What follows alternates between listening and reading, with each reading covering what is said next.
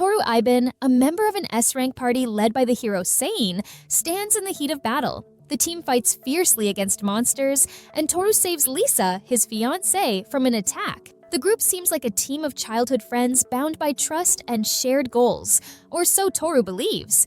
Everything shatters when Sein abruptly declares, "Toru, you're expelled from the party." Toru freezes in shock. He demands answers, but Sein calmly explains it is for his own good. Lisa, Toru's fiancée, agrees and adds coldly, "There's a big difference in level between you and the rest of us." Her words cut deep, especially when Toru notices a different ring on her finger, one he hasn't given her. Her attempts to hide her hand only confirm his suspicions. Toru's heart sinks further as the other party members remain silent, complicit in his betrayal. Anger and despair boil within him. His best friend betrayed him and slept with his fiancée, so Toru lashes out, punching Sein. The bar erupts into chaos as Sein's allies rush to his defense, throwing Toru aside. Lisa, tending to Sein, hurls one last cruel statement. "I don't want anything to do with you. Stay away from us." The scene ends with Toru alone, cast out and humiliated. Outside, rain pours as if mourning with him. Toru walks aimlessly, staring at the ring Lisa has returned. Memories of happier times surface, only to be crushed by heartbreak. In despair, he screams into the storm, punches the ground, and lets out all his pain. Finally, as his tears mix with the rain, he resolves to move forward. Toru examines his stats. His level is low compared to his former teammates. Toru does not have great stats, but has a lot of skills that are all useless. While some of the skills are just useful for damage reduction, physical enhancement, and skill enhancement, like the mysterious ability and the saving system, they were useless. And when he asked experts, he was told that the uses of those skills were unknown. But Toru knew that if he had another skill as vital as Sein's, none of what happened would have happened. "I've been a burden," he thinks bitterly. Suddenly, a black demon dog appears, baring its fangs. Toru draws his sword, ready for battle. The fight ends swiftly as he defeats the creature with ease. Then, something incredible happens.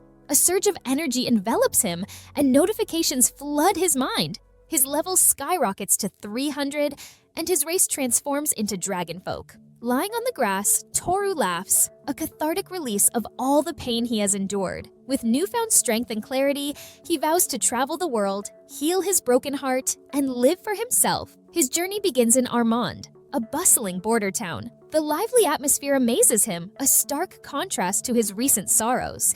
As he explores, his gaze falls on a slave shop. "I need a partner I can trust," still haunted by betrayal. Though conflicted, he steps inside, seeking solace in the idea of loyalty bound by an unbreakable contract. The merchant greets him warmly. Toru explains that he needs a slave to accompany him in battle. The merchant, eager to help, asks if he has a specific race in mind. Toru shakes his head, and the merchant recommends a lizard man, pointing to a large, intimidating one in a cage. The merchant states that it costs 30 million, but Toru, unimpressed, asks to see more. They move deeper into the store and stop by a cage containing a beautiful elf with fair skin and smooth hair, though her ragged clothes diminish her appearance. She is priced at 25 million, but Toru's budget is far lower, only 1.5 million. The merchant then leads him to a dimly lit room filled with cages, where most creatures appear weak, sickly, or unremarkable. However, one catches Toru's attention. A small girl with dog-like ears and long hair. Their eyes meet and she gasps. 300? Both Toru and the merchant are taken aback by her reaction. Intrigued, Toru asks how much she costs, and the merchant replies that she is 110,000. Toru kneels by the cage and asks for her name. The girl answers softly, giving her name as Kaida. Satisfied, Toru decides to buy her. After the contract binding, a mark appears on Kaida's chest. Toru carries her out on his back, assuring her that she will be safe. He then takes her to a doctor who examines her and reveals that Kaida is a beast race, not fully human, and suffers from a rare disease. The only cure requires a potion made from a dragon's heart. Determined to help her, Toru ventures deep into the forest. Along the way, goblins spot him but keep their distance, too frightened to attack. Suddenly, a thunderous roar echoes through the trees. Toru sprints toward the sound and halts in awe upon coming face to face with a colossal dragon. Its gleaming scales, massive talons, and powerful wings stir the air like a storm. Without hesitation, Toru shouts for the dragon to fight him, his courage strengthened by thoughts of Kaida waiting for him. The dragon attacks, swinging its tail, but Toru dodges effortlessly. As the dragon roars, he remains unfazed, memories of his betrayal fueling his resolve. He reassures himself that he is not like them and will not abandon those who rely on him. With one powerful strike, he severs the dragon's head, tail, and even part of the cliff behind it. Overwhelmed by his own strength, he mutters in realization that this is the power of level 300. Back at the inn, Toru gives Kaida the medicine and watches as she begins to recover. Her condition improves slightly. Exhausted, he sits on his bed, reflecting on the fight and the strength he now possesses. As dawn breaks, he wakes up to find Kaida sleeping beside him. Quietly, he leaves the room and brings dragon meat to the inn's chef, who is shocked to see such a rare ingredient. The chef prepares a lavish meal, dragon steak and hamburgers. Toru savors the food and declares it delicious. After breakfast, he returns to Kaida, who is now awake in her own bed. She curiously asks what he is holding. Toru hands her a meal, telling her that it is her breakfast, a dragon burger. Kaida takes a bite, her eyes lighting up with delight. Toru watches her, smiling, and tells her that they need to get her some proper clothes. Kaida, surprised, looks down at her worn outfit. After finishing their meal, they go shopping. Toru picks out clothes for Kaida, and they also browse for weapons. Toru asks if she is sure she does not want a wand, but Kaida remains set on an iron fan. Holding it up, she insists on having it. Toru hesitates, but eventually gives in after seeing how skillfully she handles it. Toru and Kaida walk through the town and pass a food stall. Kaida pauses briefly, eyeing the treats. Toru asks if she wants some, and she shyly replies that she would love some. They buy a few snacks and sit on a bench to eat. Toru hands her the food, telling her to have as much as she wants. Kaida thanks him,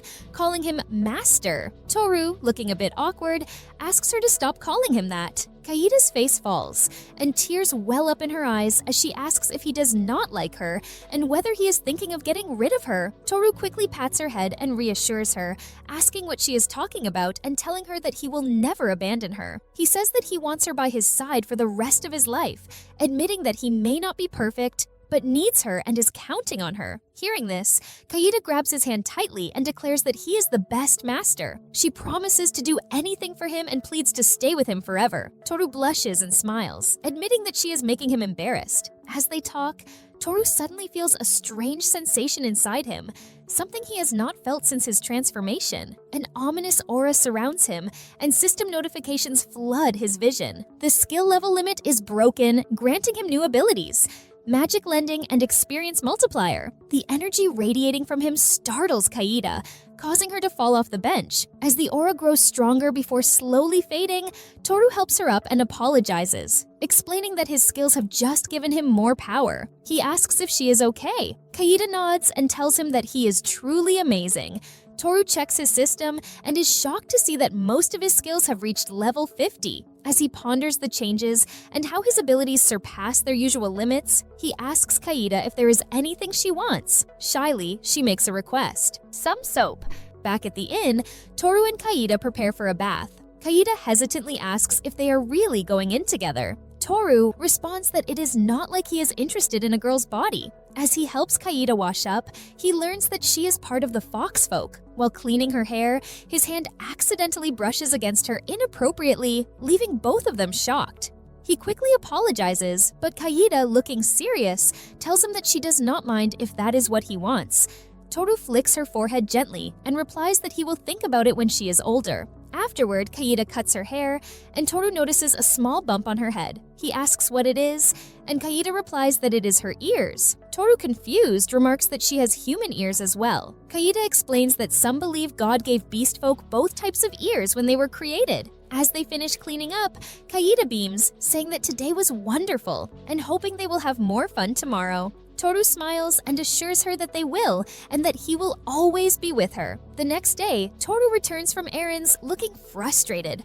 Kaida, hanging clothes to dry, asks what is wrong. Toru sighs and complains about the cost of sword repairs. He shows her his broken blade and explains how he tried to buy a new one. In a flashback, he tests a sturdy sword in a shop. When he swings it, the entire shop shakes, windows shatter, and weapons fly off their racks. Concluding his story, he grumbles about being stuck with this mess. Kaida grins and excitedly tells him that she knows the perfect weapon for him. She leads him to the Temple of Sacred Arms. The ancient temple is in ruins, surrounded by overgrown plants, but its massive white pillars remain awe-inspiring. Inside, Kaida explains that there are 2 tests to obtain the sacred weapon: opening the temple's doors and pulling the weapon from its pedestal. Toru hesitates before the enormous door, which has no handle. Kaida suggests that he try touching it. As soon as Toru places his hand on the door, it glows with a magical aura and opens. Kaida proudly congratulates him on completing the first test. Inside, torches illuminate the path to a pedestal bathed in sunlight. Resting on it is the sacred weapon, its tip buried in stone. Toru observes that it is a one-handed weapon. Kaida explains that the sacred arms change size and shape to suit their owner. Toru approaches the weapon and begins to pull. With great effort, he succeeds in freeing it from the stone. Kaida cheers, showering him with praise. Toru recalls how his former teammates, and even his fiancée, never complimented him. Kaida smiles brightly, saying that now they can go on adventures together. Toru grins back and tells her that once they reach the city, they will form a group and make their debut as adventurers. Kaida nods eagerly in agreement. Their journey is only beginning, but Toru feels grateful for his loyal companion by his side. A flashback then appears. Toru was an idiot for being unable to discover that Lisa was already his mine a long time ago.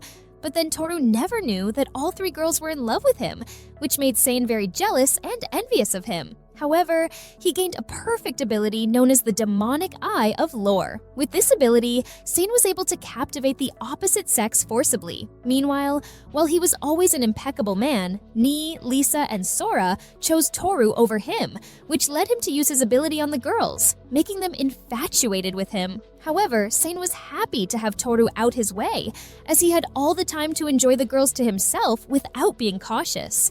However, Sane believed that he would soon fight the Demon Lord, becoming a hero. However, the Demon Lord is known as a disaster that appears once every 100 years, and he also thought that he would seek out the sacred arms to get his mission done. And by then, he would have gained so much fame and money that he would get himself a harem of princesses. In the present, Sane is shocked and demands to know if the dragon has already been defeated, his voice filled with disbelief. The nobleman he addresses looks apologetic as he tells Sane that he is sorry for putting him through this. Taking a deep breath, Sane replies more calmly, saying that he is just surprised it happened so suddenly before asking who killed it. The nobleman hesitates before answering that they do not know. When they arrived in the forest to investigate, the dragon was already dead. Outside, Sane slams his fist against a tree trunk in frustration, feeling furious that someone else has killed the dragon before he could. Lisa approaches cautiously and asks if he is angry. He curtly replies that he is not. Nai, ever lighthearted,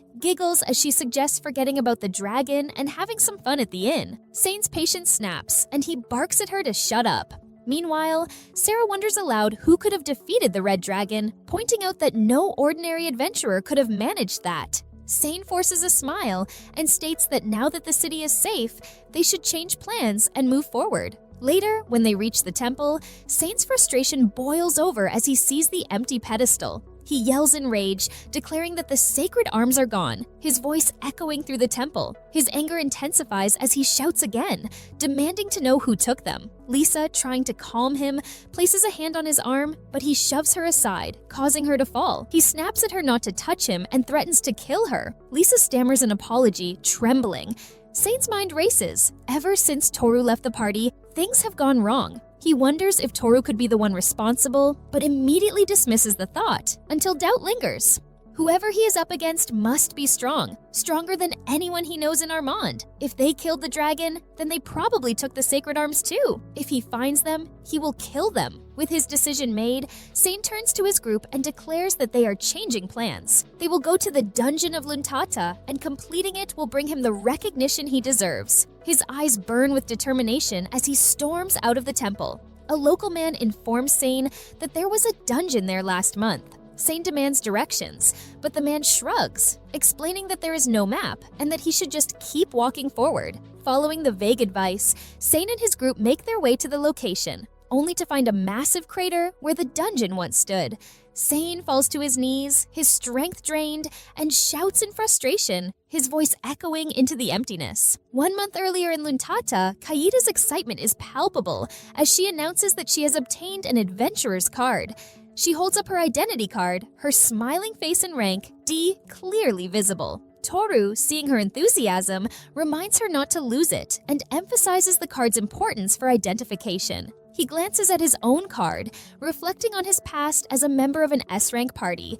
Though his current rank is B, it does not bother him. As they walk through town, Kaida wrinkles her nose and complains about the strong scent of alcohol in the air. Toru chuckles and explains that the town is known for its drinks and entertainment. Kaida frowns and insists that since he has her, he does not need to visit such places. Toru smirks and questions what exactly she means by places like that. Embarrassed, Kaida pouts, her cheeks flushing, before quickly changing the subject by mentioning that she has heard about a dungeon in the city. Toru confirms its existence, noting that it is older than the city itself, and informs her that they will explore it the next day. Curious, he asks what she knows about dungeons. Kaida admits that she does not know much and that the upcoming adventure will be her first experience. Toru explains that dungeons serve two main purposes for adventurers.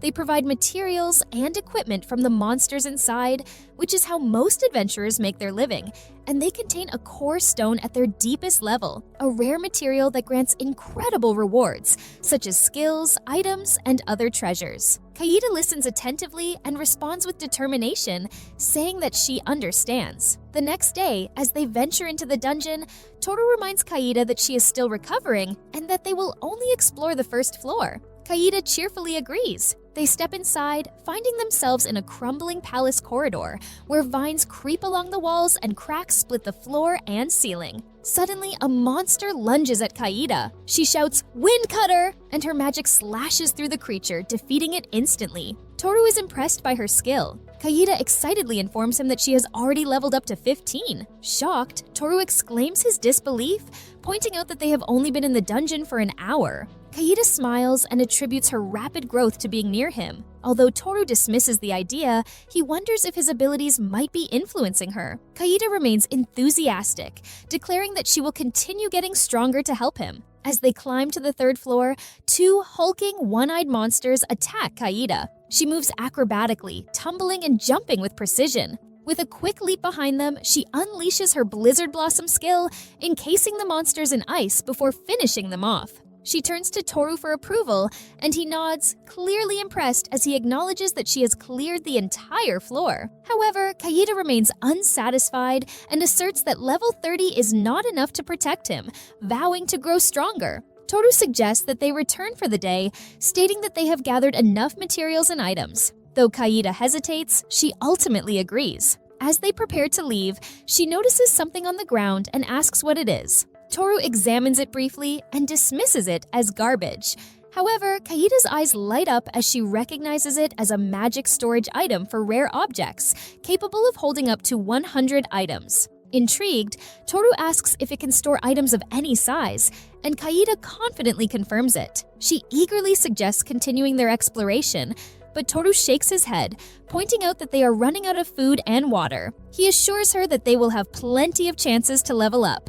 Kaida agrees, smiling, and they use the storage to pack away their loot. They watch in amazement as their sack vanishes into thin air. That evening, Kaida enthusiastically devours her meal, declaring that the meat is delicious. She has ordered a feast and thanks Toru for providing the meal. Toru, however, tells her that she does not need to thank him while counting the money she has earned. He is impressed by her performance in the dungeon, especially considering it was her first time. Noticing that Toru is not eating, Kaida asks if he does not want to eat. Toru explains that the food belongs to her since she earned the money for it. Kaida smiles, places some food on a plate, and hands it to him, saying that food tastes better when shared. Toru, touched by her gesture, thanks her and agrees to eat together. After their meal, they walk through town. As Toru reflects on his past, recalling the hardships and loneliness he has endured, he acknowledges that his life feels brighter with Kaida by his side. He thinks to himself that his life was once awful, but has improved since meeting her. He hopes that if he can continue this peaceful journey with Kaida, he might fill the emptiness in his heart. The next morning, Kaida's panicked voice wakes Toru. She urgently calls for him to wake up. As Toru groggily opens his eyes, he freezes in shock. Before him stands a woman, her body barely covered by a blanket. Confused, Toru asks what is going on. The woman looks at him with equal confusion, explaining that she woke up in this state and does not know what to do. It is Kaida. Her appearance has completely changed. She now resembles a full-grown woman, her body mature, with the blanket barely covering her figure. Toru, struggling to believe his eyes, asks if she is really Kaida. Kaida calmly speculates that the transformation occurred due to her sudden level increase. When Toru presses for an explanation, she states that she has heard that when a child surpasses level 20, their body grows overnight to match their new power. Toru considers this possibility, recalling how his own race had changed after a sudden level up. He had not expected Kaida to turn into such a stunning woman overnight, and realizes that he can no longer treat her like a child. Toru instructs her to put on some clothes. Kaida hesitates, holding up her now too small ripped outfit,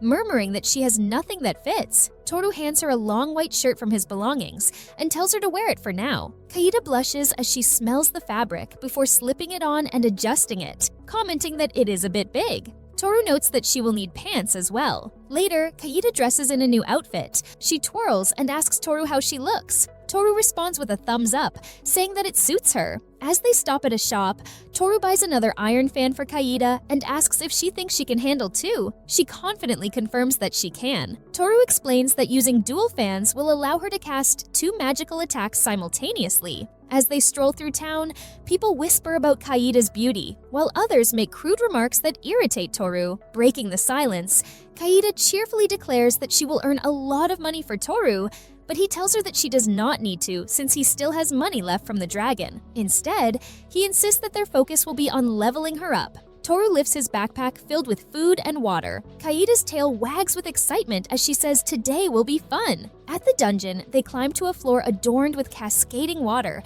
falling endlessly from the ceiling. Skeleton monsters attack Kaida, but she fights back effortlessly. She uses aerial blast to launch the skeletons away, then summons magic circles that unleash sharp icicles, shattering the remaining enemies. Kaida cheers that they did it, but Toru remains unimpressed. He notes that the 4th floor only requires level 15, while Kaida is already at level 50. Feeling bored, he tells her he is tired. Kaida swings her iron fan, conjuring a small breeze. A carpet materializes, and she lays it on the ground, kneeling as she pats her lap, gesturing for Toru to rest his head. He says a short break won't hurt and reluctantly lies down. As he settles in, he notices her scent, pleasant and calming. He mutters that he thinks he will sleep well and closes his eyes. When Toru wakes, he sits up and thanks Kaida, saying he slept great thanks to her. Kaida warmly replies that she is happy to hear that. Toru notices a pile of monster bones nearby and asks what happened. Kaida casually says they attacked while he was asleep,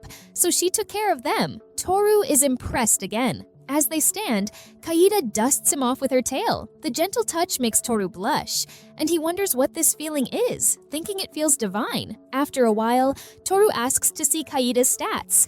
Smiling, she shows him her progress. Her skill list is astounding. He thinks these are exceptional mage skills, especially Power Boost, noting that it is a rare talent found only in famous mages. He concludes that this girl is destined for greatness and glances at Kaida with admiration. He asks if they should go deeper into the dungeon, and Kaida eagerly replies that she will if he is okay with it. On the 10th floor, Kaida faces wolf-riding goblins. She stands firm and unleashes her spell, calling out aerial slash. The goblins and wolves fall cleanly in half. Toru asks if she is handling magic all right, and Kaida confidently states that her magic grows stronger with leveling up. Toru tells her to let him know if she ever needs help, and Kaida replies in agreement before creating spheres of air. She launches her next attack, Aerial Gust, causing the goblin riders to fall one after another. They continue battling through the dungeon, descending floor by floor until they set up camp on the 20th floor. Toru hands Kaida a bowl of soup he cooks over the fire, telling her it is for her. Kaida thanks him, but adds that she should be the one serving him since she is his slave. Toru tells her there is no need to worry, as he is used to doing things like this. Curious, he asks for her current level, and Kaida answers that she is at level 150. Toru is amazed once again by her rapid advancement. They eat together, enjoying each other's company. Toru asks if there are any tricks to using magic. Kaida repeats his question before explaining that the most important thing is the image. She tells him that if he can picture it clearly, he can cast it under many conditions, even if he does not know the spell. Toru wonders if imagining a flame will make it appear. He focuses on his hand, visualizing fire. A small ember flickers to life before vanishing. He admits that it is already gone and that this is harder than it looks. Kaida assures him that he will get better with practice. The next day, Kaida is in a tough battle against 4 massive monsters: orc warriors, a cursed skeleton, and a minotaur. Toru mutters that he has never fought some of these before. He warns Kaida to watch out as she dodges their attacks with precision. When the minotaur swings at her,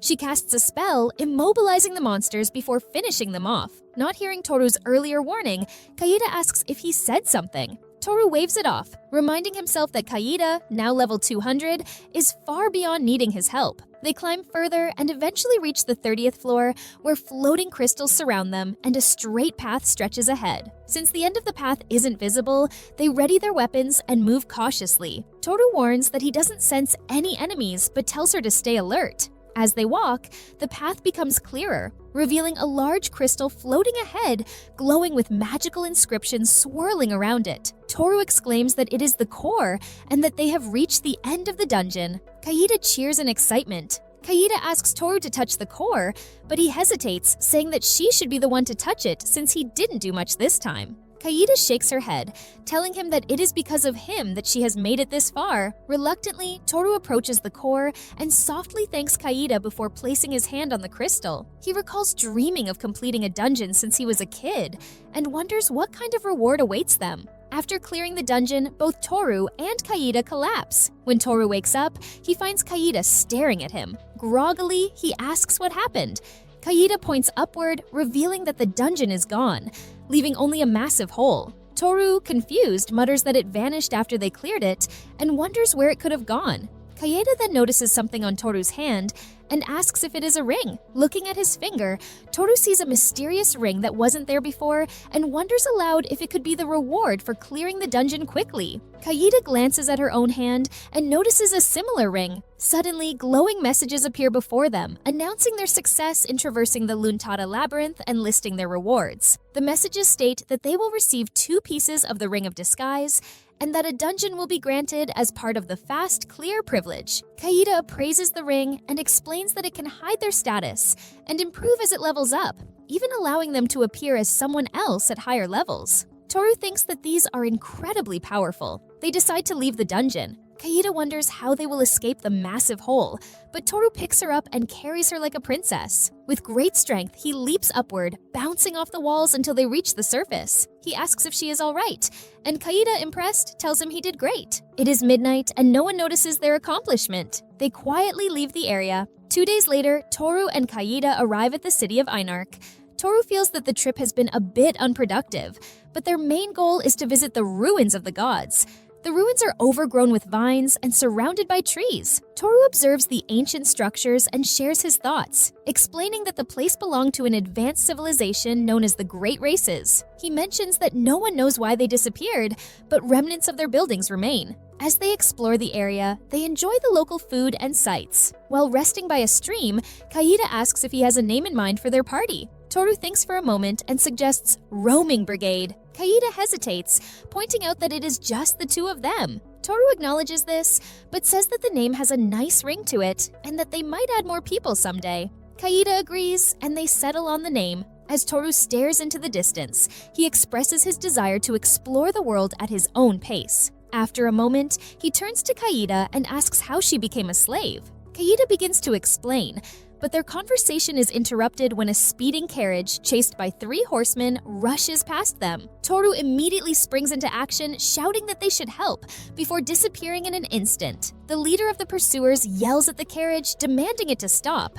But before he can act, Toru appears beside him, running as fast as the horses. Startled, the leader tries to react, but Toru dismounts him with ease. The leader's men surround Toru, shouting that they should kill him. Toru takes a deep breath and exhales a powerful gust of wind, sending the attackers flying into the distance. After dealing with the attackers, a group of hidden archers reveals themselves and fires at Toru from behind. Before the arrows can reach him, Kaida swiftly deflects them. She counterattacks, taking down the archers in an instant. They do not even see her move before collapsing. A woman emerges from the nearby carriage and thanks them for their help. She introduces herself as Marianta, the daughter of Count Rwanta. Toru introduces himself as an adventurer and mentions Kaida as his slave. Impressed, Marianta invites them to her family mansion as a gesture of gratitude. Despite Toru's initial hesitation, Marianta insists, ushering both him and Kaida into her carriage. As they travel, they see the city of Einarch through the carriage window, admiring its stunning scenery filled with tall buildings and well-kept houses. Upon arrival, they are greeted by a massive mansion with an elegant steel gate. The grounds are immaculate. As they step inside, maids and butlers formally welcome them, surprising Toru with the display of wealth. A butler named Seabass welcomes Marianta back, while her personal maid, Urara, guides Toru and Kaida to their rooms. Toru flops onto the bed in his room, bouncing slightly. Marianta teases him about his excitement and suggests showing him around the city. Toru agrees, and the group ventures outside. While exploring, they visit abandoned buildings and ruins. Marianta and Kaida play together like children, while Toru and Urara observe them from a distance. During their walk, Toru asks Urara about Marianta's safety. Urara assures him that Marianta is well loved by the townsfolk and mentions that she, as a former S-rank adventurer, will protect her. The group stops at a sweet shop that Marianta excitedly points out. Kaida asks Toru for permission to try some, and he hands her a small sack of coins as an allowance. Delighted, Kaida goes off with Marianta to explore more of the town. As Toru watches them, he reflects silently, thinking about how he has been saving money for Kaida, willing to free her if she wishes. Yet deep down, he carries the pain of betrayal and hopes that one day he can find peace and no longer need someone to fill the emptiness in his heart. Eventually, the group reaches the heart of the town, where a massive statue stands. It depicts a man with a sword raised high, as if charging into battle. Marianta explains that the statue was built when her father, the Lord, was younger, and that she and the townsfolk helped create it. She adds that her father finds it embarrassing, but Toru admires it. Suddenly, the ground begins to shake. The trembling grows stronger, cracking the earth and the statue. Without warning, massive tentacles erupt from the ground, reaching into the sky and grabbing people, including Marianta. Toru calls out desperately for Marianta as the tentacles retreat into the hole, taking their victims with them. Around him, people cry for their loved ones. Determined to act, Toru, Kaida, and Urara jump into the hole to rescue Marianta. Toru assures Urara that with their combined power, they will succeed. Kaida slows their descent with a spell and creates a glowing orb of light to guide their way. They find themselves in what appears to be an ancient underground city. Urara explains that the city above is built atop these ruins, describing it as a massive archaeological site. Toru observes their surroundings and quickly notices a trail of mucus leading further into the maze. Believing it comes from the creature that abducted Marianta, they decide to follow it. Toru takes the lead, with Kaida in the middle and Urara covering the rear. As they move, waves of monsters attack them, and they fight through each floor. Toru questions the depth of the ruins, and Urara admits that she has only explored the first 4 levels and has no knowledge of what lies beyond. As they press on, Kaida sniffs out Marianta's scent. When a monster attempts to ambush Toru, Urara swiftly eliminates it with her spear, demonstrating her high level of skill. Toru asks about her class, and Urara reveals that she is an assassin, confirming that she could have dealt with the earlier bandit attack alone. Eventually, they reach a massive door adorned with a face-like design, the path lit by eerie flames. A group of horned demons appears, mocking and threatening them. Their leader grins menacingly while his followers shout violent threats. Without hesitation, Kaida casts an ice wall spell, splitting the demons and creating a path. She and Urara urge Toru to press forward while they hold off the enemies. Toru charges through the door, defeating a group of demons with his bare hands before bursting into the room. Inside, he finds a lone demon sitting atop a pile of rocks. Behind him, a slimy, tentacled creature looms, holding Marianta and other captives. The demon greets Toru mockingly, calling him food for his pet. Toru stands firm, demanding to know why the city is attacked. The demon admits that he plans to overthrow the local lords by targeting Marianta, using her as leverage to control the town. The demon drags Marianta closer with a tentacle, mocking Toru as he taunts and humiliates her. Enraged but silent, Toru watches the demon laugh and gloat about his supposed victory. When the tentacles wrap around Toru, lifting and strangling him, he simply breaks free using sheer strength, surprising the demon. The demon unleashes powerful spells, including explosions and floating lightning bombs, but Toru remains unharmed. With every attack, Toru advances closer, his calm demeanor unnerving his enemy. Frustrated and panicked, the demon accuses Toru of being the prophesied hero. Toru dismisses the claim, draws his sword, and cuts down both the demon and the slimy creature in one swift strike. As the demon falls, Toru responds quietly, stating that he is not a hero, but just a normal warrior. Above ground, the townspeople gather around the massive hole left behind by the monster. Marianta, finally conscious, blinks in confusion before recalling the attack and her abduction. The citizens cheer joyfully at her recovery, spreading the news that their princess is safe. Toru explains what happened, stating that a monster from the underground ruins attacked, but the city suffered minimal damage. He reassures them that no lives were lost, with only minor injuries reported. When Marianta asks who saved her, Urara reveals that it was Toru and Kaida. Marianta blushes at the acknowledgement. As word spreads, the citizens gather around to thank Toru. Marianta herself runs to Toru, embracing him tightly in gratitude. Kaida, standing nearby, cannot help but feel jealous. At the mansion, Marianta's father, the city lord, rushes to his daughter, embracing her with relief. Toru and Kaida watch the emotional reunion in silence. Kaida then remarks that Toru has defeated one of the Demon Lord's top generals. Surprised, Toru asks how she knows. She explains that the demon had boasted about being one of the 6 generals, though he was the weakest among them. Even so, the title makes him a significant threat. The city lord, overhearing, expresses his gratitude to Toru for saving Marianta not once, but twice.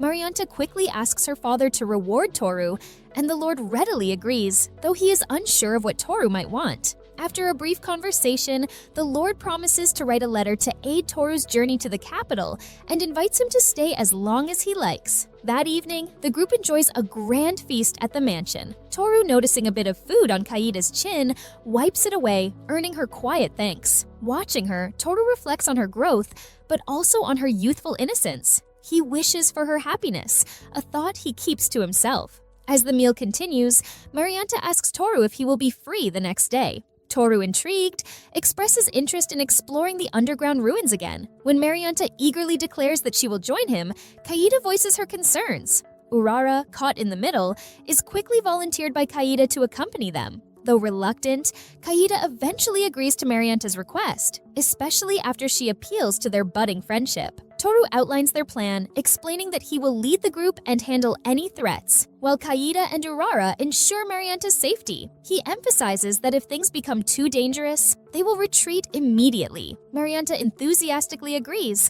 Toru and Kaida wait outside the mansion, standing patiently for Urara and Marianne. When Marianne emerges, she is completely encased in heavy armor, amusing and confusing Toru. In contrast, Urara wears light battle gear, complemented by a scarf and mask resembling a ninja's attire. Marianne explains that her father insists she wear the bulky armor for safety, but Toru quickly points out that it would hinder her movement. Reluctantly, she returns inside to change. When she reappears, Marianne wears simple robes resembling a wizard's outfit and carries a slim sword at her side. Toru approves of her new attire, and the group sets off toward the underground ruins once more. As they descend, Toru decides that they will explore the 3rd floor since they are already familiar with the lower levels. Curious, he asks Marianne about the dangers of the ruins. She explains that while parts of the ruins are deteriorating and infested with demons, much of the area remains unexplored, making it significantly risky. Acknowledging the hazards, Toru insists that Marianne's safety is their top priority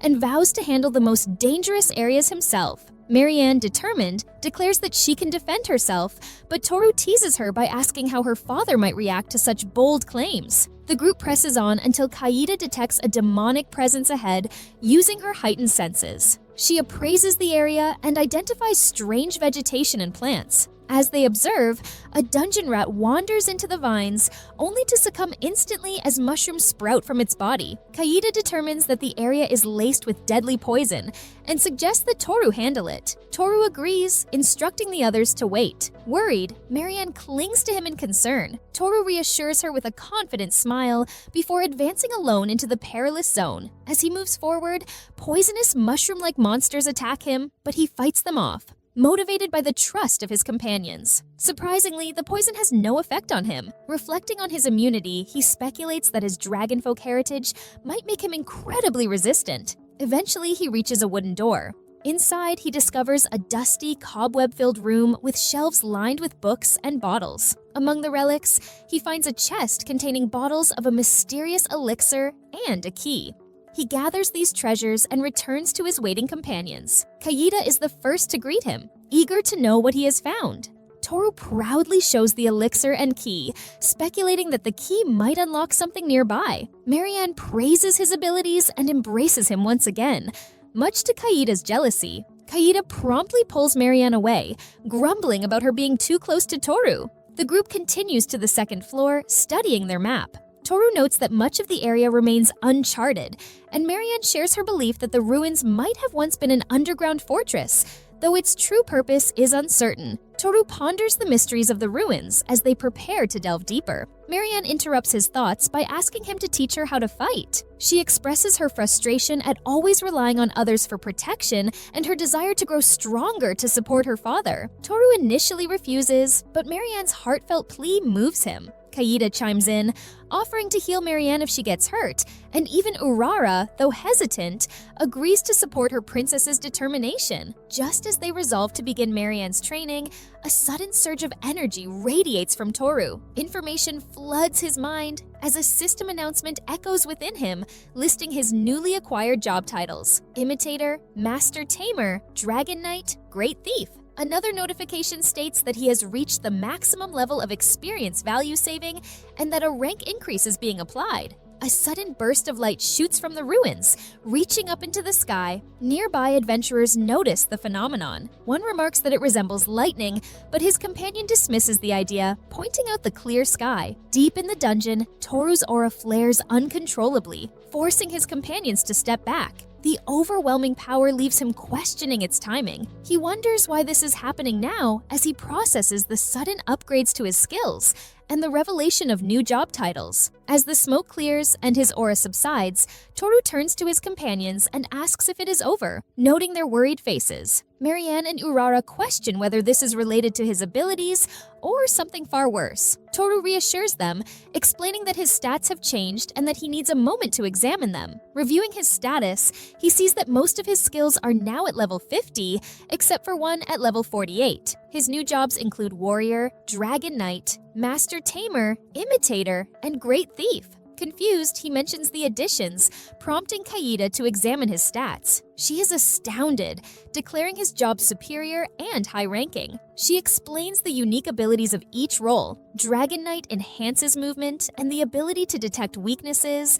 Great Thief excels in treasure hunting and trap detection, and Master Tamer specializes in demon combat and mounts. When Toru asks about the Imitator, Kaida admits that its description appears blurred, making it unclear. Another unfamiliar term, possessions, catches Toru's eye, sparking a vague memory. Breaking his thoughts, Kaida asks if he is all right. Snapping back to the moment, Toru gives Marianne clear instructions, stating that she must withdraw immediately if ordered. Marianne agrees, but then requests to formally join Toru's party. Initially reluctant, Toru accepts after Kaida explains that their sincerity should not be doubted. From that day forward, Marianne and Urara become members of the Manhwa Brigade. As the group continues exploring the ruins, they encounter monsters. During one fight, a goblin lunges at Marianne. Terrified, she freezes and shuts her eyes, but Toru swiftly kills the creature. He sternly reminds her never to close her eyes in battle. Marianne nods. Kaida demonstrates her ice needle attack, summoning sharp spikes of ice to impale nearby goblins. Urara displays her agility by flipping away from the ice and taking down a goblin with a precise neck twist. Encouraged by their teamwork, Toru urges Marianne to stay calm and observe her enemy's movements. To prove his point, he effortlessly catches a goblin and throws it into its comrades. Inspired, Marianne grips her sword tightly and charges into battle with newfound resolve. The group pushes deeper into the ruins, eventually reaching a web-covered area where Marianne successfully defeats a massive arachnid on her own. Overjoyed, she celebrates her achievement. Both Urara and Toru praise her bravery and skill, noting her progress. Marianne excitedly announces that her level has risen to 30, while Urara shares that she has advanced to level 70. Reflecting on the group's progress, Kaida fondly recalls her early days as an adventurer. Toru teases her, joking that she had been even more inexperienced than Marianne. As they venture further, they find a dead-end wall overgrown with vines. Toru notices something unusual, taps the wall, and discovers that it is hollow. With a single finger, he pierces a hole large enough for them to pass through. The hidden room beyond is filled with treasures, chests, weapons, and mysterious objects. Among the items, Toru finds a strange egg and a peculiar stone. Curious, Kaida appraises the egg, identifying it as a dormant summoned beast. She explains that ancient civilizations created such creatures to assist in daily life and combat. To awaken the egg, one must pour magic into it. Eager to try, Toru infuses the egg with his magic. Despite his overwhelming energy, the egg remains dormant. Kaida theorizes that the creature must have originally possessed immense magical power, requiring even more energy to revive. Determined, Toru unleashes a surge of magic so intense it distorts the space around them. His companions feel as though they are underwater, overwhelmed by the force. Finally, Toru completes the ritual by dropping a bit of his blood onto the egg. It glows brilliantly and hatches. Smoke fills the room as the summoned creature emerges, a fluffy, cloud-like being with a single large eye. It floats in front of them, letting out a cheerful sound. Hugh! The group marvels at the unusual creature. Toru stares at the strange floating beast. He wonders aloud if it is really a beast. The creature floats over to Kaida, who reaches out and touches it gently. Toru admits that he does not know what kind of monster this is, but Kaida only smiles. She replies that it is beautiful, then casts a water spell to wash the creature. Toru remarks that the creature is cute, but wonders if it is useful. As if responding to his doubts, the creature suddenly lifts Kaida off the ground. Observing this, Toru notes that it looks like it can carry people. Kaida delights in the softness of the creature, calling it amazing. Toru starts considering the possibility of using it for transporting things. Kaida suggests that they name it, and Toru agrees, deciding on the name Panda. Kaida approves, saying that it is a beautiful name. The girls gather around Panda, admiring the fluffy creature, while Toru holds the other egg, which resembles a rock. He wonders what might be inside, eager to discover its contents. The group returns to the mansion, where they unload their spoils from the ruins, including many bottles of potions. Toru holds up a large bottle found in the room with poisonous vines. Kaida examines it and identifies it as an elixir. Overhearing the conversation, the Count expresses astonishment. He remarks that an elixir is an ultra-rare item, not something one would find easily, and suggests that Toru sell it at an auction in the royal capital. Toru considers the suggestion, thinking that he will look into it when they reach the capital. The Count then presents Toru with a pile of money in exchange for the relics he has sold. Urara neatly stacks coins and bills on the table. Astonished, he asks how much it is.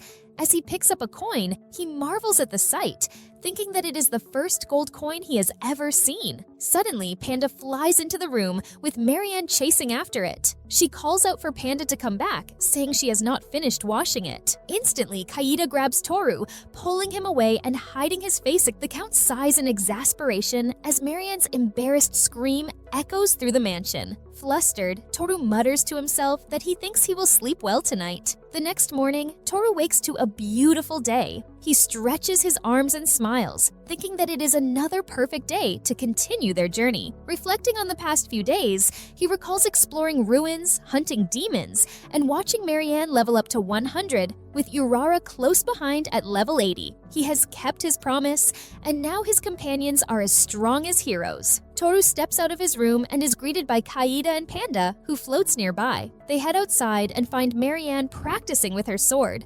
She greets Toru, addressing him respectfully. Along with Urara, Toru compliments Marianne, noting how naturally she moves.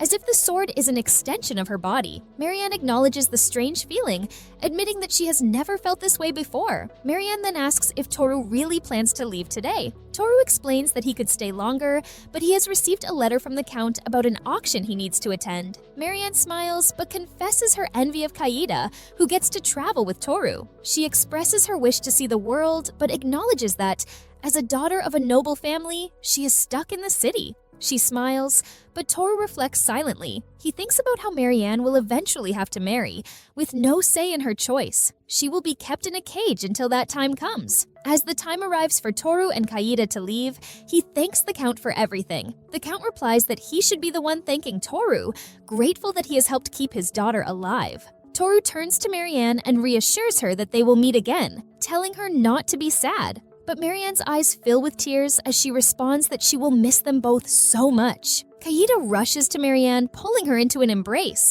promising that they will not forget her. Marianne wipes her eyes and smiles through her tears, saying that she is so jealous of Kaida. The group exchanges bows before parting ways, each of them feeling the weight of the departure. Back in Luntata, Sane grows increasingly frustrated, shouting as he desperately searches for the dungeon. One of the nearby adventurers responds by asking if he is new around there, explaining that the dungeon disappeared a while ago. Feeling restless and defeated, Sane vents his frustration. Sora, noticing his distress, approaches him to offer comfort, asking if he is alright. But Sane, overwhelmed by anger, snaps, yelling at her not to touch him and calling her a... He suddenly grabs Sora by the throat, shouting and demanding to know how she dares to pity him. As he tightens his grip, Sora gasps for air. Lisa rushes to her aid, pleading for him to stop and warning that Sora will die if he does not let go. After a tense moment, Sane finally releases his grip on Sora. Nai, visibly upset, scolds him, telling him that he should not treat his friends like that. Onlookers whisper among themselves, shocked by what they have just seen. One woman remarks on how horrible that man is, while another asks if they should call the soldiers. Realizing that his reputation is at risk, Sane quickly casts a brainwashing spell. The three girls, once again under his control, follow him without question. The group finds a quiet spot in the forest to rest and discuss their next move. Lisa suggests that Armand Kingdom would be the perfect place for them to make their mark. She advises that it might be better to return to their country and start over with a new plan. Sane, still determined, questions her reasoning. Lisa explains that their plans rely on him getting the sacred sword, but they keep failing. She warns that it is not safe to continue like this and insists that they need a new plan. Sane reluctantly agrees that their previous efforts have not worked, but refuses to accept failure. He is not ready to give up yet. Nai, eager for a solution, mentions that there is a town called Anarch at the end of the road. She suggests that there might be some great unexplored ruins there and proposes that they go, find some treasure, and make a name for themselves. Sane's mood brightens at the idea. He excitedly agrees, convinced that if they do that, they will definitely attract attention. With renewed determination, he declares that they should head for Einarch. Later, in Count Rowan's mansion, Sane hears some bad news. He asks in disbelief what was just said. The Count explains that the ruins Sane is interested in have already been explored and that there is nothing left to find. Sane's frustration deepens and he demands to know who explored it. The Count answers that it was the Manhwa Brigade, mentioning that they explored the ruins after taking down a demon army general. Just then, Marianne enters the room, apologizing for the interruption. Sane notices her and is immediately captivated by her beauty. He begins fantasizing about her, deciding that he will make her his slave as well. He casts his brainwashing spell, but to his shock, it does not work. Marianne notices, locking eyes with him. Sane suddenly screams in pain, confused by what is happening. A notice appears in his mind, informing him that his magic eye has failed because the target's level is higher than his own. Sane cannot believe it. He questions whether this means Marianne is stronger than him, even a hero. Just then, Marianne draws her sword and points it at his neck, demanding to know what he just did to her. The Count, disappointed, speaks up, reminding Sane that while he claims to be the one chosen by God, sometimes God also favors those who earn it through hard work.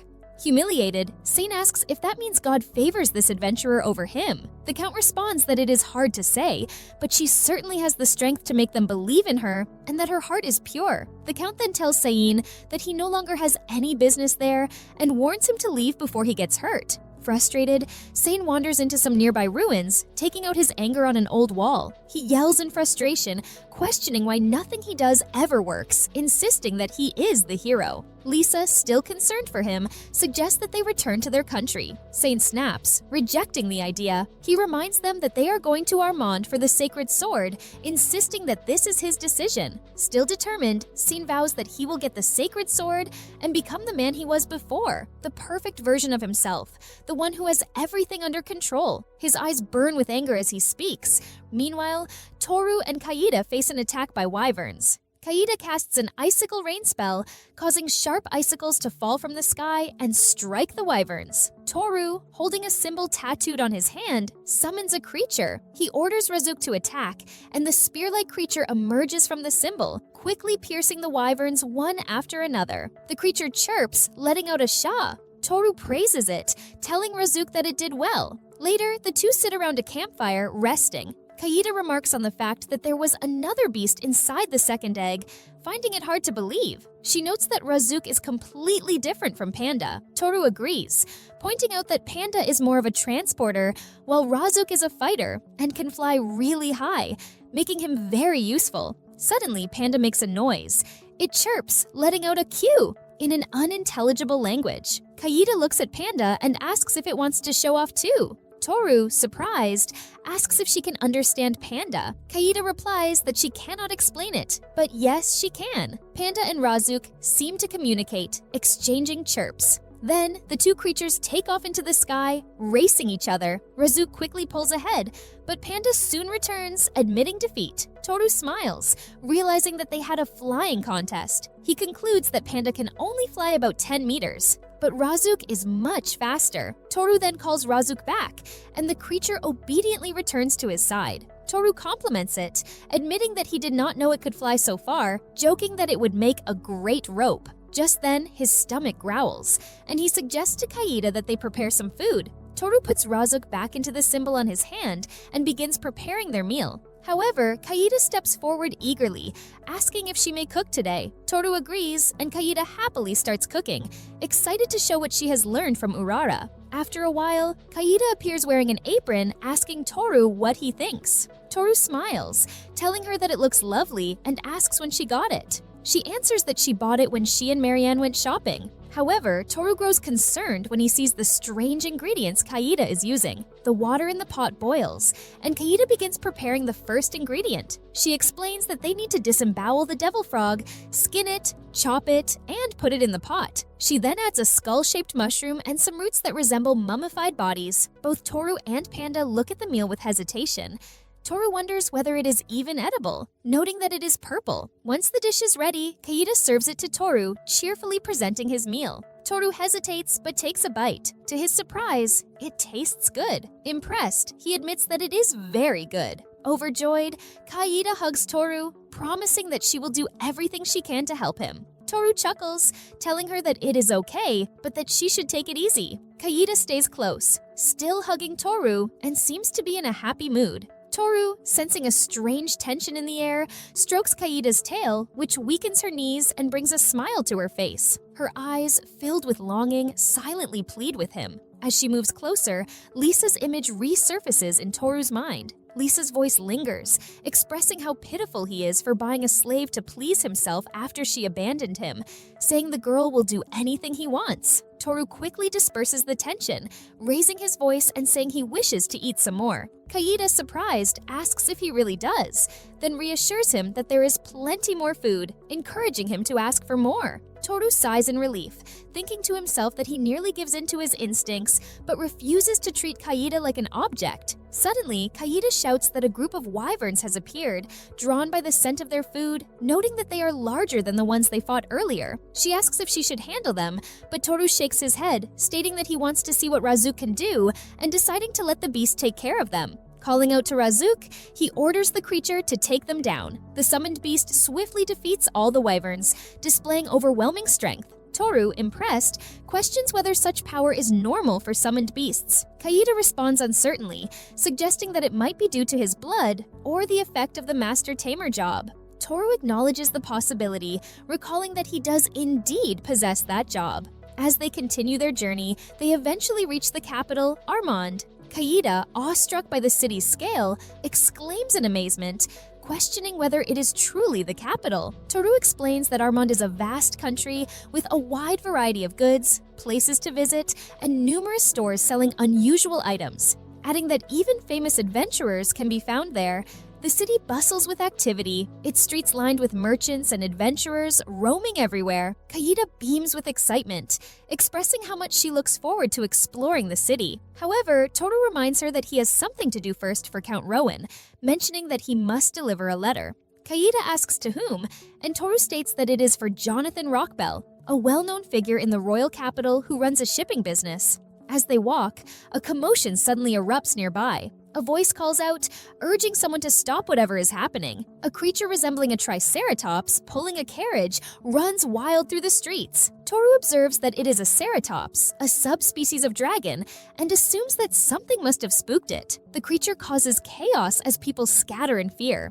A merchant shouts at bystanders to move out of the way. Kaida asks Toru if he wants her to stop it, but before he can respond, two adventurers shove past him, demanding that people get out of the way. A citizen whispers that they are the Saul brothers, Class A dragon hunters, prompting another to express relief, believing they are saved. The Saul brothers attempt to stop the ceratops by grabbing its horns, but the creature overpowers them, tossing them aside effortlessly. It then charges toward a mother and her child standing before their house, seemingly about to crush them. Toru steps forward and declares that he will handle it. As the beast charges, he stops it with a single hand by gripping its horn. The gathered citizens watch in astonishment. Nearby, the merchant thrown from the carriage lands on the ground, still dazed. Meanwhile, Toru calmly pats the ceratops's horn, soothing it and calling it a good boy. The merchant, regaining his senses, approaches and expresses gratitude, asking if Toru is unharmed. Toru confirms that he is fine,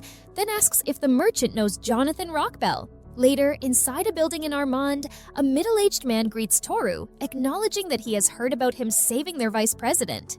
Introducing himself as Jonathan Rockbell, the president of the company, he takes the letter Toru has brought and notes that it is from Count Rowan. Handing over the letter, Toru listens as Rockbell remarks that he has heard of what Toru did in Einark. Toru downplays it, saying that he merely did what he believed was right. Rockbell, seemingly satisfied, states that he will carry out the Count's request. Toru, confused, asks what the request is. Rockbell, however, withholds the details, explaining that he cannot reveal them yet and that he needs some time. He instructs Toru to return the next night. Still puzzled, Toru questions whether Rockbell will provide the answers he seeks if he returns then. Rockbell promises that he will, but advises Toru to dress more appropriately. Toru, uncertain about Rockbell's intent, wonders to himself what the man means, hoping that whatever comes next will not be too troublesome. As the royal meeting, a significant formal event commences, Toru shifts uncomfortably in the stiff attire he is unaccustomed to wearing. Muttering about how unpleasant it is, he receives reassurance from Kaida, who insists that he looks remarkably cool. Just then Jonathan approaches, his demeanor calm yet authoritative. Greeting Toru warmly, he expresses his relief at Toru's arrival and gestures toward the carriage, signaling them to get inside. Once seated inside the carriage, Jonathan leans in and instructs them to remain silent about their destination, emphasizing that it is not a subject for casual conversation. When Toru questions whether it is dangerous, Jonathan clarifies that the concern is not about danger, but about the significance of the person they are about to meet. He states that this is no ordinary individual and that their conversation will carry great consequences. Jonathan reassures them that this meeting could serve as a turning point, offering an invaluable opportunity. The carriage halts before a grand palace, and Toru's breath catches as he takes in the magnificent structure, its grandeur surpassing anything he has ever seen. As they step inside, a butler greets them and asks them to wait. Toru and Kaida settle in a lavish sitting area. While Kaida remains composed, Toru's mind races as he tries to piece together the purpose of this meeting, realizing that it will be his first encounter with someone of such immense stature. Moments later, the room stirs with the arrival of King Armand, flanked by two imposing knights. The king carries himself with regal authority and formally states that from this point forward, their meeting will be regarded as an official audience. Jonathan acknowledges the statement with a respectful yes. The king explains that their presence has been requested entrusted to address a pressing matter that requires the unique skills of an adventurer. Toru glances at Jonathan, silently seeking permission to speak. Jonathan gives him a nod, prompting Toru to address the king with a steady voice, asking what is required of him. The king reveals the dire situation. The imperial capital faces a grave threat. A deadly demon, the Death Ant Queen, has emerged, a creature capable of annihilating entire armies. Toru's eyes widen in shock as he processes the enormity of the task. Kaida, concerned, suggests deploying troops instead, but the king shakes his head, outlining the grim reality. Their army, weakened and unprepared, is no match for the beast. He explains that the Death Ants are relentless, consuming everything in their path, including nearby villages. Some have already been completely destroyed, and it is only a matter of time before the Death Ant Queen turns her sights on the capital. The urgency in the king's voice intensifies as he addresses Toru directly, demanding an answer. Can he take on this dangerous task or not? The room falls into silence as Toru considers the request. After a moment of thought, he meets the king's gaze and gives his answer. Yes, he can do it. Both the king and Jonathan are taken aback, stunned by Toru's confidence. King Armand rises from his seat, demanding to know how Toru plans to succeed. Without waiting for an explanation, the king makes an extraordinary offer. If Toru succeeds, he will grant him a noble title, land, and even the title of hero. However, Toru's response catches them off guard. He politely declines the titles, stating that he has no interest in such rewards. Instead, he requests money. King Armand hesitates for a moment before agreeing, offering a staggering 300 million in gold for the completion of the task. Without hesitation, Toru accepts, stating that the amount is more than enough. With the agreement made, Toru declares that they will begin the mission at dawn and requests a guide to lead them to the Death Ant's nest. King Armand assigns a corps commander to the task, and once again questions whether Toru is truly uninterested in the title of hero. Toru simply replies that he dislikes standing out and only wants to enjoy his journey. The next morning, the group sets off. Toru, Kaida, and the assigned commander. Their path leads deep into a dense forest, the air heavy with tension. Along the way, Toru notices lifeless soldiers scattered on the ground, their bodies a grim reminder of the danger ahead. The commander explains somberly that these are the victims of previous attempts to confront the Death Ants. He warns them to remain vigilant as they approach the nest. Kaida, looking thoughtful, suddenly asks whether Death Ants are truly dangerous. Both Toru and the commander react with surprise at her lack of awareness. The commander, astonished, remarks that even a child knows how deadly they are. Kaida, realizing her mistake, apologizes, her curiosity exposing her inexperience. Toru glances at her, reflecting on how, despite her refined demeanor, she occasionally reveals an unexpected lack of common knowledge. He wonders about her past. Perhaps she comes from a distant place, or has lived under conditions that shielded her from such matters. The thought lingers in his mind as he questions how someone like her ended up as a slave. Suddenly, Kaida's sharp eyes catch movement in the trees. She points toward the shadows, asking whether the creatures lurking there are the Death Ants. Toru, his tone serious, confirms that they are. The commander, scanning the area, realizes that they have unknowingly entered the ants' territory. His voice betrays his alarm as he takes in the overwhelming number of creatures surrounding them. As he looks at the young adventurers before him, he wonders whether entrusting the kingdom's fate to them is a mistake. The relentless sight of the Death Ants and the memory of the fallen soldiers weigh on his mind. Could these two possibly succeed where so many others have failed? Doubt clouds his judgment as the group braces for battle. The commander issues a warning. The enemy is approaching. Without hesitation, Toru swings his sword. A powerful gust of wind surges forward, cutting through the swarm of Death Ants in an instant. Kaida immediately follows up, unleashing her air press technique to eliminate more of the incoming ants. The force of their combined magic is so overwhelming that the ground trembles as though struck by an earthquake. The Death Ants in the vicinity are wiped out in an instant, leaving no trace behind. The commander, eyes wide, stands in stunned silence, unable to believe what he has just witnessed. Toru, surveying the aftermath, remarks that with so many ants around, finding their nest will be difficult. Kaida, feeling a tinge of guilt, suggests using a wide area spell to improve their visibility of the surroundings. The commander, still in shock, questions whether such a thing is even possible. Kaida steps forward, her confidence unwavering, and unleashes her twin tornadoes. Two massive crystals tear through the forest, clearing their path. She follows it up with an Ice Age spell, freezing everything in her way. The entire area turns icy, and many of the death ants, along with nearby monsters, freeze and shatter. The commander stands dumbfounded, his mouth hanging open in disbelief. Toru chuckles lightly and tells Kaida she might have overdone it. Kaida apologizes, explaining that it has been a while since she used such powerful magic, and admits she hadn't adjusted it properly. The commander, still in shock, asks if it would be all right for him to leave, feeling he would only be a burden. Toru assures him it's fine and thanks him for guiding them. As the commander departs, Kaida notices something unusual, a narrow hole in the ground that seems significant. Toru examines it closely and remarks that the hole looks difficult to navigate and warns it could be dangerous to enter. Kaida eagerly asks if she should use magic to attack the hole, but Toru shakes his head, explaining that their magic likely wouldn't reach the bottom. Toru also points out that they need to bring back the queen's head to claim the reward. Briefly considering other methods, he decides it would be simpler to confront the queen directly. Kaida jokes that it would be better if the nest were built like a dungeon, sparking an idea in Toru. Remembering his dungeon authority level 3, he wonders if he can create a dungeon here. Without hesitation, he tries and successfully summons a dungeon on the spot. Both he and Kaida are amazed. Kaida observes that the dungeon resembles the one in Luntata. Toru explains that as the dungeon owner, he can freely move between floors. With a simple command, he transfers them to the queen's lair. The Death Ant Queen, startled, demands to know what they have done to her nest. Toru calmly notes her massive size, and Kaida remarks that the queen seems angry. In an instant, the queen commands her ants to attack, but before they can act, Kaida waves her fan. The ants explode into pieces, instantly vanquished. The queen, horrified, watches her children destroyed in a flash. Toru chuckles, commenting on Kaida's ruthlessness. Enraged, the queen snarls and begins devouring the fallen ants' bodies.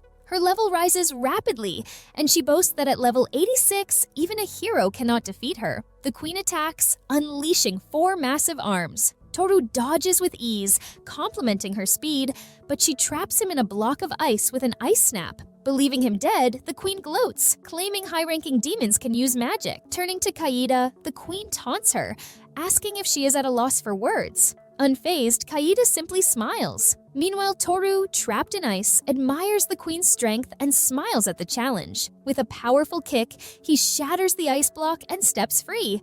The queen's twisted smile falters as she observes him. Curious and enraged, she demands to know who he really is.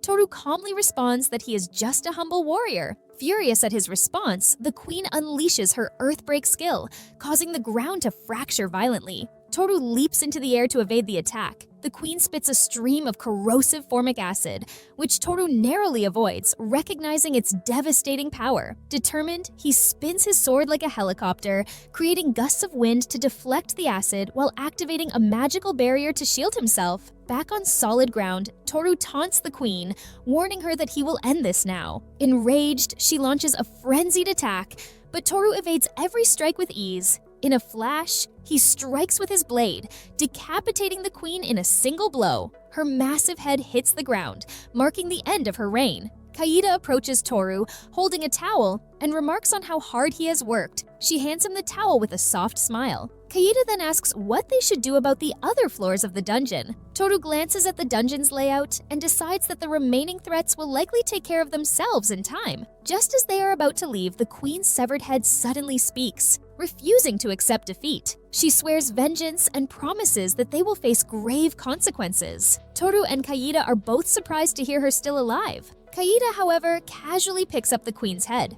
Annoyed by the noise, she decides to store it in her magic storage. Toru agrees, saying it is a smart solution to keep her quiet. Later, back at Jonathan's mansion, Toru presents a chest containing the queen's head. Jonathan opens it. He turns to Toru and remarks that he truly is the kind of man Rowan described, a man capable of achieving the impossible. As Toru stands before Jonathan, Jonathan praises him, explaining that the battle with the Death Ants has taken a heavy toll on their army. Many brave soldiers sacrificed their lives to weaken the swarm, and morale nearly collapsed. Toru's intervention turns the tide. His efforts not only eliminate the queen, but also bring hope and a sense of purpose back to the soldiers. For the army, their sacrifices are no longer in vain. Toru wonders if the Count planned all of this, orchestrating events to rely on him for the extermination. Jonathan clarifies that Toru hasn't just completed the task. He has saved the capital, and in truth, the entire country. With a sly smile, Jonathan hints that Toru is in for a significant reward, both in wealth and connections. Toru realizes that Jonathan, ever the shrewd operator, has outmaneuvered him once again, ensuring he benefits from Toru's heroics. Before Toru processes further, Jonathan mentions that others will soon arrive. Toru, puzzled, asks what he needs to prepare for. Just then, the sound of marching fills the air. The doors swing open, revealing a group of soldiers led by a stern-faced commander. The commander confirms that Toru and Kaida are members of the Manhwa Brigade. Upon hearing Kaida's confirmation, the soldiers, in perfect unison, salute and shout their gratitude. "Long live the savior of our homeland," they proclaim, their voices echoing with admiration. The scene shifts to King Armin's castle, where an elaborate ceremony is underway. The grand hall is filled with commanders and generals, many of whom whisper among themselves about Kaida's striking beauty. Toru and Kaida stand before the king, bowing respectfully. King Armin begins with heartfelt words, commending the defeat of the Death Ant Queen. Although much of her spawn has already been dealt with by the army, he acknowledges how monumental their accomplishment is. On behalf of his people, the king expresses his gratitude and presents Toru with a reward of 700 million. Toru, taken aback by the generous sum, humbly thanks the king. But the surprises aren't over. The king reveals he has one more announcement. Toru braces himself as the king declares his intention to grant the Manhwa Brigade the title of hero. Not as individuals, but as a party, they will be recognized as heroes of the nation. Toru is stunned, finding the idea absurd. King Armand, sensing Toru's hesitation, reassures him that the title comes with no strings attached. Toru can renounce it at any time or even choose to train a successor. For now, though, the king wants the Manhwa Brigade to carry this honor. Reluctantly, Toru agrees, with Kaida expressing her pride in him as her master. Toru, confused by her comment, mutters a question, but the moment passes as the king formally declares the Manhwa Brigade the heroes of the realm. As the applause rings out, Toru whispers to himself, "This is going to get a bit annoying." The next day, Jonathan makes an announcement as they approach their destination. He reveals to Toru and Kaida that they have arrived at a house perched on a cliff overlooking the mountains. Jonathan explains that Toru and Kaida can use the house for as long as they want. When they step inside, Kaida notices it is already fully furnished, and Toru remarks that it is a nice place. Kaida offers to make coffee, and while Toru accepts, he extends the offer to Jonathan. Jonathan declines, saying he has to leave. Before departing, Jonathan tells Toru about the letter, explaining it contains a request from Rowan to the king. Rowan wants Toru to be recognized as the hero of the country. Jonathan wishes them well in their new home. Toru scratches his head, realizing how everything falls into place after defeating the Ant Queen. It makes sense now. These are the kinds of honors reserved for heroes. The golden bracelet he receives is proof of this title. Toru wonders aloud why Rowan pushes for him to be made a hero. When he asks Jonathan if the title means they cannot leave the country, Jonathan assures him he is free to do as he pleases. He only needs to step in when the country truly needs him. With that, Jonathan leaves. Later, as Toru sips his coffee and relaxes, Kaida joins him. The two enjoy the peaceful moment together. While exploring the bustling city later, Toru wonders where Kaida has gone. His attention is soon drawn to two men chatting with her. The men try to convince Kaida to join them, boasting about their fame as B-rank adventurers.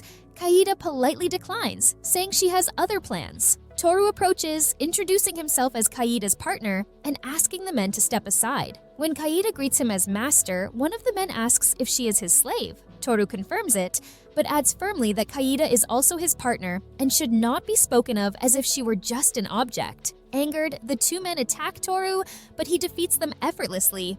The men collapse to the ground in an instant. Toru turns to Kaida, asking if she is all right. She nods and thanks him. As they walk away, Toru asks why she does not defend herself. Kaida explains that she is moments away from beating the men to death, but holds back. Toru chuckles, advising her to tone down her extreme reactions. The two spend the rest of the day shopping. They pick out new clothes for Kaida and items to decorate their home. As they walk, Toru reminisces about the day they first met. Kaida smiles, noting how much she has grown since then. Their attention is soon drawn to an announcement about a rafting attraction. Excited, they decide to give it a try. The ride starts smoothly, and they enjoy the scenic route. However, the boatman suddenly panics, realizing they are headed the wrong way. He urges everyone to hold on tight as the boat plunges down a waterfall. Kaida screams as water drenches them.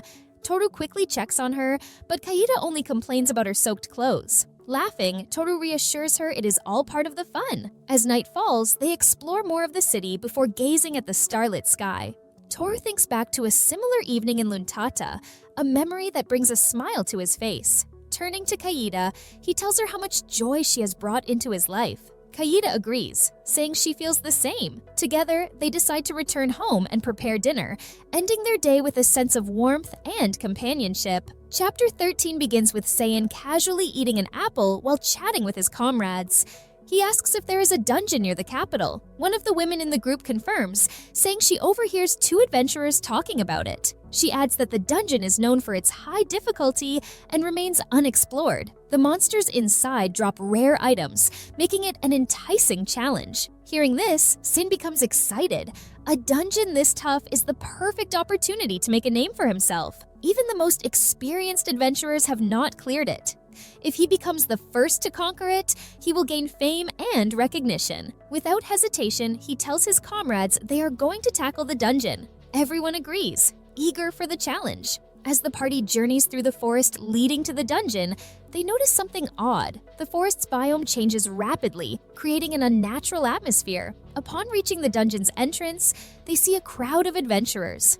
The area is packed with people hoping to explore the dungeon. Using his appraisal skill, Sane assesses the adventurers and sees they are mostly low-level thieves. He dismisses them as unworthy of his attention. Determined to claim the dungeon for themselves, Sane and his party enter, ready to clear it as quickly as possible and claim the glory. But soon, things take a turn for the worse. Deeper inside, they encounter a group of orcs. To their shock, the orcs are at an astonishing level 52. One of the women in the party questions Sane, pointing out that orcs are usually around level 20. She even doubts whether Sane assesses their level correctly. Annoyed, Sane tells her to be quiet, admitting that even he finds it hard to believe.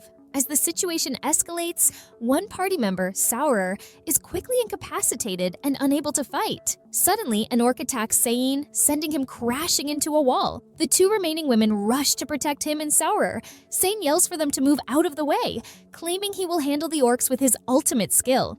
He unleashes a powerful lightning attack, confident it will destroy them all. However, to his horror, the skill has no effect. The orcs remain completely unharmed. Panic sets in as Sin realizes he is out of magic. He frantically orders Lisa to do something. Lisa tries her dream magic skill, but it also fails to affect the orcs. Fear spreads through the group as they realize the monsters are far stronger than expected. Sane yells at Lisa to create a wall to block the orcs, and she quickly uses her magic to do so. The group tries to regroup and plan their escape, but the wall does not hold for long. The orcs shatter it and charge toward them. Sane, overwhelmed with fear, he shouts for everyone to retreat, but instead of helping his comrades, he sprints toward the exit as fast as he can, abandoning the three women to face the oncoming threat alone. Outside the dungeon, Sane and his party stumble out, completely drained from their harrowing encounter. Sane turns to Lisa, his frustration boiling over. Without warning, he slaps her across the face, accusing her of not using her magic effectively. He blames the entire group for holding him back, insisting they are slowing him down. Lisa, stammering, apologizes. She tries to explain that if Sauer had not fainted during the fight,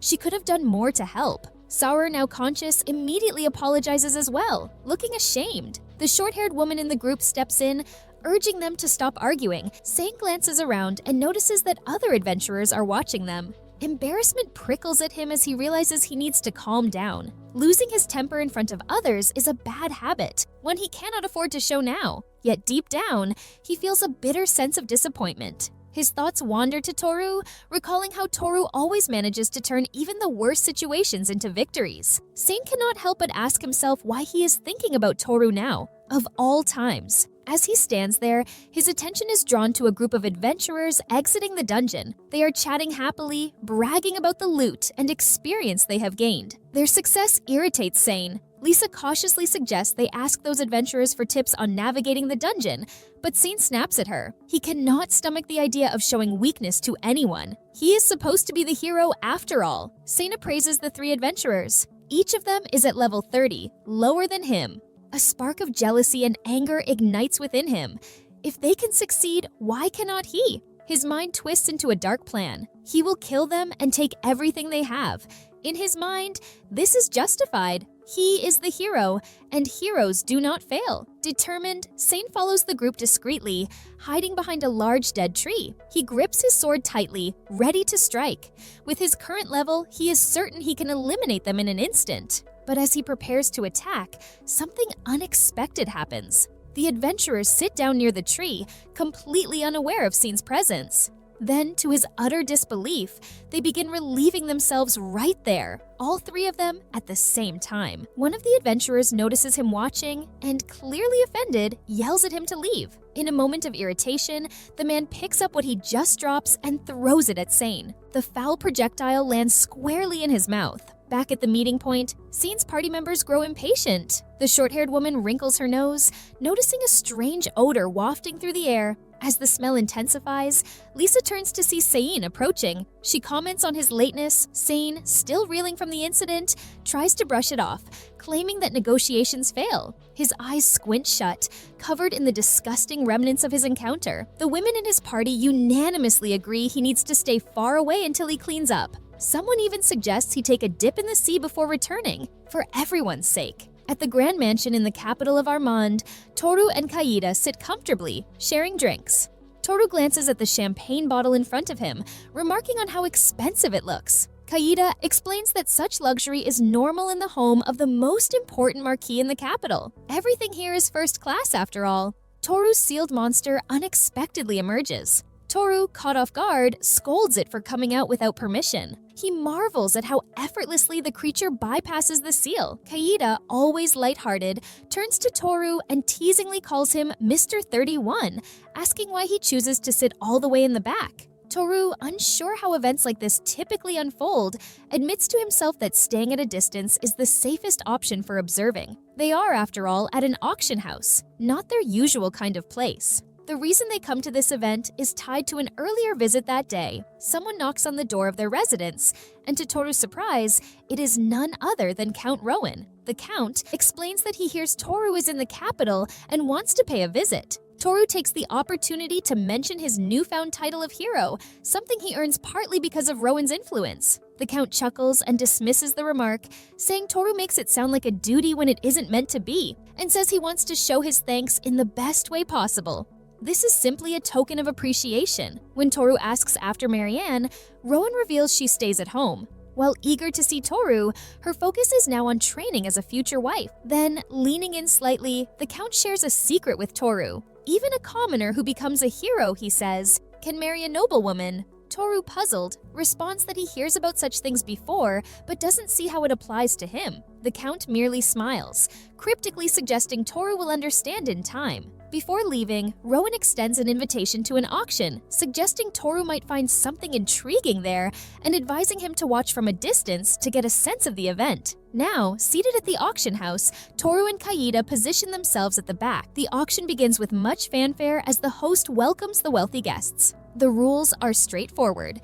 The person who offers the most money by the end of the bidding wins the item. The first item on display is a massive diamond. Excitement fills the room as the bidding starts. People eagerly raise their bids, and within minutes, hundreds of thousands are spent. Toru sits in disbelief, amazed at how quickly fortunes exchange hands. The host then introduces the next item, calling it a legendary object capable of striking fear into any enemy, an ability-blocking scroll. The host explains, starting the bid at 1 million. Toru, intrigued, places the first bid. To his surprise, no one else joins in. The host declares Toru, number 31, the winner of the scroll for 1 million. Toru is pleased with his purchase, and Kaida curiously asks what the scroll can do. Toru explains that it is a relic left behind by an ancient race, its secrets still unknown. Even in modern times, no one replicates its creation.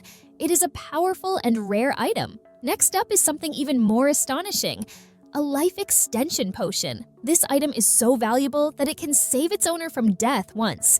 The bidding war for it is intense, and it sells for a staggering 850 million. Toru shakes his head in amazement, thinking the madness can't get any worse, but it does. The next item is a rare and exotic slave, a high elf, a species so uncommon they are never seen on the market. The bidding climbs to $500 million before it is sold to number 9. Then the host introduces another rarity, a member of a small race from the depths of the forest, a fairy. What makes this item extraordinary is its wings, which contain magical dust capable of granting the ability to fly. The host declares it the highlight of the auction. The bidding starts at $5 million, and the price quickly soars. As the bids climb higher, Toru suddenly hears a faint voice. It is soft but clear, saying, "Help, please." Confused, he turns to Kaida and asks if she spoke. Kaida shakes her head and says she didn't. The voice comes again, pleading for help. Toru begins to wonder whose voice it could be. Then he hears it more clearly. "Grand Race, please get Frau out of here. The fairies are servants of the Grand Race. Please help." Toru freezes in shock. The voice isn't coming from anyone around him. It's coming from the fairy on display. Somehow he can hear its desperate plea, a voice meant only for him. Toru enters the bidding war with a bold offer of 600 million. He observes the tense atmosphere, convinced his rivals are running out of money. But then, a man counters with 630 million, locking eyes with Toru and taunting him with a cruel laugh. The man boasts that he won't let Toru have the fairy. Disgusted and angered, Toru wonders who this perverted man is. Determined, he resolves not to let the fairy fall into such hands. The bids escalate, each pushing the stakes higher. Toru decides to go all in, raising his bid to an astonishing 1 billion. The room falls silent. The man concedes, and with that, Toru wins the fairy for a staggering 1 billion. The fairy, still trapped in her tiny cage, glances around, trying to spot the winner. Meanwhile, the host addresses the audience, announcing the end of the auction and thanking everyone for their participation. Before wrapping up, the host invites recommendations for future events. Toru raises his hand and declares he has something to sell right away. The host invites him to the stage, where Toru places a bottle on the table. The host asks if it's a high potion, but Toru corrects him.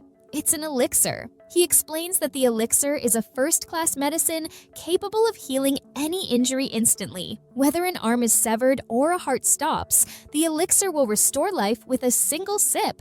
Intrigued, the host calls an appraiser to verify the claim. Once confirmed as genuine, the host asks for a starting price. Toru confidently sets it at 10 million. Excitement ripples through the audience as the bidding begins. Prices soar rapidly, eventually reaching a staggering 2.5 billion. Toru is astonished. He never expects the elixir to sell for so much. Later, at the event office, the auction manager praises Toru for adding such a thrilling surprise to the event. The manager then asks if the cost of the fairy can be deducted from the elixir's selling price. Toru agrees, realizing with amazement that his fortune has doubled. He starts with 1.2 billion and now possesses a sum that feels almost unreal. The manager hands over the fairy in her delicate little cage. As Toru looks at her, he remembers when he first sees Kaida at the slave shop. Smiling, he comments on how much she has changed. Kaida seems confused by his words. Back at home, Kaida opens the cage. Toru gently encourages the fairy to come out, assuring her he isn't going to harm her. The fairy declares that humans are cunning and warns that she won't be easily fooled. Toru notices her cautious demeanor and can't blame her. His attention shifts to the small hammer she holds, and he asks if it's hers, commenting on how cool it looks. At that moment, Kaida appears, bringing Toru some tea. Toru thanks her and offers the fairy something to drink as well. He then asks Kaida if they have cookies from the market. Kaida confirms and retrieves them. The mention of cookies catches the fairy's attention. A short while later, the fairy sits inside her little cage, nibbling on the cookies. Though she still refuses to come out, Toru thinks she seems to be warming up to them. Kaida then asks her master why he purchased the fairy. Toru explains that he hears a voice asking for help, seemingly out of nowhere. The fairy freezes, stunned that Toru hears her prayers. Toru clarifies that at first, he thinks it's his imagination, but it soon becomes clear the voice belongs to her. Realizing this, the fairy steps out of her cage for the first time and bows respectfully. She apologizes for her earlier behavior, addressing Toru as her lord.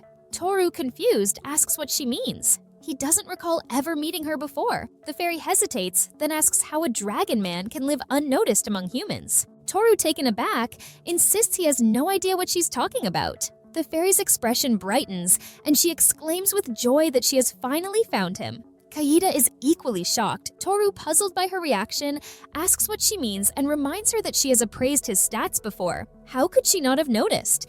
Kaida quickly uses her appraisal skill again. She confirms it's true. Toru is a dragon man. Toru remains confused, asking if that's supposed to be something bad. Kaida explains that dragon men are an ancient, powerful race with a highly advanced civilization, known for leaving behind many relics. Toru, still skeptical, admits he doesn't feel any different. He adds that he levels up so quickly, he barely notices anything unusual. The fairy introduces herself as Frau, a member of the fairy tribe, and addresses Toru as her lord. She expresses her gratitude for being saved from the humans.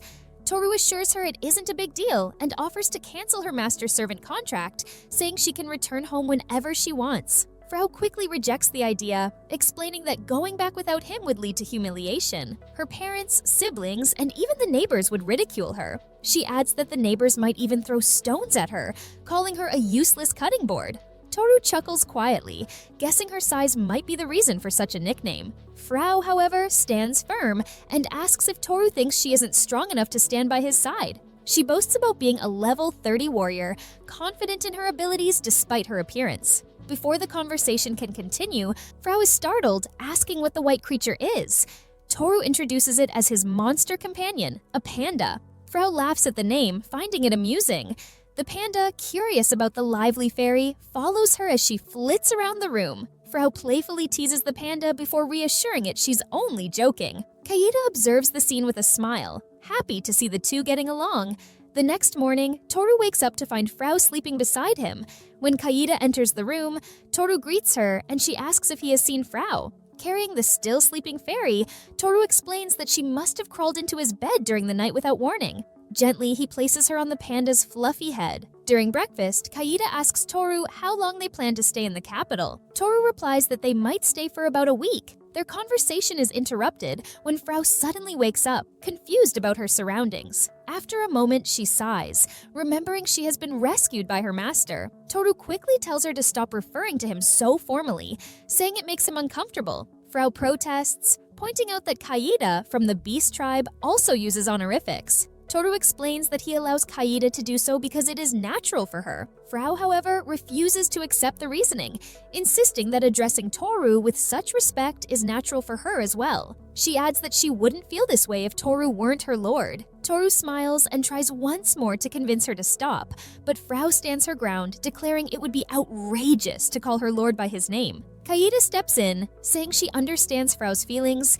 and Frau gratefully thanks her for her support. Toru observes Frau and Kaida interacting and thinks it is impressive how well they get along. He feels relieved and happy to see their bond growing. As they discuss their next destination, Frau immediately proposes visiting the fairy village, explaining that it is located in a neighboring country within the right forest. She mentions that this time of year, the flowers are in full bloom, and the village has fascinating ruins filled with artifacts that might interest Toru. Curious, Toru asks about the food there. Frau enthusiastically replies that the village has plenty of local delicacies, particularly recommending the secret fairy bee honey. Hearing that, Toru smiles and agrees that their next stop will be the fairy village. However, Frau warns them that fairies don't like humans and that there is a risk of being attacked. Toru laughs, brushing off the concern, saying he doesn't mind if that happens. Kaida joins in, agreeing they might not be well received. Frau, offended, firmly tells them not to underestimate the fairies, boasting that the village warriors are even stronger than humans. Toru, still amused, promises to be careful. Switching topics, Kaida asks what they should do for the day and suggests visiting the guild to accept some quests. Toru agrees, pointing out that they haven't been out in public for a while. At the guild, Toru, Kaida, Frau, and Panda walk in together, immediately catching the attention of the other adventurers. Whispers spread through the room as people recognize them as the Manhwa Brigade. Two excited women approach, asking to shake Toru's hand. Others hand him papers, eagerly requesting autographs. The room buzzes with excitement, leaving Toru baffled. He wonders what is happening, while Frau, equally surprised, demands to know why no one has told her master is so famous. Moments later, the guild leader appears and warmly greets them. He announces that the Manhwa Brigade is no longer a B-ranked party and has been promoted to S rank, declaring them heroes of the country. Toru, overwhelmed by the attention, quietly asks Kaida to create an orb of light to help them escape. Kaida casts the spell, and the group vanishes in an instant. As the adventurers below panic, determined to find the Manhwa Brigade and get their autographs, Toru and his group reappear on the roof of the guild building. Toru says he doubts they can visit the guild again after causing such a scene. Kaida laughs, agreeing with him. Deciding to take it easy for the rest of the day, the group returns home. Toru suggests baking as a relaxing activity and tells Frau to prepare herself for Kaida's cooking, boasting that Kaida is a gourmet expert. Far from the city, Toru stands ready, his body surrounded by a powerful magical aura. He begins by channeling water magic. A massive surge of water shoots from his hand, obliterating a nearby rocky mountain in an instant. Next, he uses earth magic, causing the ground to tremble violently, as if struck by an earthquake, and Kaida covers her ears against the sound of the explosions. Before Kaida can finish commenting on the destruction, Toru interrupts, declaring it isn't enough. He moves on to wind magic, summoning a colossal tornado that tears through the area, followed by another powerful wind spell. Explosions erupt everywhere, kicking up so much dust that Kaida can barely see. She can't help but wonder why Toru uses wind magic twice. Toru, however, isn't satisfied. It still doesn't feel right. Just as he is about to try again, Kaida calls out, stopping him. She hesitates, admitting it pains her to say this as his slave, but points out that his magic is too dangerous. She explains that while Toru's power is incredible, his spells are unstable and difficult to control. If used in a populated area, he could easily hurt someone. Realizing the problem, Toru acknowledges the flaw. He wields 4 magical attributes with limitless power, but his lack of precision makes them hard to use effectively. Meanwhile, Frau sits nearby, contentedly petting Panda's fluffy fur. Determined to try something different, Toru draws his sword and muses aloud about a childhood dream of wielding a flaming blade. Channeling fire magic, he ignites the sword, creating a powerful blaze. The flames are so intense that Frau and Panda back away in fear. Frau demands to know if Toru is trying to kill them. Toru quickly apologizes, insisting it isn't intentional. Kaida notices the fire is so intense, it even evaporates the clouds above them. Suddenly, a notification appears before Toru, surprising him. He realizes the dungeon he visited earlier has leveled up from level 3 to level 5. Kaida notices his reaction and asks what is wrong. Toru explains he hears a bell, followed by several system announcements about the dungeon. Kaida mentions she has heard rumors about a high-level dungeon in the capital. It is known for its rare items and has become popular among adventurers. Toru realizes it is the same dungeon where they defeated the Death Ants. The increase in the dungeon's level makes sense, given the high number of adventurers who died there. Frau, impressed, remarks that Toru's action seems fitting for someone serving a demon king. This panics Toru, who denies any such intentions.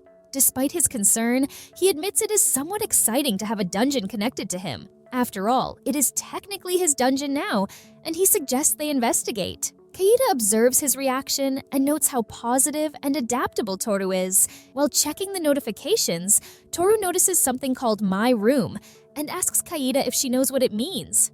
It appears to allow them to teleport to a specific place. Curious, Kaida suggests they investigate, and the group teleports to the dungeon. They find themselves in a stunning space that looks like the interior of a grand palace. In the center stands a large stone, which appears to be the focus of the room. However, Toru examines it and realizes it isn't the actual central stone of the dungeon. It is on the floor just beneath it. Taking in their surroundings, Toru suggests they use the space for storage. Kaida agrees, pointing out that their magic storage is nearly full. She asks if she can have a small section for herself. Toru, amused, assures her she can use as much space as she needs, though Kaida insists she only requires a little. She begins arranging items from crates, and Toru notices one of his shirts among them. Realizing that some of his clothes have mysteriously gone missing recently, he decides to pretend he hasn't seen it. He thinks it might be a good idea to build a wall to give Kaida her own private area. Meanwhile, Frau declares that part of the space belongs to her. Panda, however, claims he saw it first. A playful argument ensues, and Toru can't help but laugh as Panda, being much larger, easily overpowers Frau. The next morning, back at the house, Kaida finishes washing their clothes while Toru enjoys the peaceful view, thinking there is nothing better than starting the day with a good cup of coffee. He feels like he is in paradise. Kaida calls out, reminding him they need to plan for the day. Toru agrees and asks what is on her mind. Kaida mentions Frau's clothing situation. It seems she only has one outfit. Frau explains she lost the rest of her clothes when she was captured by humans. Kaida suggests they buy her some new ones and asks Toru if they can visit the town. Toru agrees, adding that he also needs to buy more clothes for himself. Kaida smiles at his response. In town, they wander the streets, enjoying the sights and window shopping. Finding clothes for Frau proves challenging due to her size, and Kaida eventually suggests they check a doll shop. Inside, as Toru browses the displays, he is reminded of the dolls Nei and Sora had as children. He also recalls that Lisa once owned an expensive doll, but quickly lost interest in it. Toru imagines himself asking Lisa why she discarded the doll, only to hear her cold reply, she didn't need it anymore, just like she didn't need him. Kaida notices Toru lost in thought and asks if he is okay. Toru apologizes, saying his mind wandered. As they talk, the shop owner, an elderly man, steps outside, appearing a bit troubled. Toru politely asks if the man happens to sell fairy-sized clothes. The old man's eyes widen in surprise when he sees Frau, a real fairy. He calls it an incredible coincidence and asks them to wait a moment. The man returns with a small fairy costume, explaining it was made by his late wife. The couple shared a love for fairies, and it had been his wife's dream that one day a real fairy would wear the clothes she made. The man offers the outfit to Toru, saying he would be honored if they take it, and assures them it is free of charge. Kaida hesitates, pointing out that the outfit has sentimental value as it belonged to his wife. But Frau steps forward, saying it is fine if the old man wants to give it to her. She admits she doesn't trust humans much, but is touched by how much the man cares about fulfilling his wife's dream. Frau promises to honor that dream and declares that this little Frau will make it happen. Toru can't help but feel skeptical, wondering if someone like Frau can truly carry out such a promise. The old man shares stories about how he became a doll clothes maker, his passion stemming from his wife's love for fairies. As he speaks, Frau interrupts, showing off the fairy clothes she is now wearing. She asks Toru for his opinion. Toru replies that the outfit suits her and that she looks very pretty. Frau blushes deeply, clearly thrilled by the praise, and declares how much she loves being complimented by her lord. The group thanks the old man before leaving the shop. As they walk away, the man looks at a photo of his late wife, smiling as he remarks how glad he is that her dream has finally come true. Then he notices a small bag left on the counter. Opening it, he finds a note that reads, "Thank you for the clothes. Use this to keep making your dolls." Inside the bag is a generous amount of money. The old man stares in awe, wondering who that young man has been. Meanwhile, as they continue down the street, Toru tells Frau to take good care of her new clothes. Frau assures him that she will. Kaida smiles, happy that they have made such a meaningful purchase. Chapter 16 begins with Kaida cheerfully greeting Toru and reminding him to hand over his clothes for washing. Toru returns her greeting, noticing her good mood, but she brushes it off, saying it's nothing special and mentioning she has some new shirts for him. Nearby, Panda and Frau are still sound asleep, surrounded by leftover food from the night. Kaida points out that Toru's shirt is stained with food and reminds him that the hot night might have left him sweating. Toru chuckles, jokingly wondering if he smells bad. Kaida quickly reassures him he doesn't, even commenting that he smells quite nice. Relieved, Toru passes the shirt to her, not noticing as Kaida secretly takes a small sniff of it. During breakfast, Toru notices the bread and coffee taste different. Kaida explains she bought them from a bakery recommended by a neighbor. They both agree their current lifestyle feels peaceful and comfortable, with Toru admitting he's afraid he might never want to leave. Kaida smiles and asks what his plans are for the day. Toru admits he can't think of anywhere else to go after exploring so much recently. She then asks if he wouldn't mind joining her for some shopping, explaining they are running out of food faster than expected. Toru laughs, thinking about how Frau eats enough for 5 people. After breakfast, Toru starts washing the dishes when a loud crash interrupts him. Frau and Panda have accidentally broken a window while playing. Toru yells for them to come back, frustrated by the mess. Later, while strolling through town, Toru overhears a group of adventurers discussing sandworms that have recently appeared in various fields around Armand. They mention the disturbances are occurring in the nearby desert, caused by extreme weather events like tornadoes, heavy rains, and earthquakes. These natural disasters have thrown the sandworms' habitat into chaos, forcing them to the surface. The adventurers talk about how the guild is overwhelmed with requests to hunt the worms, as their regenerative abilities make them a significant nuisance. Some even speculate this might be a sign of an impending natural catastrophe. Hearing this, let's just pretend I didn't hear that. Kaida and Toru spend the morning gathering supplies for their next journey: fruits, vegetables, and even canned goods. As they wander through the vibrant market, Toru takes a moment to admire the lively town. He reflects that it's time to move on, though Kaida remarks it's a little sad to say goodbye after settling into a comfortable routine here. Toru agrees, understanding her sentiment. The town has become familiar to him, with its bustling streets and friendly faces. For a moment, he feels tempted to stay, but this journey isn't just about exploring, it's about healing. Toru reminds himself he can't remain stuck in one place, not while carrying the weight of his past. This is a journey to clear his mind and find peace. Resolving to move forward, he asks Kaida if there's anything else she needs to buy. As they continue through the market, Toru notices a woman frantically calling for someone. She is searching for her 5-year-old daughter, Hyumin, who has gotten separated in the crowd. Toru and Kaida immediately offer to help, scanning the busy square for any sign of the child. Despite their efforts, they can't spot her. That's when Toru has an idea. He turns to Kaida and asks if she can track the girl by scent. They return to the worried mother, who hands them a handkerchief her daughter had been holding. Kaida sniffs it and confidently announces Hyumin is still nearby. Following her keen sense of smell, they head toward the back of some buildings.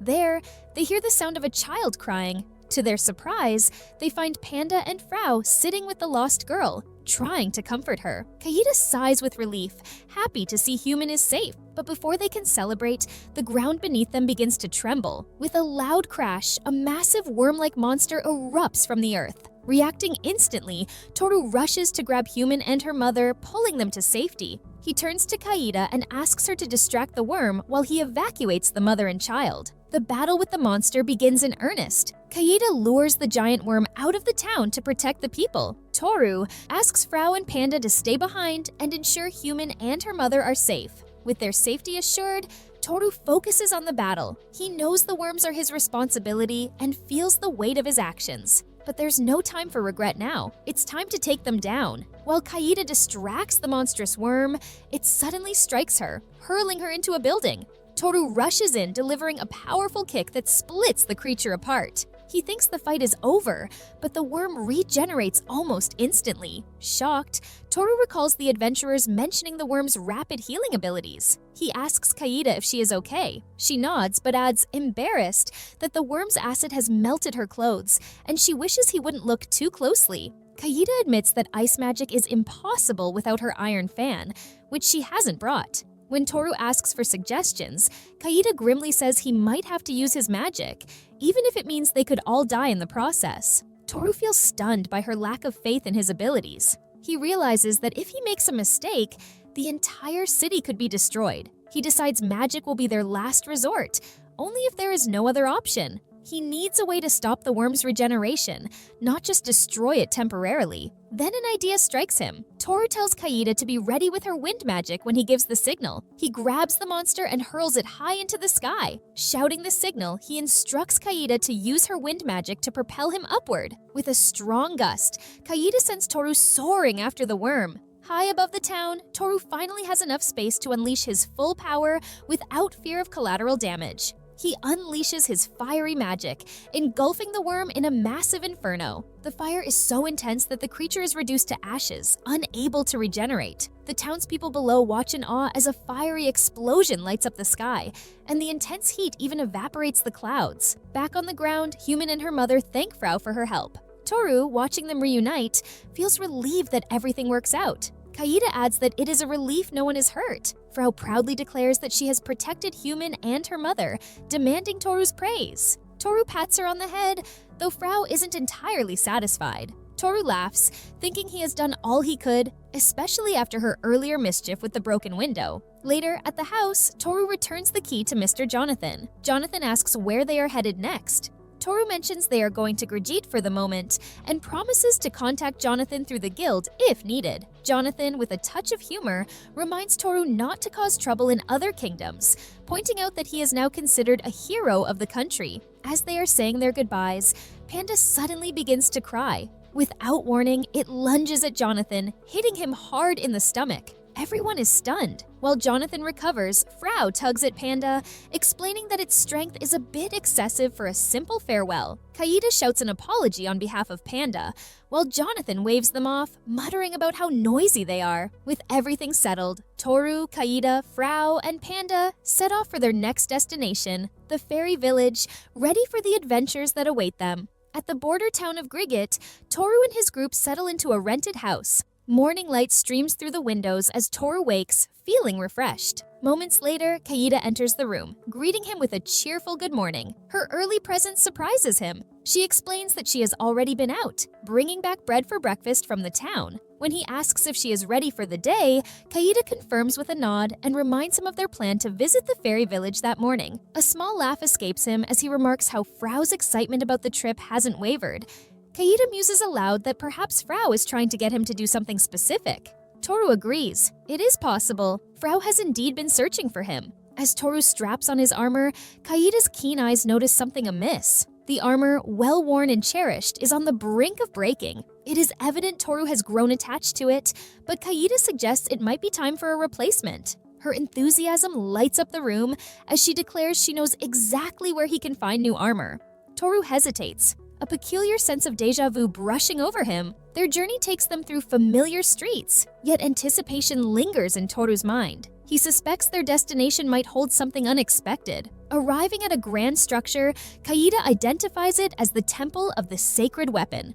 The name piques Toru's curiosity, and he questions whether the sacred weapon is supposed to be a sword. Kaida confirms but expands on the concept. Sacred weapons, she explains, aren't bound to a single form. They can transform into various shapes, but not on a whim. The wielder needs a clear image in mind to guide the transformation. Toru absorbs this knowledge and ponders aloud whether it is possible for someone to wield more than one sacred weapon. Kaida elaborates, reminding him of the incredible attributes of sacred weapons. They are unparalleled, nearly indestructible, and capable of providing immense status boosts, even temporarily elevating their user's level. In ancient times, their wielders are revered, likened to those who bear the crown of a king. The idea of owning more than one is nearly unthinkable, as even a single weapon inspires awe and fear. Still, Kaida's unwavering faith in him shines through, assuring him that as her master, he is exceptional. At the temple's entrance, Toru notices footprints in the dirt. 3 or 4 people have recently passed through.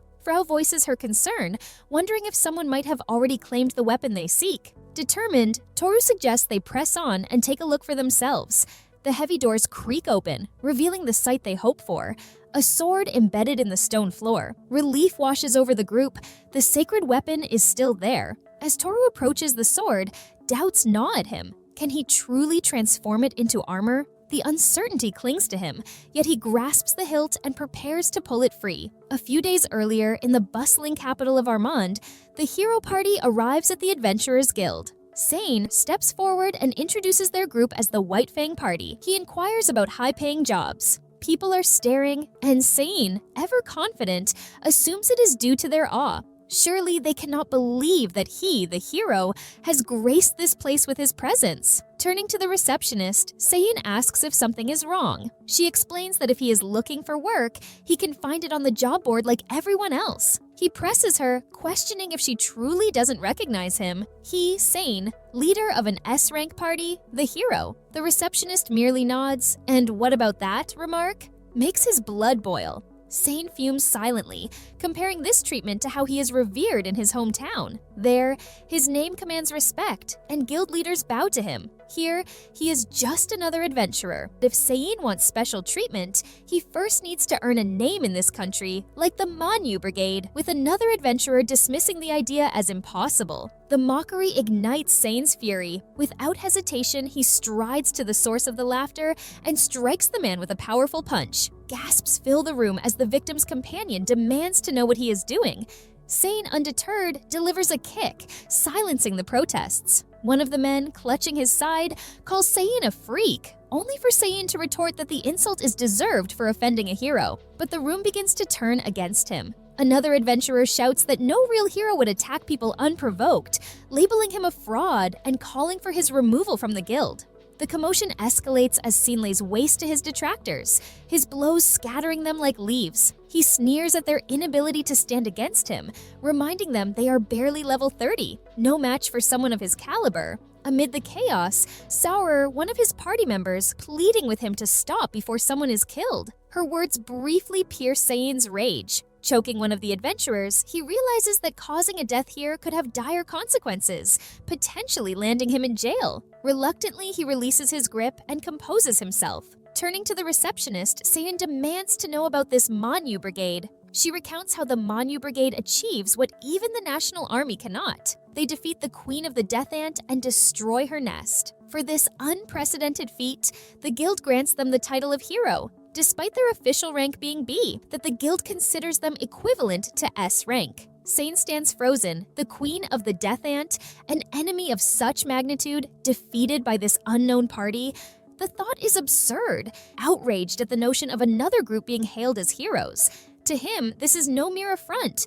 These people, overshadowing him in fame and glory, unthinkable. The manhwa brigade must have formed recently. Yet, if they truly possess the strength to overcome the Death Ant Queen, they are not ordinary. The adventurer who slays the dragon, unsheathes the sacred sword, and traverses the ruins of Einarch. Could it be the same person who forms the manhwa brigade? The puzzle pieces click into place, and Sein's eyes widen as understanding dawns. Turning back to the receptionist, he demands to know the party's current location. They have recently left the capital and are now heading toward Grigit. Sein's thoughts shift to the second sacred sword, said to lie near Grigit. The timing is perfect. He barks orders to his party, commanding them to move out immediately, leaving the wounded behind. Grigit awaits, and Sein intends to get there before his newfound rivals can claim what he believes is rightfully his. In the town of Grigit, Sein stands with a smirk, his gaze fixed on the inn where he hears the manhwa brigade is staying. Confidence radiates from him as he declares to his party that they have found their target. His plan is clear: locate the sacred sword first, then deal with the so-called heroes who dare overshadow him. He is, after all, a bearer of a sacred sword, but until he obtains another, he is at a disadvantage. At the Temple of Grigit, Sein's party enters and immediately spots the sacred sword embedded in the ground before them. Sauer, one of his companions, encourages him, her voice filled with hope. The rest of the group joins in, cheering him on, certain this moment will reward all his efforts. Sein stands before the sword, trying to compose himself. A heroic atmosphere, he thinks, is essential. His voice carries solemnity as he speaks of his hardships, the countless challenges he has faced to get to this point. But all of that ends here. With this sword, he will achieve his ultimate goal and crush the manhwa brigade. Sein reaches for the sword, he pulls, but the sword doesn't budge. One of his party members tells him to stop fooling around. Sein bristles at the comment, insisting the sword is testing him and that it isn't supposed to be easy. He summons all his strength, muscles straining as he tries again. His companions continue to cheer, with Lisa reminding him that, as the hero, this should be simple for him. Sora notices his reddened face and wonders aloud if he is coming down with a fever.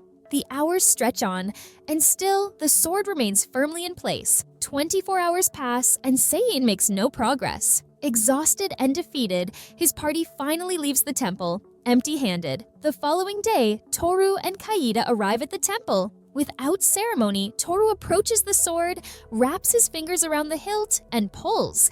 The sword slides free with effortless grace, Kaida exclaiming that she told him so.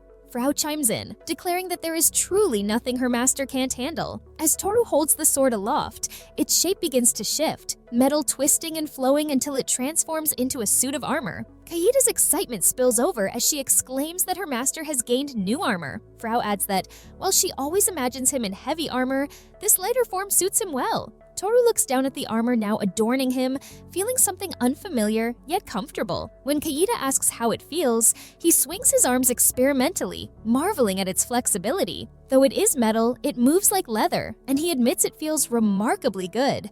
Kaida's response, that's what matters. Toru's curiosity surfaces as he asks if sacred weapons can be appraised. Kaida activates her appraisal skill. She explains that her level isn't high enough to read the armor's information. Even if she improves her skills, she suspects the result will remain the same. Perhaps, she muses, the armor's sophisticated magic shields its secrets. Toru finds himself wondering about the intricacies of such a remarkable creation. The thought of its craftsmanship, the unknown technology behind its transformation, fills him with awe. As he ponders, his gaze drifts toward Kaida, curiosity about her own past stirring within him. But there will be time for those questions later. For now, Toru declares that they have achieved what they came for.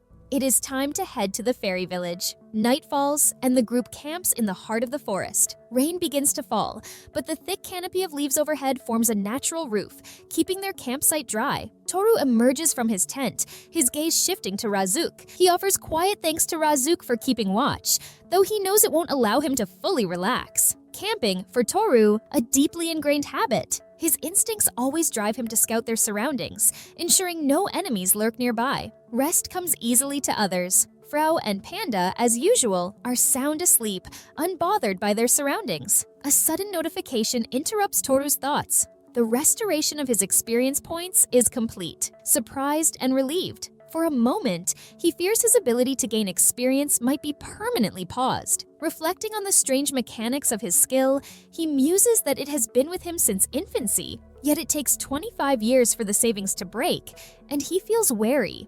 If it happens again, another 2 decades might pass before he can resume his growth. Still, being at level 300 isn't a bad outcome, though he can't ignore the thought of being an old man by then. A soft voice breaks the quiet. Kaida, speaking in her sleep, calls out his name. Toru steps inside the tent, crouching beside her. Gently, he places a hand on her head, brushing his fingers through her hair. His voice is low as he reassures her, promising that he will always stay by her side. Kaida's murmurs continue, her tone shifting as she begins to call for help. Toru watches her intently, wondering if her dreams carry echoes of her past as a slave, or if her pleas are for someone else. The answer eludes him, hidden in the tangled memories of her unconscious mind. Outside, the rain falls steadily, its rhythm weaving through the quiet night, a soft, unyielding presence that accompanies his unspoken thoughts. The next chapter begins as Frau engages in a ferocious battle against a horde of monsters.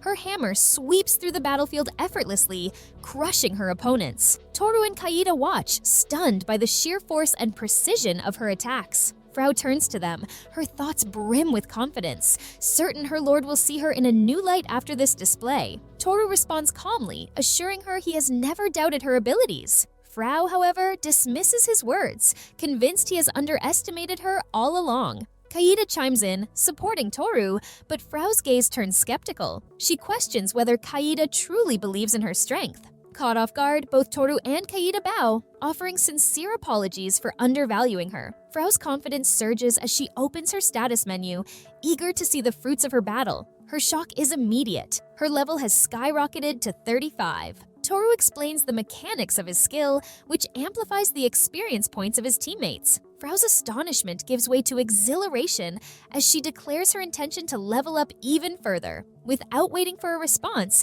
she charges toward the remaining monsters. Toru calls out, urging her to wait, but her excitement drowns out his voice. Watching her vanish into the fray, he resigns himself to resting until her return. Kaida, laughing softly, suggests they simply wait it out. Toru's moment of peace is short-lived. A sudden, sharp movement catches his attention. Reacting instinctively, he raises his newly acquired armor, deflecting an incoming projectile. Kaida, startled by the abrupt attack, asking if he is unhurt. From the shadows, a fairy observes him closely, marveling at his speed and noting his superhuman reflexes. The fairy leader says it will not be an easy opponent and tells everybody to get out. He adds that the enemy's speed is superhuman. He claims that if they are together, it will be simple to get rid of them. Kaida asks what they are to do, and Toru responds that he does not think they will have time to rest. Toru tells Kaida that the fairies are probably Frau's friends and advises to just avoid them. Kaida replies with an okay. The leader orders the others to attack. The fairies launch their assault. One of them says that none of their attacks hit. Another calls them monsters. The leader declares that they cannot do anything and says they have no choice, chanting wide area magic. He adds that for the benefit of the town, they must completely destroy the place. Toru wonders why Frau is taking so long. Kaida says she must be so desperate to level up. Toru states that he has no choice and issues an order for Frau to return. His voice carries so strongly that the fairies react in shock and cover their ears. Some of them repeat her name and question if it is really Frau. A loud noise follows, and something approaches fast. The fairies panic and ask what the sound is. One of them says something is coming at them fast. Toru says she is finally back. Frau appears and demands to know who dares to touch her lord. The fairies react with surprise and alarm. She calls out Toru-sama and tells them to listen carefully. She explains that the man over there is a member of the Great Race. The fairies are shocked. One of them asks what she just did and says it is not fairy-like. Another questions if she is really Frau. One of them repeats the phrase the Great Race and asks again if it is truly her. Frau strikes the fairy leader with her weapon and yells for him to take that, calling him father. Later, as the group walks, a fairy tells Toru that they will soon arrive at the village. Toru thanks them for being their guide. Frau says they have no right to touch her lord and calls them scum. Toru replies that if she had stayed with them, that would not have happened. Kaida asks what would have happened if the master had perished. A fairy welcomes them and tells them to enjoy their time in the land of fairies. Toru looks around and asks if this is the home of the fairies. Walk through it without fear. A fairy explains that it is a delusion created to keep enemies away. Toru answers that if they say so, then here he goes. Kaida says the place is beautiful and promises that he will be amazed. As they step further in, the illusion fades and reveals a vibrant fairy village. Fairies tend livestock, carry buckets, and play among the trees. A fairy hands over a drink and says, "Here's your cup of tea." Inside a large guest room, Toru notes that the house seems too big for a fairy. A fairy explains that it is the room for visitors. Kaida says the tea smells good. The fairy says it is flower tea, a special product of the fairy village. An elder introduces himself as Frau's grandfather and also the chief of the village. He apologizes for his son's rudeness. He stomps on the man lying on the floor and demands to know how long he plans to sleep. He orders him to get up and apologize to Toru. Toru watches and asks the old man if he thinks his son has been punished enough. The chief responds not to worry and says his son is tough and can handle it. Frau's father groans and asks what the place is. He then sees Toru and demands to know why he is there. The grandfather immediately punches him, calling him useless. Frau's father yells in pain and demands to know why they are protecting that human. The grandfather kicks him again. He tells the others that Toru is the last of the great race and not like a human being. He asks if they recognize his aura. Frau's father stares at Toru in shock and mutters that it cannot be. Toru silently watches. Frau's father drops to his knees and begs for forgiveness. He says he deeply regrets his actions. Toru wonders when he got down on his knees. As Frau's father prostrates himself, Frau tells him that he needs to reflect on what he has done. Toru begins to feel sorry for him. The group enters the discussion room. The grandfather coughs and says they should forget the matter and get down to business. Toru says he guesses Frau did have a reason for bringing him here after all. Kaida agrees, saying exactly. The grandfather says the village is currently in a critical situation. Their people could do nothing and they had no choice but to look outside for help. Toru points out that the fairies do not like human beings. The grandfather says that is true, but he once had a close relationship with an elf and went to them first. However, they could not do anything. Only the great race will be able to stop that thing. The grandfather explains that Frau is a priestess of the fairies and has the ability to recite prayers. He says she was perfect for the job. Toru looks at her and thinks she does not look like a priestess at all. He then asks why it had to be her. The grandfather explains that if someone could hear the prayers, it would indicate they are a member of the great race. Frau says it was very, very hard. She says she had been trying to find Toru for over a year. She started to worry that she would never find him. Unfortunately, some humans captured her and then sold her. Yet through that misfortune, she ultimately finds her lord. Toru acknowledges her struggles, remarking that their meeting must be fate. Shifting the conversation, Toru asks about the nature of the village's crisis. The grandfather suggests it is best for him to see the situation firsthand. The group ventures deeper into the forest, with Toru, Kaida, Panda, Frau, and the fairy grandfather leading the way. Before long, they come upon a massive golem, bound tightly to an ancient tree by magical roots. The grandfather explains that this is not an attack orchestrated by humans, clarifying that the golem is a remnant left behind by the Great Race after a past conflict. Toru notes that it is a powerful and fiercely defensive monster. He also observes that not even a scratch has been made by their attacks. He adds that the golem had been dormant in nearby ruins. One day it woke up out of nowhere and started attacking the village. They were able to bind it using magic, but he is not sure how much longer the restraint will hold. Toru says that a golem made by an alchemist typically would not hurt anyone. He thinks that they are at least able to change their orders unless their creator directs them. As Toru steps closer to investigate, the grandfather cautions him about the dangers of approaching too near. The warning comes too late. The golem detects Toru and fires a laser beam in his direction. The grandfather gasps in alarm, but Kaida reassures him, confident in Toru's strength. The attack fails to connect, missing its mark entirely. Toru notes the golem's erratic behavior, suspecting it is malfunctioning. Kaida asks for Toru's plan. He concludes that the golem lacks the authority to obey commands and must be destroyed. Without warning, the golem breaks free from its magical bindings, shaking off the roots that restrain it. Toru instructs Kaida to stay back, and she agrees without hesitation. The golem lunges at him with surprising speed. The grandfather panics, questioning how they can avoid such an assault, but Kaida assures him she will protect them, erecting a barrier to shield them from harm. Toru confronts the golem head-on, delivering a powerful punch to its head that sends it crashing into the very tree it had been bound to. He acknowledges the awkwardness of fighting with just his hands, but presses on. As the golem struggles to recover, Toru scales the tree to get a better position. The golem prepares another laser beam, but Toru anticipates the attack. With precise timing, he drives his elbow into the golem, sending it plummeting to the ground below. Despite the impact, the golem continues to stir. Toru wastes no time, dashing toward it and driving his sword into its head. A violent explosion erupts as the golem's core is destroyed, signaling its defeat. Kaida cheers her master's success, praising his efforts. The grandfather stands in stunned disbelief, marveling at the immense power of the Great Race. Kaida chimes in, expressing her pride in her master, while Frau declares that her lord is unmatched and without rival. Toru, unfazed by the commotion, turns to the grandfather with a casual smile and suggests celebrating with a meal. The grandfather, delighted by the idea, promises to arrange a grand feast worthy of a hero. Toru and Kaida return to the tent, where the elder fairies bow deeply to Toru, expressing their heartfelt gratitude for saving their village. Toru dismisses their excessive praise, stating that it isn't particularly difficult. However, the fairy chief insists, emphasizing that without Toru's help, their village would have been destroyed by the rampaging golem.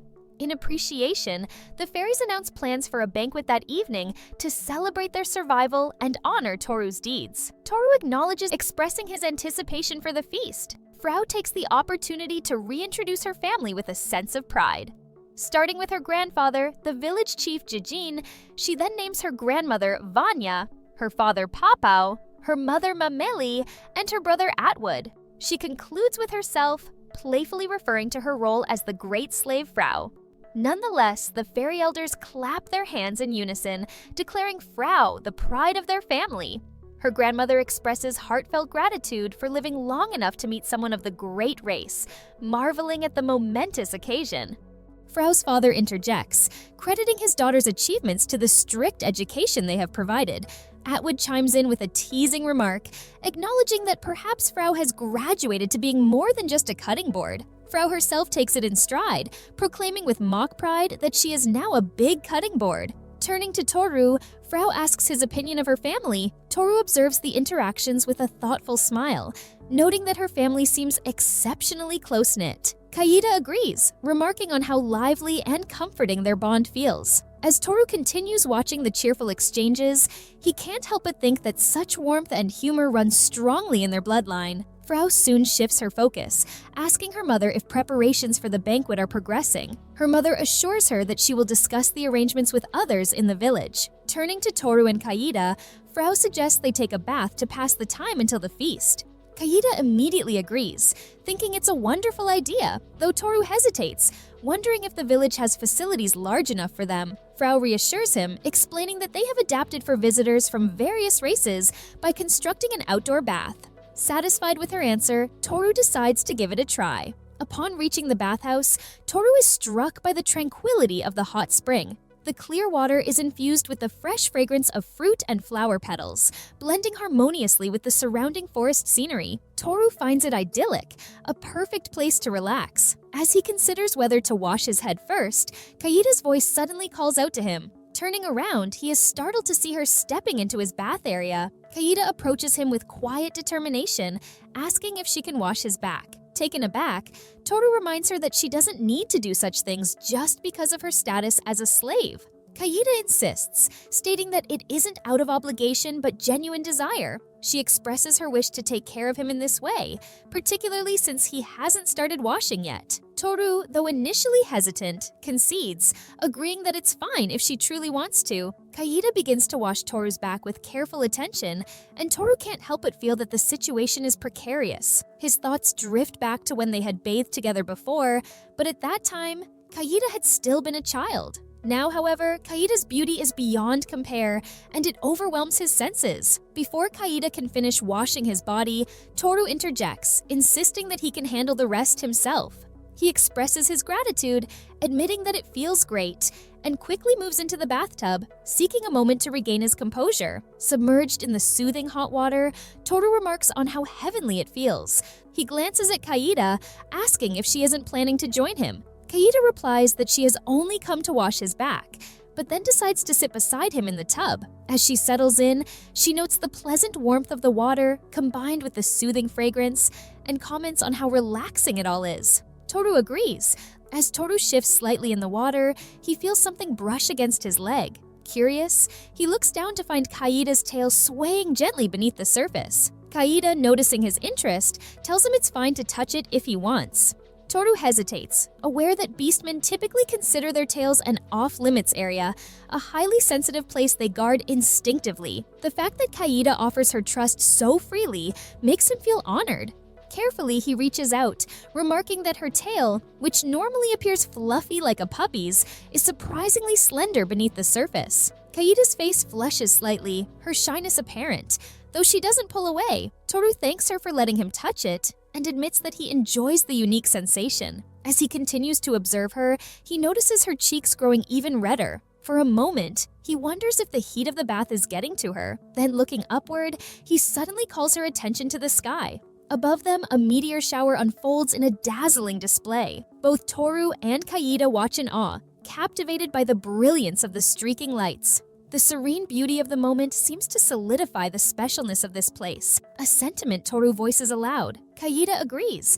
The scene shifts to Sein and his party, a group determined to claim the Holy Sword. Their journey leads them to the North Star, a region sweltering with heat. One of the women in the group complaining about the temperature. Sein dismisses her remarks curtly, already aware of the oppressive heat. Another woman chimes in, expressing her frustration that they wouldn't have needed to come this far if Sein had taken the Holy Sword from the previous temple. Inwardly, Sein bristles at their comments, thinking bitterly that their chatter is unbearable. He reflects that he hasn't avoided the earlier sword by choice.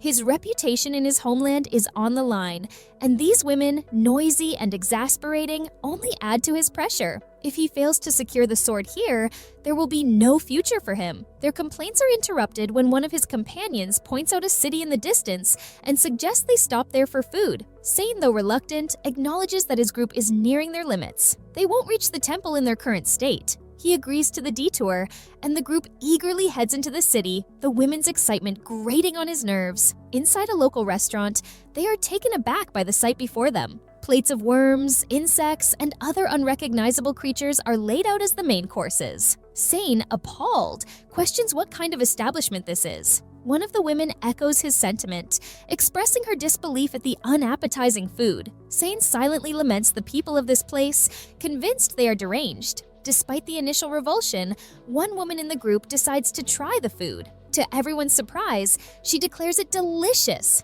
thoroughly enjoying the dish. Sein is horrified, watching her eat with enthusiasm. He wonders how she can consume an insect with such joy, and privately resolves that she is becoming a liability to the group. The other two women opt for simpler options, choosing bread and salad instead. Inwardly, Sane feels some relief that at least they are behaving sensibly. As the woman urges him not to waste the food he has ordered, Sane stares at his plate with dread. He detests the idea of eating it, but hunger gnaws at him. With no guarantee of when they might eat again, he forces himself to take a bite. Convincing himself that he is a hero, unafraid of a mere insect, he pushes through the meal. Hours later, they arrive at the temple. Nay, one of his companions, asks if he is all right, but Sane dismisses her concern brusquely. Sane's discomfort is evident as his stomach churns violently. He can't understand why he is suffering so much when they have all eaten the same food. His thoughts are a chaotic mix of frustration and desperation as he nears the temple doors, determined not to let this setback derail his mission. Inside the temple, his movements are stiff and strained. Lisa and Nay notice his trembling, and Sarah urges him to hurry. Sane, seething internally, curses their incessant chatter. Every step toward the pedestal is a struggle as he fights to keep control over his rebellious stomach. At last, he reaches the sword. Summoning his strength, he grasps the hilt, but the effort requires restraint. As he wrestles with the sword, Nay, unable to bear the suspense, runs to help. Sane's panic surges as Nay places her hands on the sword alongside his. He shouts for her to stop, his voice tinged with desperation, but it is too late.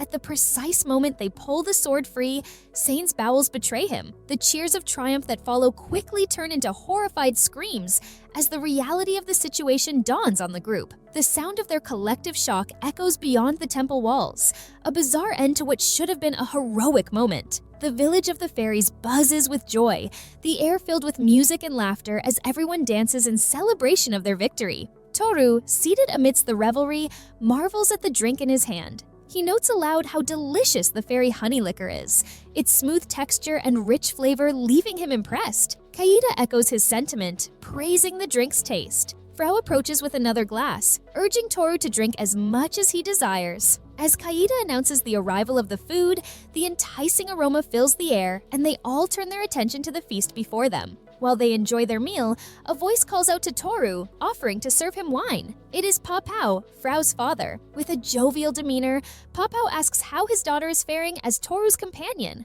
Toru replies thoughtfully, explaining that it is still too early to assess fully, as they have only recently joined forces, but he expresses his high expectations for her. Papao's face lights up with gratitude, and he thanks Toru for placing his trust in Frau. However, when Toru mentions that he isn't entirely comfortable with the idea of Frau being his slave, Papao's expression turns serious. With sudden fervor, Papao declares that the fairies are the servants of the great race, and that their worth is proven through service. He insists that Toru, as their lord, can do whatever he pleases with his daughter. Frau, clearly embarrassed, laughs nervously and assures her father there is no need to make such declarations in front of Toru. Toru chuckles, amused by the directness of the fairies. Before long, Papao's wife and Frau's brother Atwood approach, expressing their desire to speak with Toru as well. As the lively interactions continue, Toru finds his thoughts drifting. The sight of Frau's close-knit family stirs memories of his own. Feeling a pang of emotion, he excuses himself, claiming he needs to visit the bathroom. Kaida, perceptive as always, notices his departure. Later, at the top of a towering tree, Toru sits in solitude, watching the celebration from afar. The sound of the fairies' joy reaches him even here, but his heart feels heavy. Kaida approaches quietly, carrying a cup of tea, and hands it to him. She gently asks how he is feeling. Toru smiles faintly, acknowledging her observation and admits she has caught him. Kaida remarks that she is always watching him. After a moment of silence, Toru confesses that seeing Frau's family has reminded him of his parents. The memory is too much to bear. Kaida hesitates, then asks if she can know how his parents passed. Toru's gaze turns distant as he recounts the tragedy. He is only 15 years old when he comes home one day to find them both dead. They are among the wealthiest families in the town, and the prevailing theory is that they were targeted by robbers. With no other family to turn to, Toru has lived alone ever since. In those difficult days, Lisa is his support. She stays by his side, giving him the strength to continue living. That is why he has always wanted to remain close to her. But now, he admits, it no longer matters. Lisa has betrayed him and chosen Sane. Though the separation is a shock, he concedes that perhaps he simply wasn't enough for her. As Toru's voice falters, Kaida moves closer and wraps her arms around him in a silent gesture of comfort. Her embrace speaks volumes, offering the solace that words cannot. Morning light filters through the trees as Toru, Kaida, and Frau begin their exploration. Toru's gaze sweeps the landscape before turning to Frau, questioning if this is the place where the golem originally rested. Frau confirms with a nod, her confidence unwavering. Toru then directs Kaida to search the area for any ancient artifacts, instructing her to use her appraisal skill to examine anything of interest. When Frau eagerly asks how she can contribute, Toru suggests she take the chance to level up, a task she accepts with visible enthusiasm. The group moves through the ruins, encountering numerous deteriorated golems, their forms scattered and lifeless. As they press on, Kaida's sharp eyes catch sight of something unusual, and she calls out to Toru. Before them stands a doorway leading into a structure, its entrance dark and foreboding. Without hesitation, Toru decides they will investigate further.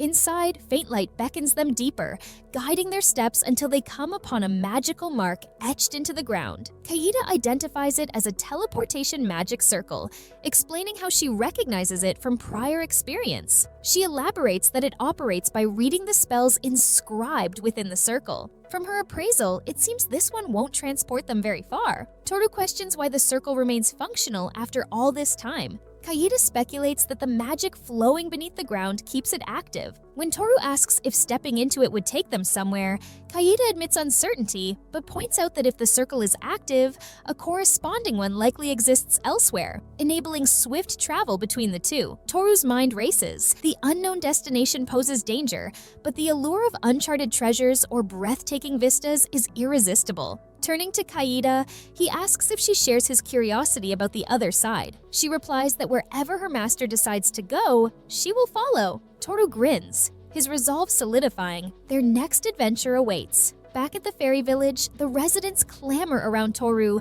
pleading for him to stay longer. Some even implore him to remain for decades. The commotion is interrupted by Frau, who steps forward to chastise them. She reminds the fairies of their role as servants of the great race, urging them to uphold their dignity and respect Toru's decision. The fairies quickly apologize, promising to await his return with patience. Frau's sharp words earn a grateful smile from Toru, and with a parting reassurance to the villagers, she promises they will visit again. Returning to the teleportation circle, Toru addresses his companions. From this point forward, he explains, they have no idea what lies ahead. Whether it is treacherous waters or unforgiving terrain, they will face it together. He instructs everyone to hold tightly to him, his expression brightened by a mix of excitement and determination. Trusting fate and driven by curiosity, the trio steps into the circle, ready to embrace the mysteries of the unknown. As the sacred sword gleams in Sane's hands, he marvels at its beauty. The weapon he has long sought, the key to his ambitions, is finally his. Memories of his earlier failures surface, how he drew it once but failed the second time, and the complications that arose the third. This moment, however, is his triumph. Nay, ever supportive, reminds him that he has finally succeeded, while Lisa shifts the conversation to the pressing matter of the city's demons. She points out rumors of hidden creatures and asks when they will be dealt with. Sane assures her he will act at the first sign of movement. Sora, more cautious, expresses concern about their current strength, suggesting they train further before confronting any demonic threats. Nay dismisses her hesitation, questioning whether she has seen how terrified the townsfolk are and insisting that they act swiftly. Lisa interjects, reasoning that rushing in unprepared could lead to their deaths, helping no one in the process. The argument escalates, with Nay and Lisa debating urgency versus caution, while Sora tries to mediate. Sane, watching the three women, silently berates them. Their bickering is a constant annoyance. In a land so far from the Demon King's domain, he doubts high-level demons will appear. His thoughts turn darker as he assesses each of his companions. Nai, once useful, is now grating and expendable. Sora, despite her healing abilities and physical appeal, is becoming a hindrance with her caution. Only Lisa retains value, obedient, efficient, and once belonging to Toru, which makes keeping her around satisfying. Yet all three are level 40, and if stronger allies emerge, Sane is already considering replacing them. A sudden tremor shatters his thoughts. Lisa rushes to the window, alarmed by the noise, and describes the chaos outside.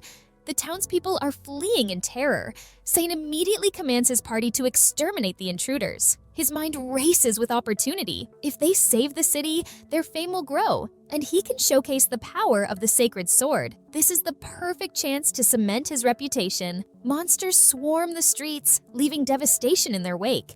Meanwhile, the demons are wreaking havoc, killing the men, assaulting the women, and stealing the city's resources. This is the demon commander, their target to kill. Sane tells Lisa that her task is simple. He wants her to cast magic left and right against the demon commander, so he will take advantage of that opportunity. But the girl says, "First, we need to evacuate the residents from here." Sane raises his tone and says, "No matter how many common people die, it doesn't matter at all. Just stick to following my orders." She is stunned. As the demons begin to gather food and riches, Lisa wastes no time. She unleashes her fire magic in various directions, creating a chaotic scene. The demon commander, unable to pinpoint the source of the spells, grows increasingly furious. Then, out of nowhere, Sane descends from above and delivers a powerful strike to the demon commander's head, demanding his surrender to avoid suffering. However, to Sane's shock, his attack seems to have no effect.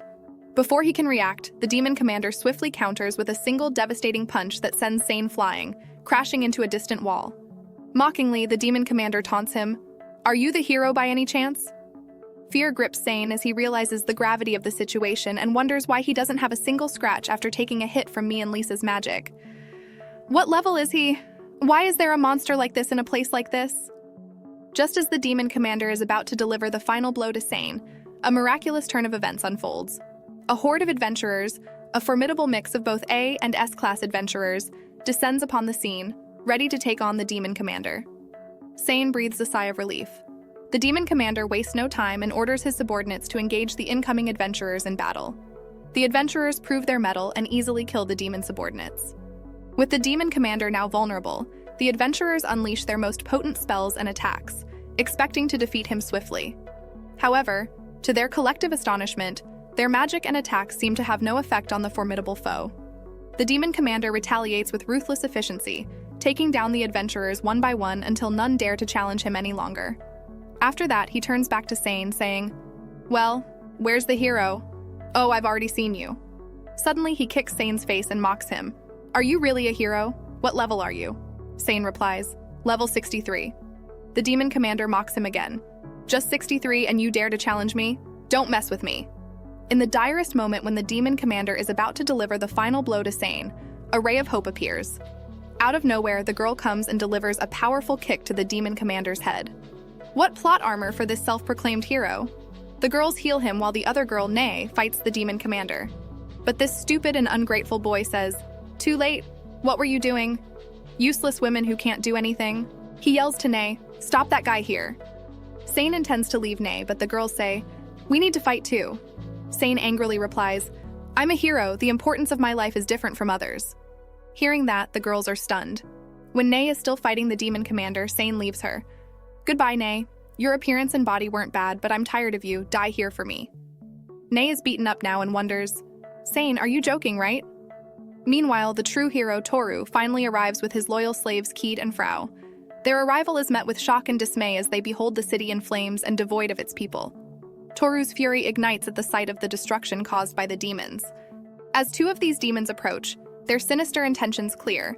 They are eager to harm humans, a beautiful beast, and a fairy, which are Toru, Keed, and Frau. However, Toru, oozing confidence, steps forward to confront them. He boldly declares that it is he who will vanquish them. Just as the demons prepare to attack, Keed intervenes with a swift and deadly strike, casting a devastating slash burst that instantly annihilates one of the demons. Meanwhile, Frau swings her mighty hammer with remarkable force, ending the second demon's existence. With the threat eliminated, they marvel at how weak these demons had been. Now let's help those who survived. We must save the citizens. Toru, Keed, and Frau quickly split up, each determined to save as many people as possible from the chaos that has engulfed the city. As they go about their mission, a heart-wrenching scene unfolds. A demon menacingly approaches a defenseless child and mother.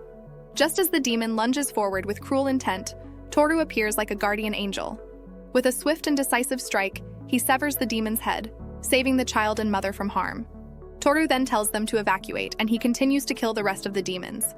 1, 2, 3, 4, 5. Only 5 seconds, he kills all of them with ease.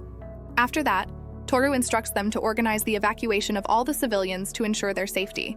He sets off once again, determined to confront and eliminate any remaining demons that pose a threat. Meanwhile, on the side of the demon commander, a subordinate rushes to report a dire emergency. They convey the shocking news that their demon armies stationed on both the east and west sides of the city have been decimated by a single, unstoppable individual. The demon commander, once filled with confidence, is left in a state of disbelief. What is happening? There is an adventurer of the hero class who happened to be hiding in this city? Boom! Suddenly, Toru arrives and breaks the wall. Toru says, "Are you the demon commander?" He simply replies, "Yeah, and who are you?" Toru says, "I'm just a warrior." I love Toru because he is not self-proclaimed, he's my alpha boy. In a sudden and desperate move, the demon commander hurls Nei onto his back. However, before he can react, Toru's incredible speed kicks in, and he catches Nei in an instant like flash. The demon commander is left utterly shocked by Toru's swift and precise actions. As Toru cradles the badly injured Nei in his arms, a rush of memories floods his mind. He can't help but recall their time together in the same party. Nei had been a source of unwavering support and encouragement during Toru's weaker days. Back then, their team had already reached the impressive level of 40, while Toru had lagged behind at level 20. He said, "Should I leave the party?" Nei suddenly kicks his ass and says, "Why are you acting like this? It's not like you. Do something instead of dwelling on it. I will accompany your training. We are a team, all 5 of us together, right?" Nei also asked Toru to confess to Lisa quickly. But Toru said, "I'm afraid of being rejected." Toru was really happy to train with Nei. Back to the present, he is crying for her while the demons attack him from his back. But Toru moves quickly and kills the demons instantly. The demon commander asks him, "Are you really just a simple warrior? It looks like you've surpassed level 100. It's been a while since I've fought someone over level 100. Try to have some fun." But Toru says, "I can't let you have your fun. I'm worried about Nei. Allow me to kill you quickly." He laughs and says, "You want to kill me quickly when I'm level 150? There's a line you shouldn't cross with jokes." Toru instantly slashes one of his arms. The demon commander is furious and moves quickly to hit Toru, but Toru casts an ice trap on him. Keed and Frau come to help him after killing all the demon subordinates. Toru tells Keed to take care of healing Nei over there. Meanwhile, he will kill the demon commander. Even though his arm is gone now, he uses a unique ability and calls his demonic weapon. The weapon then struck into his arm and becomes his new arm. While transforming, Toru tries to kill him before the transformation finishes, but he quickly reacts and parries Toru's sword. He then throws Toru to the wall. When he is about to kill Toru, Toru quickly moves and realizes that the demon commander's speed has become faster than before, easily keeping up with Toru. The demon commander says, "This magical axe is one of the demonic weapons, which can only be used by certain demons. There are some risks in using it, but its power is absolute. It also increases the user's level by 1/3. That means my current level is 195. Frau is worried for Toru, so she asks Keed to help him, but Keed says not to worry. Our master is the strongest one. Even though the demon commander becomes stronger now, Toru learns all his movements and tries to find his weak spot. Toru intends to kill him in one strike. He readies his sword, then in just a few milliseconds, he stabs the demon commander very quickly. The demon commander says, "Impossible, he's too fast, I didn't even feel his presence before he appeared. But it's not over. I will heal this kind of injury in no time with the power of the demonic axe." Suddenly, Toru pulls out the core of the demonic axe instantly. He is shocked and says, "I lost." So this is the reason why Toru can easily do all of that, because he has now unlocked 2 new jobs, which are Dragon Knight and Master Thief. The Dragon Knight job helps him to find the core, and the Master Thief skill helps him to easily move as close as to his enemy. The demon commander says, "Finish me so the battle is over." Toru says, "Well, do you have any last words?" And he just asks, "What level are you?" Toru simply replies, 300. In the end, the demon commander dies and realizes that this is what the strength of a level 300 looks like. With the battle over, Toru and his companions find refuge in a nearby building. Toru and Kaida stand quietly outside Nei's room, waiting anxiously as the doctor emerges. Without hesitation, Toru asks about Nei's condition. The doctor reassures him that Nei is fine. The hyper potion Toru provided has been instrumental in her recovery. Although it has repaired her fractures and internal injuries, the doctor warns that the healed areas remain fragile and more susceptible to damage. Rest is imperative. The doctor departs, leaving Toru to enter Nei's room. He approaches her bedside, his gaze softening as he notices her once broken arm now fully healed. The efficacy of the hyper potion, a treasure he discovered in ancient ruins, is undeniable. Toru silently thanks himself for not selling it when Kaida suggested the possibility. "I'm glad she didn't suffer anything worse," he murmurs, relief washing over him. Kaida, standing nearby, observes Nei's peaceful slumber. She seems to be sleeping well, she notes with a gentle smile. Toru turns to her, expressing his gratitude. "Your healing waves helped a lot." "Thank you, Kaida." Kaida smiles back, glad to have been of assistance. "Just to be safe, I'll perform an examination to check for any lingering abnormalities," she offers. Toru nods in agreement. Activating her examination skill, Kaida scans Nei's status, her expression gradually shifting from calm to alarm. Without a word, she asks Toru to step outside. Once in the hallway, Kaida turns to him, her voice grave. "Nei has been brainwashed." Toru freezes, disbelief and anger mingling in his expression. "Brainwashed?" he repeats, his tone incredulous. Kaida explains, her voice steady but urgent. "Her statistics show signs of abnormal conditions. Something has tampered with her thoughts. It could be magic or a substance designed to force compliance." Toru's fists clench at his sides. "What does this mean for her?" he demands, his voice tight with concern. His thoughts churn as he grapples with the revelation. Who could have done this to Nei? His mind circles back to Sane. But no matter how corrupted Sane's morals might be, Toru struggles to believe that someone he grew up with since childhood could commit such a betrayal. Yet doubt lingers, gnawing at his resolve. Kaida's voice breaks his spiral of thought. She asks if he is all right. Toru shakes his head and apologizes, his tone distant as he asks her to leave him alone for a moment. Concerned, Kaida nods and quietly exits, leaving Toru with his dark musings. Alone, his mind solidifies a grim conclusion. If it truly is Seiin behind this, there will be no forgiveness. His expression hardens, his resolve crystallizing into a chilling vow. If Seiin has hurt Nei, Toru will kill him. Morning comes, and Nei finally stirs from her unconscious state. Toru watches over Nei, leaning forward in relief as he asks if she is all right. Nei's eyes flutter open, and she looks around in confusion before her gaze lands on him. "Toru," she murmurs. Kaida enters the room and starts, surprised to see Nei awake so soon. With Toru's help, Nei slowly sits up. After hearing what has transpired, she asks the question weighing heavily on her mind. "Was I abandoned?" Toru's expression darkens. He gently but directly asks Nei if Sane is involved. Nei hesitates before recounting her memory.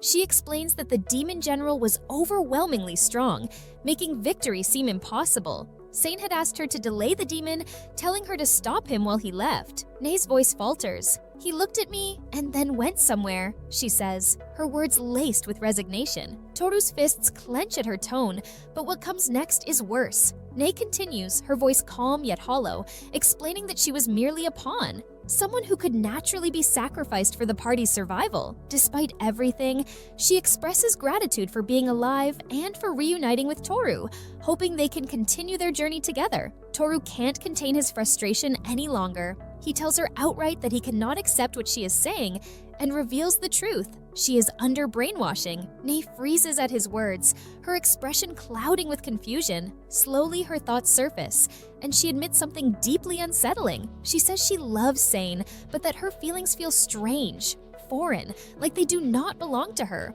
Her mind is a chaotic mess as she struggles to understand herself. Kaida and Frau, who have joined them, are visibly shaken by her confession. Toru, maintaining his calm, explains that there is a way to reverse the brainwashing. He reveals he has a potion capable of breaking even the most powerful curses. Since brainwashing is a form of curse, the potion should work. However, he warns Nei of the risk. If her actions under brainwashing are vastly different from her true intentions, the mental strain could be unbearable. In the worst case, it might cause severe mental collapse. He emphasizes that the choice is hers, assuring her that no matter her decision, he will not judge her. With that, Toru and Kaida step out of the room, giving Nei space to think. Nei thanks them, her voice trembling. Outside, he notices Toru's exhaustion and suggests he rest, pointing out that his complexion looks poor. Toru brushes off her concern, admitting he couldn't sleep even if he tried. A sudden, piercing scream from Nei jolts them both into action. They rush back into the room to find Nae on the floor, clutching her head and writhing in anguish.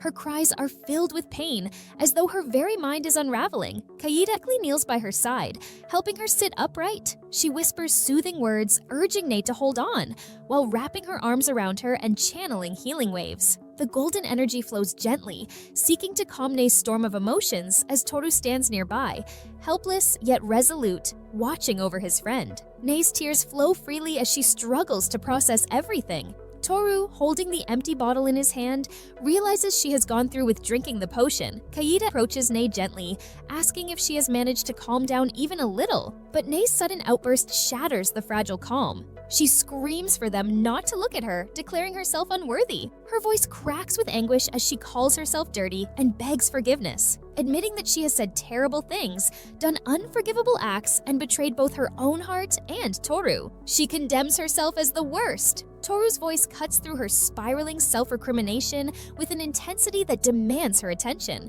He shouts that she is wrong, that none of it is her fault. She was controlled. Her actions were not her own. He implores her not to blame herself, emphasizing that she is not dirty and that her true self remains untouched. Deep inside, she will always be Nae. He urges her to rest, promising to give her space for now. Trusting Heed to stay with Nae, Toru steps out, leaving her to recover. Outside the capital, the scene is one of slow recovery. Renovations begin on damaged buildings, and children play nearby, their laughter defying the hardship they have endured. Toru smiles faintly, marveling at the resilience of the people. Despite everything they have been through, they keep moving forward. He silently hopes Nae can find the strength to rise again and live with the same determination. If that proves impossible, he resolves to care for her himself, no matter what. As he walks, two children approach him hesitantly. One of them, a girl he recognizes from the night of the attack, asks if he is the man who saved them. Toru smiles warmly, confirming he is glad to see them safe.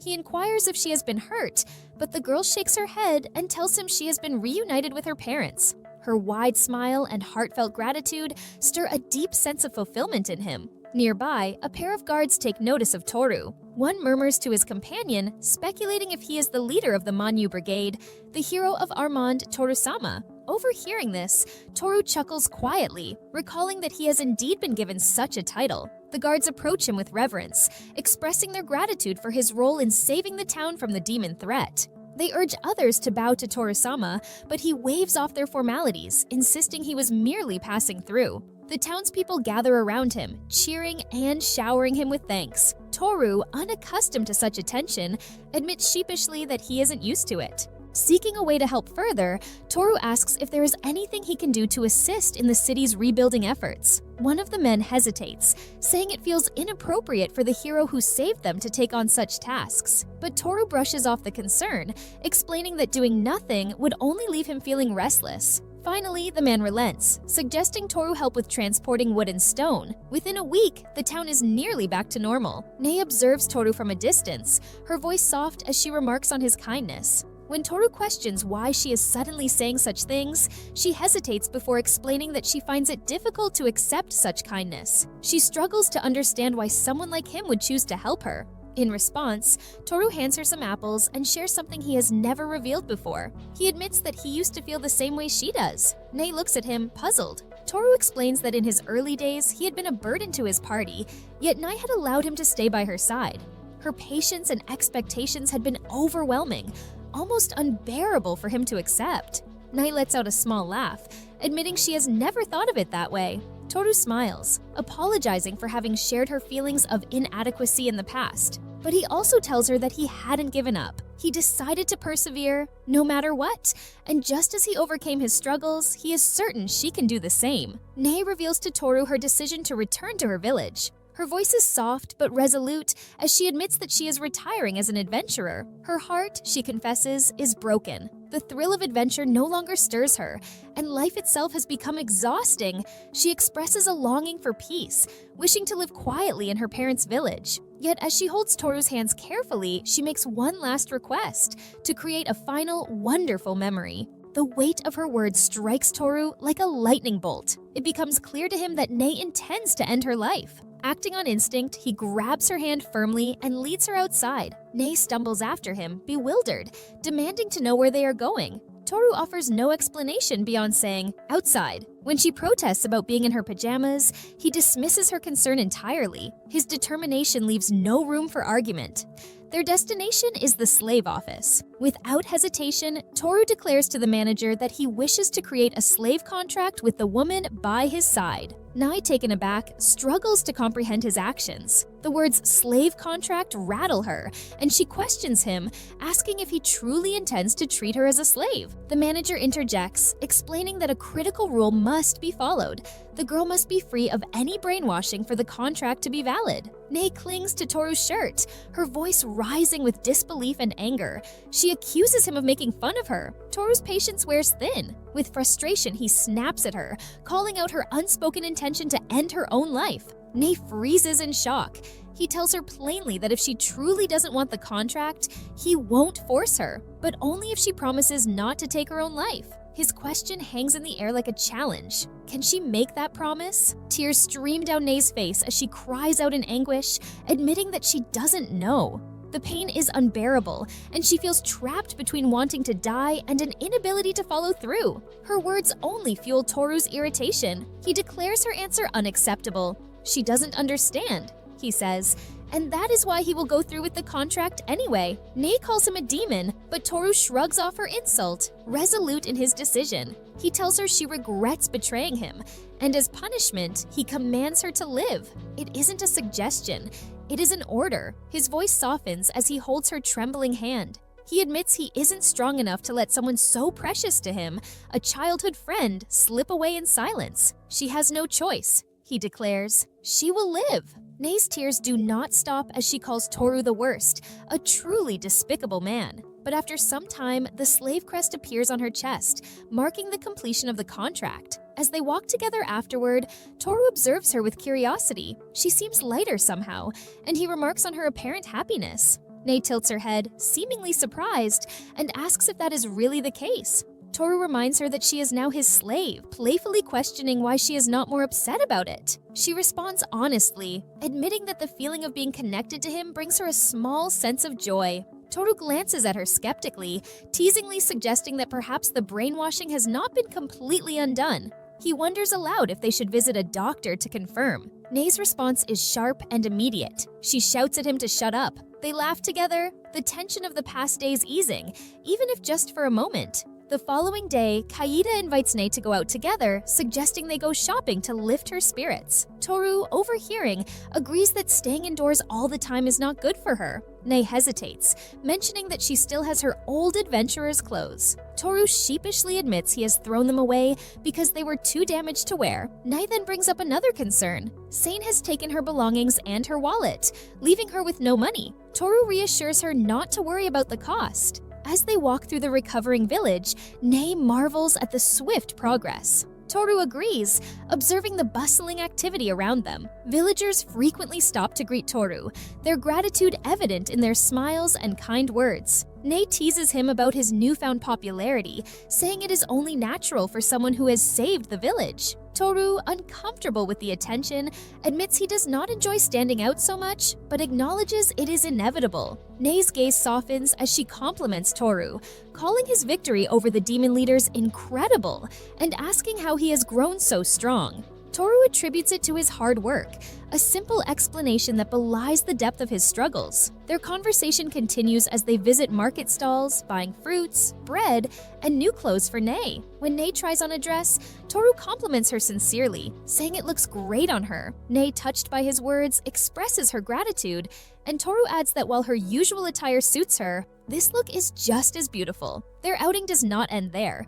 The group spends the afternoon at a pool, playing volleyball, sunbathing, and sipping refreshing drinks. As they relax, Nei's thoughts turn somber. She speaks of Sarah and Lisa, still trapped under Sane's influence, suffering abuse. She questions whether it is right for her to enjoy herself while they endure such torment. Guilt weighs heavily as she brings up the terrible things she has done to Toru. Toru's response is firm. He reminds her again that she bears no blame for what has happened. everything stems from Sane's actions, and she has done nothing wrong. He reassures her that as long as she can find peace and happiness in her hometown, that is enough for him. He vows to take care of Sane and make him pay for his crimes. Extending his hand, he encourages Nae to set her worries aside for now and simply enjoy the moment. Nae hesitates, but eventually agrees, allowing herself to smile again. A week later, Toru accompanies Nae to the Kingdom of Armand, where she begins her journey home.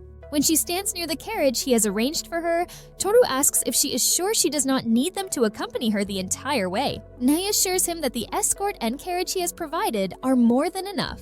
She smiles, remarking that Toru is regarded as a hero in the kingdom. Toru dismisses the notion with a casual comment, acknowledging that much has happened to earn that title. When Toru asks about her plans back in the village, Nae explains that she intends to help her parents on the farm. She hopes the physical activity will help her mood.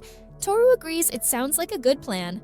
As the moment to say goodbye arrives, Nae takes the time to thank each of them. She expresses her gratitude to Frau and Panda, reflecting on the unforgettable experience of flying with pixie wings. She encourages Kaida to keep doing her best and whispers her worries about Toru, asking Kaida to watch over him. Kaida smiles warmly and promises to take care of him. When Toru invites Nae to rejoin their party, emphasizing how welcome she would be, Nae declines with a bittersweet smile. She explains that she does not feel worthy to stand by his side anymore, and that her decision to return home is final. Before departing, however, Nae makes one last plea. She begs Toru to save Sora, describing the abuse she has endured under Sane. Toru assures her that he will help Sora without fail. Nae then brings up Lisa, her voice heavy with concern. She fears that even if Lisa is freed from her brainwashing, her heart might not survive the trauma. Nae hesitates before asking Toru if he still has feelings for Lisa. Toru admits that he is not sure. There was a time when he could have answered that question easily,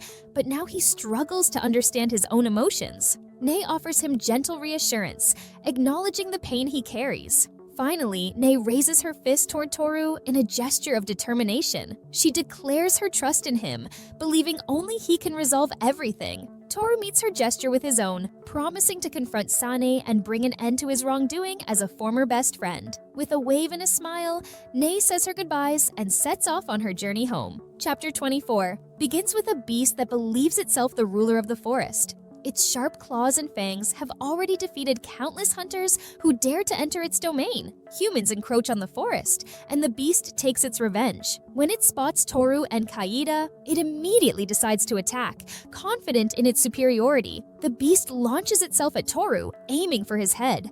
Kaida notices the attack and watches as the beast's fangs make contact. However, the beast's assault has no effect on Toru, leaving the creature confused. It cannot comprehend what kind of human could withstand such an attack. Toru grabs the beast's head and slams it to the ground, knocking it unconscious with ease. When Kaida offers to finish the beast off, Toru decides to leave it be, confident it will no longer pose a threat. As night approaches, the group decides to camp. Later, as they settle down, Frau begins to wonder about their plans and asks Toru about their next steps. Toru explains that they have taken an unexpected detour to visit Frau's village, but will soon resume their journey to a town in Grigit before heading to the capital. He also shares that he is considering confronting Sein, who, as far as Toru knows, is planning to attend a roundtable meeting in the capital after acquiring the Holy Sword. Toru proposes that they ambush Sein there. Kaida asks what Toru intends to do after defeating Sein. Toru mentions checking on Lisa and Sora, who are likely still under Sein's control. He reveals that he has purchased a potion from a slave shop that can confirm whether someone is brainwashed. When applied, the potion causes the body of a brainwashed individual to glow pale pink. Toru assures the group that if Lisa and Sora wish to be freed, the potion will help release them. Frau then questions Toru about his intentions towards Sein. She considers him scum and believes he deserves to be dealt with harshly. Toru, however, hesitates. Despite everything, Sein was once his childhood friend and the leader of the White Fang. Toru feels he needs to ask Sein why he did such terrible things. Frau criticizes Toru's sentimentality, but Kaida admires his kind nature.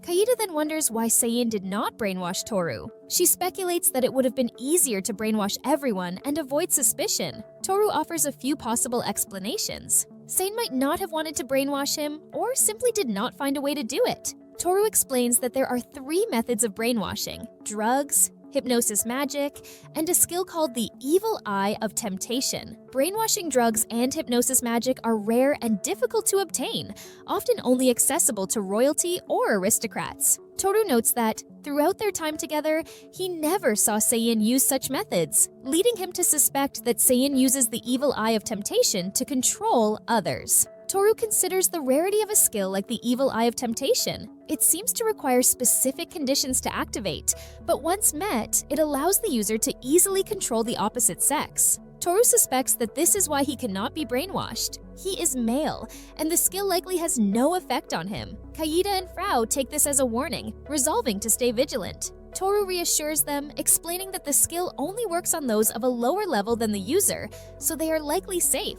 Still, he wants to confront Seiin, hear his reasons, and then ensure he receives punishment according to the laws of their homeland. Publicly humiliating such a proud man seems like proper justice. As they move on from the serious conversation, Kaida admits she is excited to visit the capital for the first time. Toru mentions that their next stop, a well-known tourist town, will be an enjoyable detour. Pressed for details, he reveals it is a village named Baton, famously nicknamed Boobs Bang for its peculiar fascination with breasts. Kaida and Frau look at him skeptically, but Toru insists that is not its defining feature. Despite his explanation, Kaida sighs, remarking that her master seems to have a clear fondness for the topic.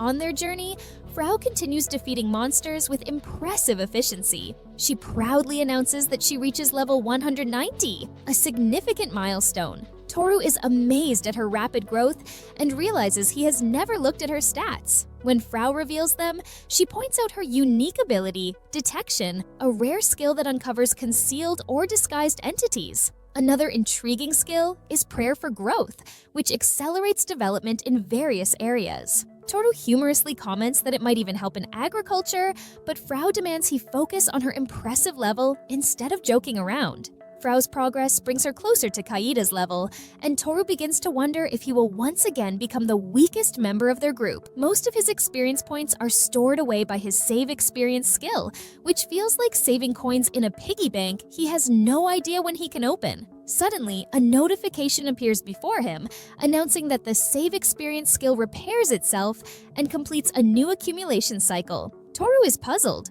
What does it mean by corrupted saving skills? He wonders how the skill gets damaged and if any lost experience will be reimbursed. This unexpected development leaves him deep in thought as the journey continues. After a few hours of walking, they finally arrive at the village. The streets bustle with activity, lined with vendors selling goods, and the lively atmosphere fills the air. Toru finds the place quite different from what he imagines. Amid the commotion, Frau points out something peculiar, a bread shaped to resemble breasts. It seems this is part of the village's theme. They also notice vendors selling cow's milk, which Frau mentions as another curious aspect of the village's culture. Kaida seems nostalgic, reminiscing about how her grandmother used to give her fresh milk after meals, secretly keeping it from her mother. Toru finds this detail surprising and wonders if members of the Beast clan live long enough to have such close ties to their ancestors. As they explore, another notification appears for Toru. He is startled to see that his save experience skill reaches its limit, triggering a rank promotion. With this change, he discovers he gains several new abilities. Kaida notices his reaction and hugs him in congratulations, eager to see what skills he has acquired. Toru examines the list for the first time and is intrigued by the names and effects. One skill, Dragon Eye, allows him to perceive hidden beings. Mega Boost, Tame Master appears to be an upgraded version of Tame Master, letting him significantly enhance tamed monsters. Another skill, Joker, seems linked to the Copycat ability, sparking Toru's curiosity to test it out. Lastly, the Super Multipurpose Key grants him the power to unlock anything, much like a universal key. Toru realizes the promotion acts as a compensation mechanism, turning accumulated savings into even higher-ranking abilities. Frau comments on his rapid growth, comparing him to a monster in terms of strength, though Toru isn't thrilled with the comparison. He then mentions gaining a skill called Double Overall Skill Experience, which might also enable Kaida and Frau to unlock rare abilities in the future. Frau seems excited by the possibility, and the group's journey continues, their new powers promising even greater adventures ahead. Toru, Kaida, Frau, and Pandy climb to the top of the mountain, greeted by a breathtaking view. In the distance stands a towering structure, the Tower of Crows. The group marvels at its sheer size and the majestic aura surrounding it. This ancient ruin is shrouded in mystery, with its construction method, purpose, and interior layout all unknown. The tower is located in elf territory, and humans who venture too close are met with swift and aggressive rejection. Frau seems familiar with the area, revealing that elves, who share a friendly bond with fairies, have allowed her to see the tower up close in the past. Toru is surprised she hasn't mentioned this before. While discussing the possibility of visiting the elves, Frau admits it might be difficult due to their stubborn nature, but with the right negotiation, entry could be possible. When asked if he wants to see the tower up close, Toru eagerly agrees. Frau makes a deal with him. She wants help leveling up until she reaches Kaida's strength. This is a matter of pride for her, to prove she is capable as a member of the great race. Toru decides to prioritize her training until they reach the village. Frau is thrilled, declaring her goal of reaching level 200. On their journey through the forest, Frau fearlessly faces a variety of monsters: evolved bears, poisonous mushrooms, and even a massive griffin. Using her speed and hammer, she defeats the griffin with ease, celebrating as she levels up to 220. Her excitement is infectious, though Kaida points out that collecting materials from the defeated monsters becomes a challenge due to their numbers. Among the remains, Toru notices rare materials that could fetch a good price if sold, but as they continue, he realizes they are nearing the elf-controlled zone, a potential source of trouble. Suddenly, an arrow zips past Toru, narrowly missing him. He quickly recognizes it as a warning shot rather than an attempt to harm him. Standing his ground, he calls out to whoever is watching, asking to talk. From the trees, an elf woman emerges. Her tone is sharp, and her expression unwelcoming. She acknowledges Toru's difference from other humans, but warns him to leave immediately. As Toru observes her, he can't help but think the elf's reception is far colder than he had hoped. The elf girl aims her bow directly at Toru, warning him that if he moves any closer, she will shoot him in the head.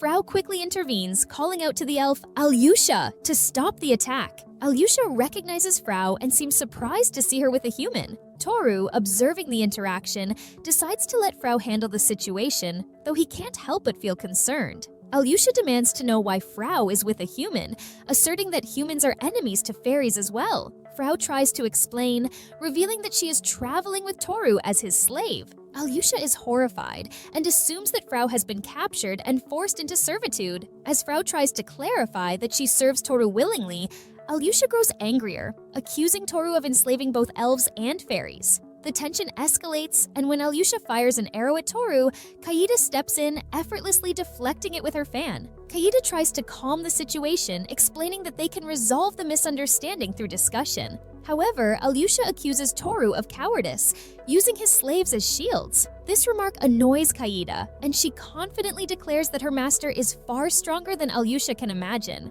Alyosha, feeling insulted, retaliates with a flurry of arrows, but Kaida easily blocks them all. Alyosha is stunned by Kaida's speed and skill, realizing the significant gap in their abilities. Kaida, undeterred, tells Alyosha she needs to learn her place for daring to attack her master.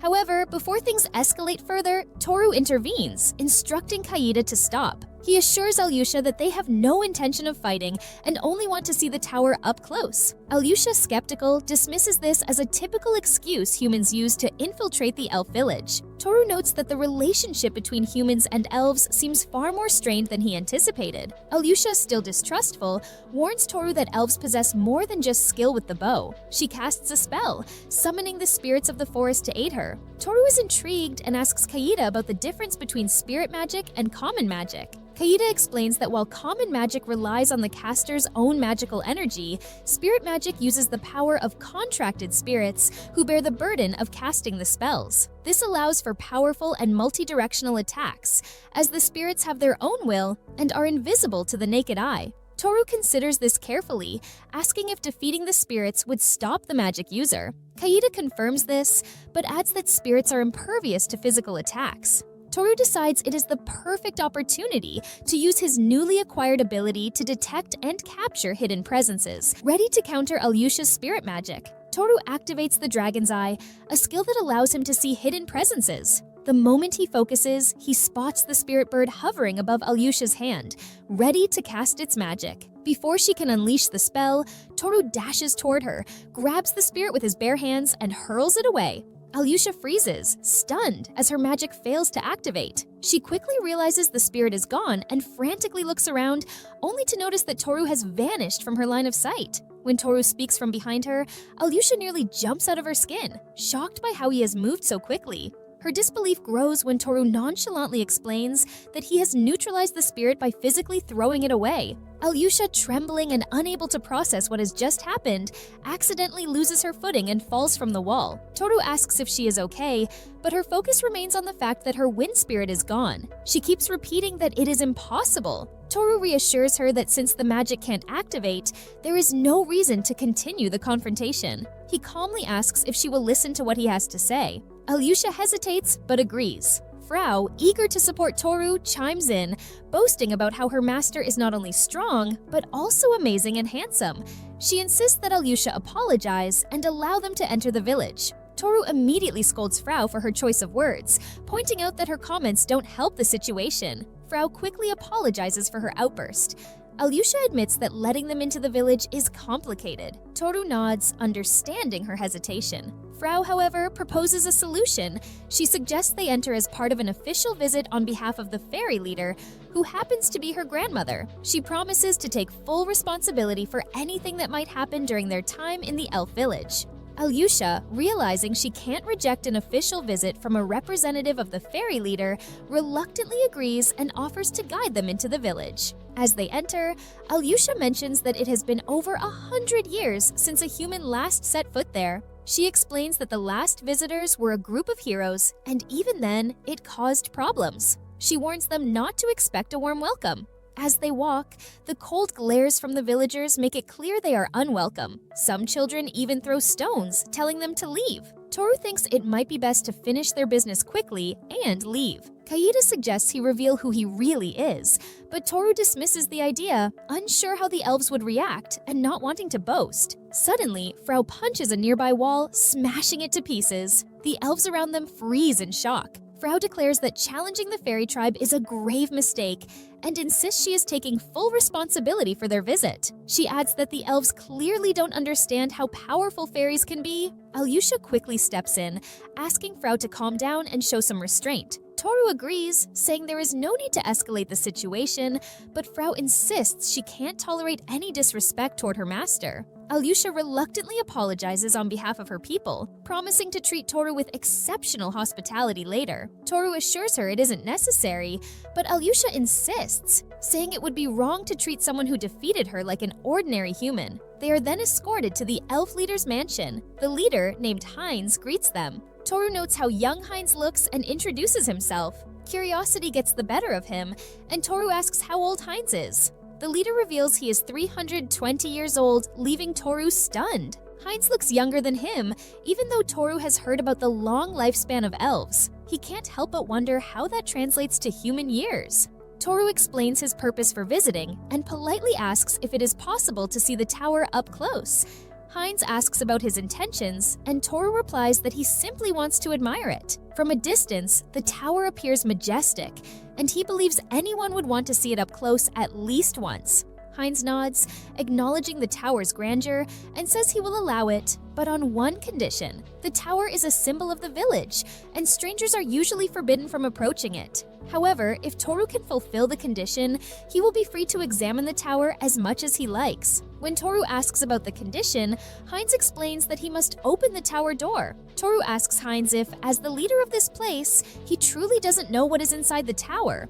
Heinz admits that is correct. The structure is built by an ancient race, and no matter how many attacks or spells they launch at it, it remains unscathed. There is only one entrance, a single door in the front, but its lock has no key. Toru asks if a key should have been passed down through generations of elves to protect the land, but Heinz explains that no such key has ever existed, despite the elves living there continuously. The tower's origins and purpose remain a mystery. Toru reflects on how this aligns with his goal to see the tower up close.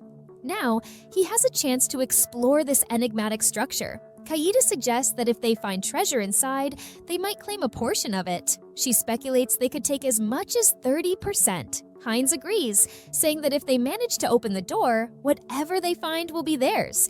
Toru notes Kaida's cleverness in negotiating and admires how she secures the deal. Alyosha, however, voices her doubts, pointing out that Toru isn't an ordinary man despite his appearance. She questions if it is wise to agree to such terms so easily. Heinz reassures her, reminding her that even the great thief of the past couldn't open the tower. He doubts Toru will succeed where so many others have failed. Alyosha insists there is always a chance, but Heinz teases her for being overly cautious, commenting on her worrywart nature and adding that this might be why she remains unmarried. Alyosha angrily tells him her marital status is none of his business, and Toru realizes they are siblings. Toru then asks if, by opening the door, he will be granted full access to the tower and accepted as an official guest, independent of the fairies. Heinz agrees. Satisfied with the terms, Toru and the group make their way to the tower. Standing before the massive door, Toru is awestruck by its intricate beauty. Kaida marvels at how the ancient race could have constructed such a colossal structure. Examining the door, Toru spots the keyhole and asks if he can try pushing it to test its strength. Alyosha, skeptical, tells him it is futile, but gives him permission to try. As Toru pushes against the door with all his strength, a powerful energy surges around them, causing the ground to tremble. Despite his efforts, the door doesn't move an inch. Toru concludes that brute force won't open it, but Alyosha is clearly shaken by the sheer strength he has displayed. She asks him what he plans to do next. Calmly, Toru reveals his plan.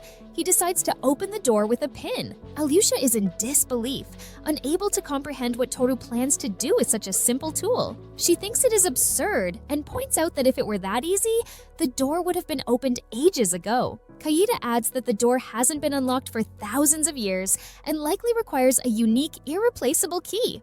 Unfazed, Toru decides to give it a try using his master key skill. He inserts the pin into the lock, and with a subtle glow, the door clicks open. Alyosha stands stunned as Toru casually pushes the door and declares it open. Eager to explore the ruins, Toru steps forward while Kaida laments that they will only get 30% of any treasure they find. Alyosha still can't wrap her head around what just happened, questioning if it is some kind of joke. As they enter the tower's first floor, the group immediately notices a massive egg in the center of the room. It looks ancient and eerie, its size suggesting it belongs to some kind of giant beast. Curious, Toru moves closer and touches it, only for his finger to sink into its gelatinous surface. Suddenly, the room fills with a foul stench. It is rotten. Kaida appraises the egg and confirms it is in a terrible state, likely long dead. The smell becomes unbearable, and they all rush away from the room. Frau spots a staircase, and they quickly ascend to the second floor. This level is a stark contrast to the grimy and decayed first floor. The space is luxurious and serene, with clear water flowing through it. Kaida confirms the water is safe to drink. Toru tries some and finds it delicious, and even Alyosha is moved by how refreshing it is. Overwhelmed, she feels tears well up in her eyes. She explains that their village has always lacked a nearby water source, and this discovery could finally provide clean drinking water for everyone. To her, this is a treasure in itself. Toru acknowledges the significance of the water, but feels there is more to discover. His instincts as a thief tell him something greater awaits. Spotting another staircase leading upward, he urges the group to continue exploring. On the third floor, they find rows upon rows of shelves filled with scrolls. Alyosha dismisses it as just a storage area, but Toru quickly realizes the significance of what they are seeing. Kaida points out that the scrolls are organized by type, and the ones in front of them are for magic absorption, a single scroll of which could sell for 130 million. Toru estimates that just one shelf could hold scrolls worth billions. Kaida continues scanning the shelves, identifying others labeled with abilities like identification, penetration, and clairvoyance. Then she comes across a shelf marked Deity, which contains unknown types of scrolls. Given that the tower was built and sealed by an ancient race thousands of years ago, there could be scrolls here that have never been seen before. Toru's excitement grows as he considers the possibility of uncovering a historic discovery. While examining the shelves, Toru notices some scrolls inscribed with ancient script. Intrigued, he turns to Kaida and asks if she can read the language. She confirms she can, sparking his anticipation about what secrets the scrolls might reveal. Toru reflects on how rare it is for anyone to be able to read ancient scriptures. Only a handful of scholars in the world can decipher them, and it certainly isn't a skill easily mastered. He wonders when Kaida learned such a complex language. Meanwhile, Frau calls out, saying she has found magical scrolls nearby. This surprises Toru even more. Could Frau also read these ancient texts? That doesn't seem normal at all. His suspicions are confirmed when Alyosha looks curiously at one of the scrolls, unable to understand it. Toru sighs, realizing the ability to read these scrolls isn't common after all. He acknowledges the sheer number of scrolls they have found, recognizing their immense value. Alyosha agrees and, for the first time, genuinely thanks Toru for opening the door to the tower. She smiles, expressing her appreciation and even refers to him with respect. Toru notices her change in attitude, finding it amusing that she now addresses him as Toru Dono, instead of seeing him as just an ordinary human. He understands the scrolls are invaluable, not just for their potential monetary worth, but for their utility in combat. Though single-use, they could be incredibly powerful. The elves likely value these scrolls for defending their village,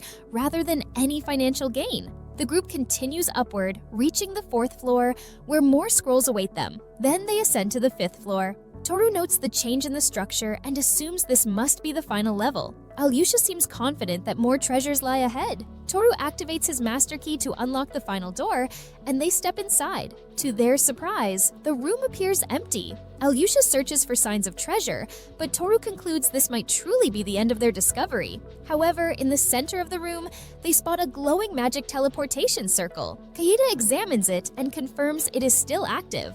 Toru speculates that the circle might lead to another ancient ruin or hidden location. Kaida, smiling, reassures Toru that whatever decision he makes, she will follow his lead. Frau chimes in as well, expressing her confidence in their abilities and saying there is nothing to fear with their current strength. Toru looks at his companions, feeling a deep sense of gratitude for their trust and loyalty. He reflects on how fortunate he is to have such dependable allies. About 2 weeks ago, in the capital of the kingdom of Valsiazus, the king honors hero Sein for obtaining the Holy Sword. However, he also criticizes Sein for his actions in Norstall, where Sein abandons his companions and flees, leading to severe damage in the city. Sein feels frustrated, wondering who could have defeated the monsters they faced, and blaming himself for not confronting them directly. The king continues by mentioning that after the Demon King escapes, his subordinates are easily defeated by a group called the Manhwa Brigade. Sein grows confused and angry, questioning why the Manhwa Brigade is involved and feeling that something doesn't make sense. He accuses the king of trying to ruin his reputation as a hero. Despite his anger,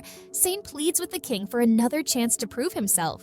The king considers Sein's request, recognizing that although Sein is a hero, he is still growing and developing his skills. He decides to give Sein 2 opportunities to redeem himself. First, the king orders his guards to bring a high elf, a rare and beautiful specimen he has acquired at great cost. He tasks Sein with obtaining another high elf without paying for her, sending him to the elf village in the Grigit Forest. Sein realizes the king essentially wants him to bring back a high elf as a slave, knowing that the elves are very selective and do not easily cooperate with humans. Despite the difficulty, Sein remains confident, believing that as a hero, he can work with the elves just as heroes have done in the past. He feels close to securing the help he needs. The second chance the king offers requires Sein to defeat the demon general Rovas, who blocks the path from the Grigit Kingdom to Greyfield. Additionally, Sein must defeat the Demon King himself.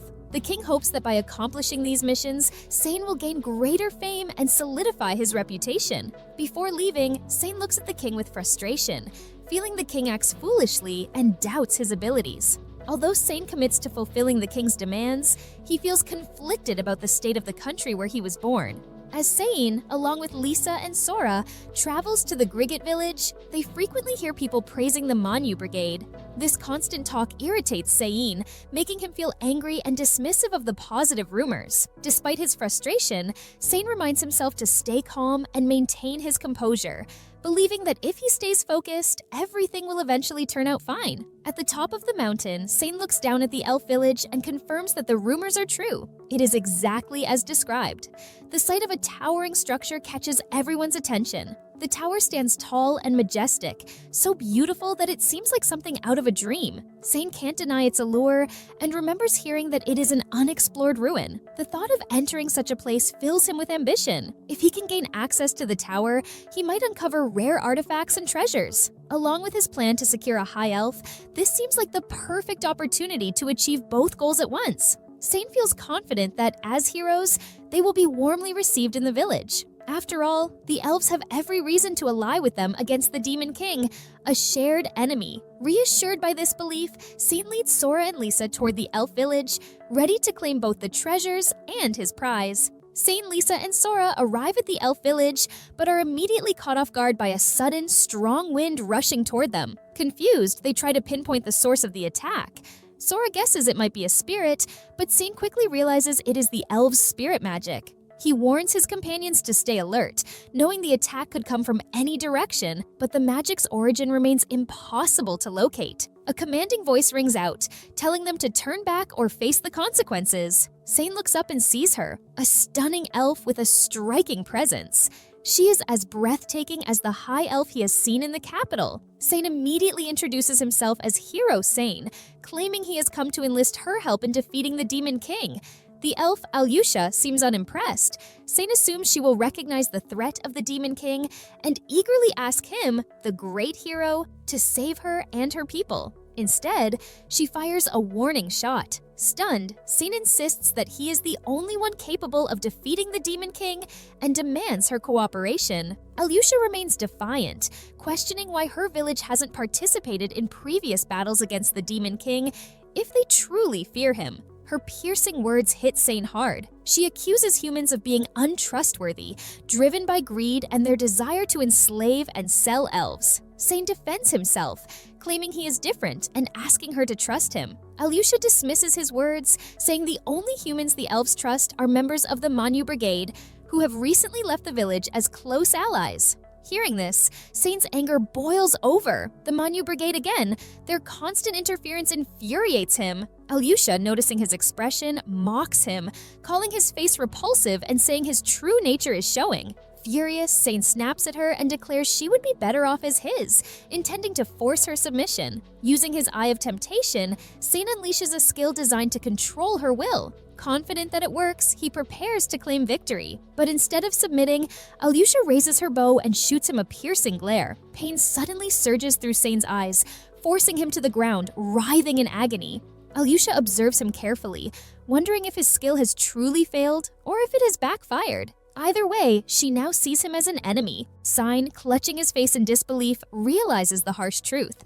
Her level is far higher than his. He cannot understand how this is possible, as few individuals in the world exceed level 60. Sane, furious and unwilling to back down, decides to use force to defeat Alyosha.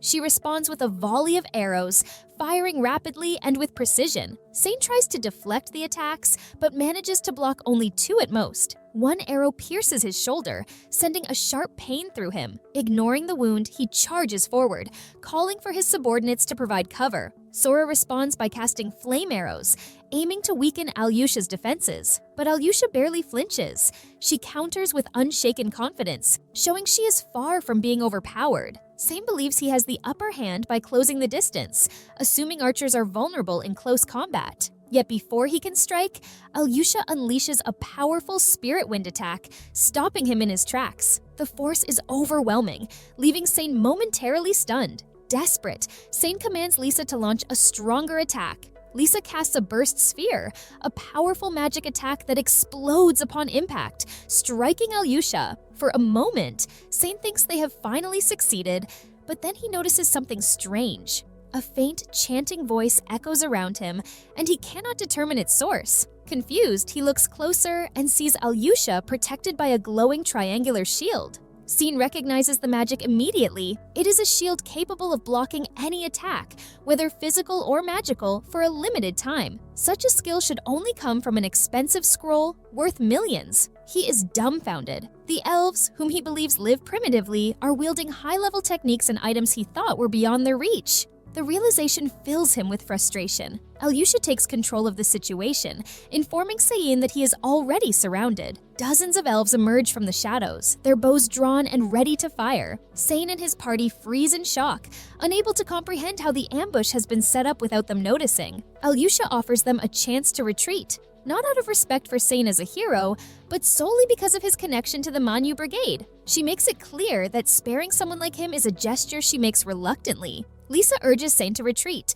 seeing the hopelessness of their situation. But Sane, his pride wounded and his frustration boiling over, refuses to back down. He shouts in defiance, unwilling to leave empty-handed after coming so far. Yet Alyosha is ready for his stubbornness. She casts a spell, summoning a powerful gust of wind that engulfs Seiin and his party. The force of the wind is overwhelming, lifting them off their feet and hurling them far away from the elves' forest. About 2 weeks before Sein's group visits the elven village, Toru and his companions have an interesting encounter. Heinz, intrigued and somewhat skeptical, asks Toru to repeat his earlier statement. Toru explains that when they open the tower, they find a water source and an enormous collection of scrolls. If Heinz doesn't believe him, Toru suggests he go and see for himself. Heinz, puzzled, cannot understand why Toru would make up such a story. Turning to Alyosha for confirmation, he is shocked when she affirms that Toru is indeed telling the truth, explaining that he is the one who opens the door to the tower. Kaida then presents some of the scrolls they have found,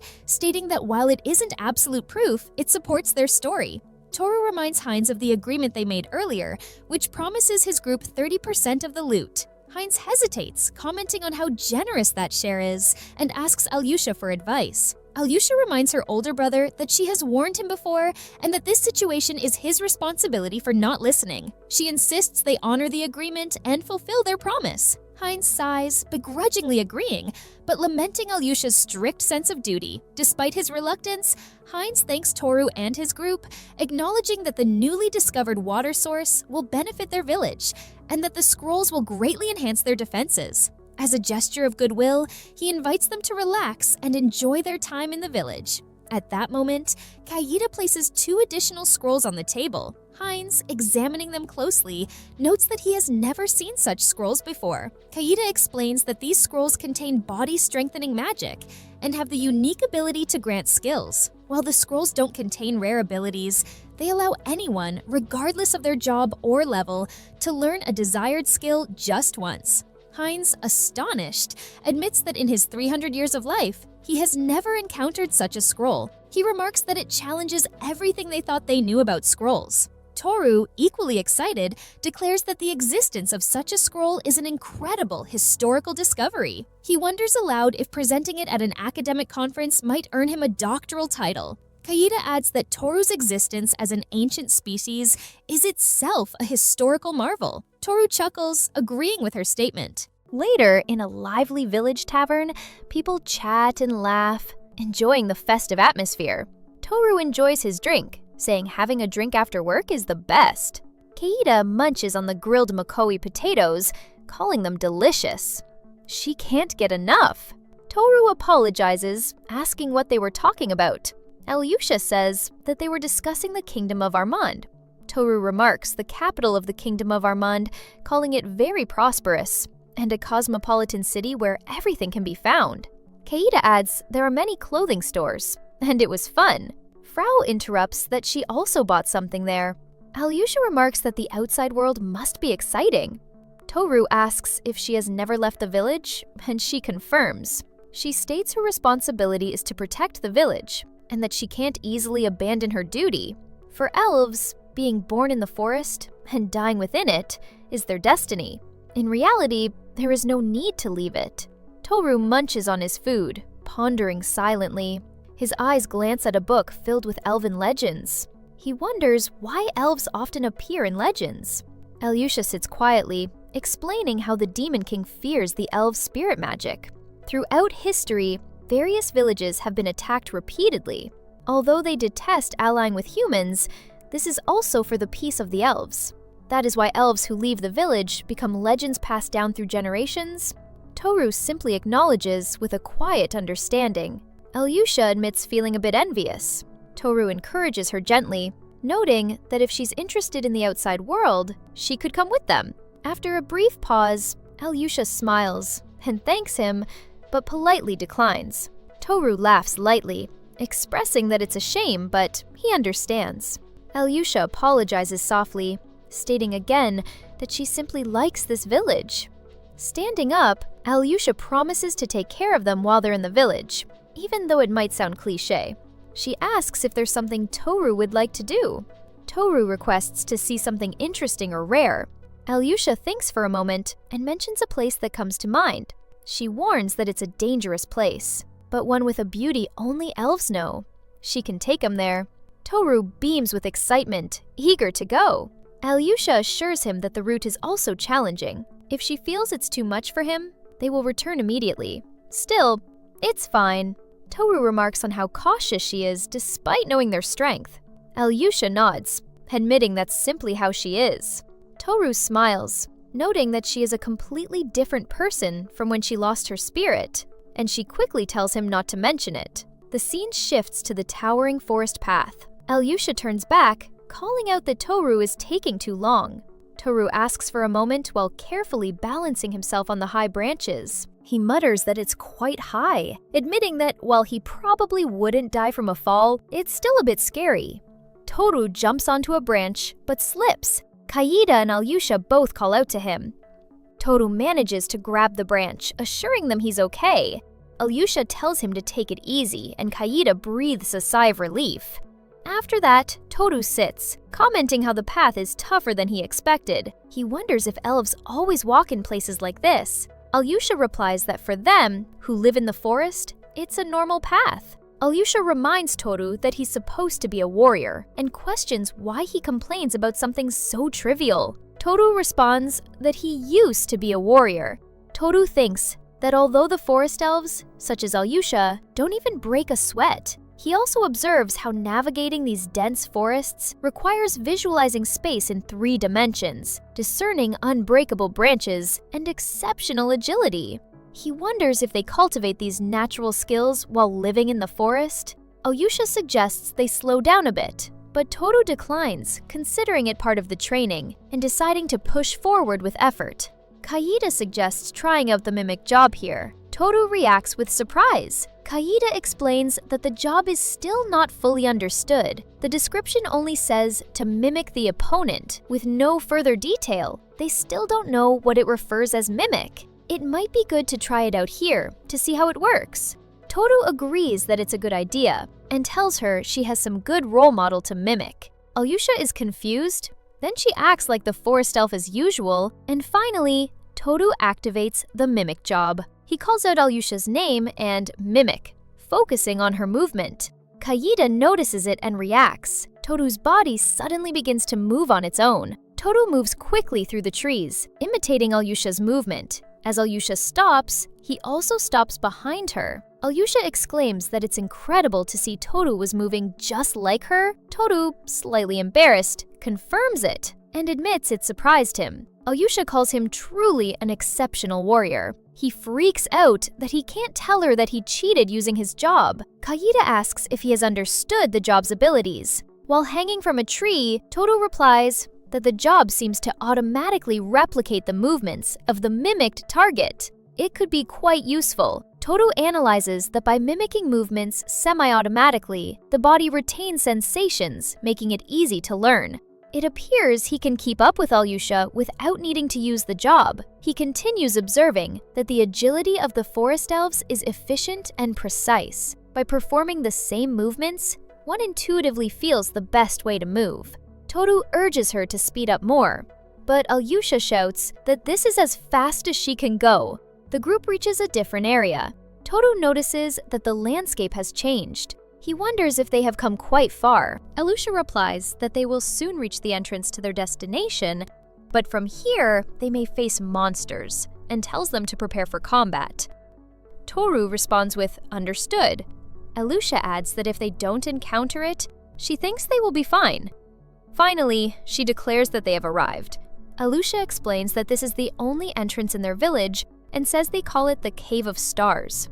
And next time, they will explore the dungeon. Toru observes aloud that this is the secret land of the elves, the place known as the Star Cave. He notices that the entrance is in a seemingly unreachable spot and wonders how they're supposed to get in. Alyosha responds that it's simple, if one knows how, and then demonstrates by running vertically along the rock face. The others watch in astonishment, with Kaida blurting out in disbelief about running up a wall. Alyosha reaches the dungeon's gate safely and casually says, "That's how it's done," motioning for them to follow. Toru questions whether it's really that easy. He explains that this difficulty is likely why only elves can find the place and suggests they look for a safer method. Kaida agrees. Toru then calls on Rosuke for assistance. Rosuke quickly uses his skill to latch onto the rock, helping them ascend. With a powerful swing, he pulls them up, prompting surprised exclamations from the group at the sudden motion. They touch down gently, landing just before the dungeon's gate. Alyosha comments on how convenient that was and asks about the snake-like creature assisting them. She learns that it is also one of Toru's servants. Toru notes how useful and capable it is in combat. Noticing Panda's jealous expression, Toru pats her and reassures her that she's doing great too. As they continue deeper into the cavern, Kaede complains that her fur is wet and itchy. Toru agrees that the place feels humid, while Alyosha explains that such dampness is typical for caves. Meanwhile, Frau remarks that she feels quite comfortable, prompting Toru to wonder aloud whether fairies have a higher body temperature than humans. Until Alyosha suddenly halts the group. She announces they've reached the first checkpoint and warns everyone to stay alert. The area is now inhabited by aquatic monsters, she explains, before stating that she'll scout ahead and instructing the others to follow after. They begin crossing the area by leaping from one stone outcropping to another. Suddenly, creatures burst from the water, large fang toads that leap toward them with surprising speed. Alyosha explains that as long as they stay alert and avoid the water, they'll be safe. However, as more toads appear, she urges everyone to move quickly. A fight erupts as the toads strike from every direction. Toru shouts a warning about monsters dropping from above, urging everyone to stay alert. Unfazed, Frau declares that she can handle them alone and leaps forward with swift, practiced precision. As the battle intensifies, Toru announces that they'll handle the threats from above, but Frau confidently insists that the situation is under control and urges them to leave it to her. Meanwhile, Kaede unleashes her crystal thunder skill, freezing the water into jagged spears that pierce through and take down multiple toads at once. Toru checks on Kaede, asking if she's hurt. She calmly replies that she's fine, noting that the enemy's attack patterns are easy to read. Alyosha warns the group not to focus solely on the visible enemies, pointing out that more creatures are emerging. Suddenly, a massive tentacled entity rises up behind her. Toru urgently shouts a warning. She turns and asks, startled, what that thing is. Toru wonders if he'll make it in time. Thanks to his training along the way, he's able to visualize the shortest path. He dashes forward across the jagged stones, pushing himself to the limit, urging his body to move faster. He charges with incredible speed, weaving between the flailing tentacles. Alyosha, standing on a rocky outcrop, watches him cut through the chaos. Toru leaps high, landing squarely on the creature's head and gripping his weapon tightly. With one powerful strike, he stabs the beast. Then, pulling out his sword, he lands beside Alyosha as the creature finally collapses. Toru, slightly out of breath, remarks that he tried to land gracefully, though perhaps a bit in the elven style, and asks Alyosha what she thinks. She admits that his movements did feel very elven-like. Her eyes widen as she processes what just happened. The enemy was sliced into pieces before it could even react. It wasn't just speed, it was almost like teleportation. She turns to him and asks quietly, "What are you really?" Still lost in awe, Alyosha nearly slips from the rock without realizing it, but Toru catches her just in time and asks if she's all right. She nods and says yes. Toru, still holding her, turns slightly in surprise until Alyosha tells him to let go. He quickly apologizes and steps back. Suddenly, Kaede leaps toward them, calling out to her master with a startled cry. She remarks that her master is also her master, though Toru admits he still doesn't fully understand what that means. Feeling left out, Frau pouts and insists that her master should pet her too. Alyosha folds her arms and tells everyone to keep moving. Toru asks if that creature is related to the octopus Alyosha mentioned earlier. She replies that the last time she came here, there were no creatures like that. Alyosha explains it likely wandered in from the underground sewers, and notes that this area is often used by other elves, so it's fortunate they managed to deal with it here. Toru wonders if that thing might have been something entirely different. Meanwhile, Frau comments on how beautiful something looks and wonders if it might be a gem. Toru notices the object ahead, glowing with an emerald green light, and speculates whether it could be a shining crystal. Kaede explains that a shining crystal reacts to magic and is considered a rare mineral. There could be magical creatures lurking nearby. Alyosha praises Kaede, impressed by how much she knows. She then suggests turning off the light orb and looking up. As they do, the crystals above begin to glow. Kaede is awestruck by the sight. Frau marvels as well, asking if all those shining crystals are really clustered together like that. Alyosha notes how rare it is to see so many gathered in one place. Toru observes that this must be the reason the place is called the Star Cave. Alyosha says that since they're already here, it's fine to take a few as mementos. Toru thanks her warmly, saying that Kaida has added another good memory to his journey. Kaida giggles softly and says she's added another treasure to her collection. Alyosha then adds that the place she truly wants to show them lies even farther ahead. Toru asks if there's an even more incredible place beyond this. Alyosha smiles faintly and says he certainly has high expectations. However, she tells them that to reach it, they'll need to pass through a monster's habitat. If they stay quiet, the monsters might not notice them. Toru questions whether it would be better to eliminate the creature if it's so dangerous. Alyosha shakes her head and explains that the previous creature was a different case. Many brave elven warriors have fallen to this one. Its tough scales repel arrows and reflect spells. It's the master of this cave and has lived here for over 300 years. The elves have had no choice but to submit to its power. She adds that even Toru wouldn't be a match for it. Toru nods, admitting it's unsettling, and that if they can avoid a confrontation, that would be best. He agrees to follow her lead. Alyosha concludes that from this point on, not a single word should be spoken, and Toru agrees. The group moves cautiously along a stone path suspended over dark waters. Alyosha reassures them that once they reach the other side, they'll be safe. But below them, something stirs in the depths. Suddenly, a massive octopus erupts from the water. Alyosha questions whether it's still alive, if it's been following them, and if the severed parts are regenerating. Toru remarks on how persistent it is and suggests they cut it into even smaller pieces this time. Kaida declares that they'll freeze it and break it down slowly. The monster screeches and thrashes its limbs, but just as the group prepares to fight, the water surges again, and a colossal creature bursts forth. An enormous alligator devours the octopus in a single, horrifying motion. Toru's eyes widen in shock. Alyosha identifies the beast. Him. Toru wonders aloud if this massive alligator is the true culprit. She quickly explains that it's a subspecies of dragon, known as the white crocodile. In her village, they call it the white demon. It's not supposed to grow this large. This one is a mutated individual. Alyosha says she'll handle it and orders the others to run for the exit, but Toru stops her. He apologizes and insists she must retreat. He asks if this is the place the elves occasionally visit, and says that this time, they'll settle things right here. Alyosha watches him, startled, and demands to know what he means. The monstrous crocodile lunges with its jaws wide, water spraying violently. Toru braces himself and grabs Alyosha, shouting for her to hold on tight or they'll fall. She cries out in alarm as they leap to safety, landing on Panda's back. Toru then tells her to stay with Panda and head for safety. She hesitates, asking about Kaida and Frau. Toru assures her not to worry. After all, they're his comrades. In the distance, the monster roars as Kaida and Frau strike from above. Frau notices the creature has escaped into the water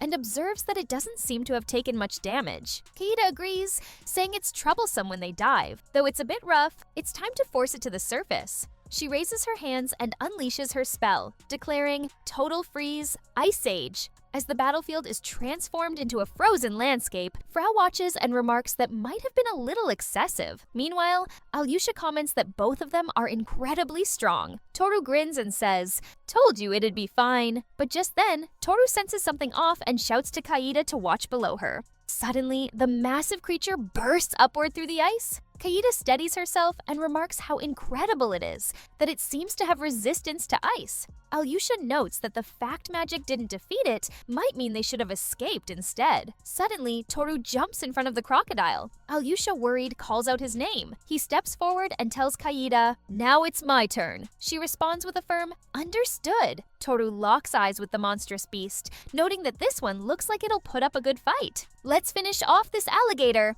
In the next chapter, Toru confronts the massive alligator, gripping his weapon as the beast roars. He declares that it's time to cook and instructs Kaida and Frau to stay airborne with Alyosha. They respond with a quick acknowledgement, and Alyosha warns him not to push himself too far. Toru smirks, eyes sharp, and calls out to the creature, saying, "Let's go, white alligator." The enormous beast thrashes wildly, snapping its jaws and smashing through rock, sending shards flying in all directions. From above, Kaida and Alyosha scan the battlefield. Alyosha shouts that there's a huge stalactite and warns that if the monster bites them, they won't stand a chance, adding that it strikes fast. She cries out in alarm, asking where Toru is. Kaida quickly points and says, "There." urging Panda to move. She signals sharply, indicating the direction. Toru closes the distance, carefully watching the creature's movements. He tells himself, "Let's start with a test." He lunges forward and strikes, prompting a furious roar from the creature. The white alligator bellows and thrashes violently, its tail sweeping across the ground. Toru steadies himself and assesses the result of his attack. He notes that the creature is tough. He has to hold back to avoid collapsing the cave, yet only a few scales seem to have come off. He turns to Kaida and asks what level this crocodile is. She replies that she'll check. The information soon comes through. It's a subspecies dragon, white alligator, level 134. It has level 8 physical strengthening and level 10 ice resistance. Toru responds coolly, saying that if they beat a level 100 or higher, they're bound to gain some solid experience. Alyosha gasps in shock at the level and asks why they're all acting so calm. Kaida offers her some herbal tea to help her relax, while Frau adds that there are cookies too. Alyosha protests, insisting this is not the time for tea. Kaida calmly remarks that if it's in the 100 range, it shouldn't be a problem. Frau agrees, adding that she could probably take it down on her own. Alyosha watches them in disbelief, wondering aloud how the two of them can be so relaxed when they were so serious just moments ago. She finds herself questioning just how strong Toru really is. Toru watches the alligator intently, wondering aloud how he should cook it. The massive beast roars as it raises a foot. He quickly picks up on its movement and realizes it's preparing a full-power stomp attack. He leaps forward, thinking that rather than avoiding him, the alligator seems intent on crushing him. The beast swings its massive tail across the ground, sending debris flying. Observing its movement, Toru declares he's going for the tail, then charges in and cleanly severs it. Kaida and Alyosha watch in stunned silence. Alyosha notices that Toru sliced off the tail as if it were nothing. Toru, surprised, comments that the tail doesn't seem that tough. He then mocks the alligator, noting its gestures suggest it's about to flee. Alyosha admits that even the white alligator is no match for that kind of strength. Kaida remarks that Toru is going all out. Frau adds that her master never lets his guard down, even against weaker opponents. He usually studies their movements before striking. Kaida agrees, saying that when he deems it necessary, he can end a fight with a single blow. In her thoughts, Alyosha praises him, wondering how many humans with such power could remain humble. Toru is taken aback to see the alligator still managing to bear up. He quickly warns Kaida to take cover, sensing that something big is coming. Kaida acknowledges the warning. Suddenly, the white alligator opens its mouth and unleashes a wide-range ice breath. Kaida shouts at Alyosha not to step outside the shield,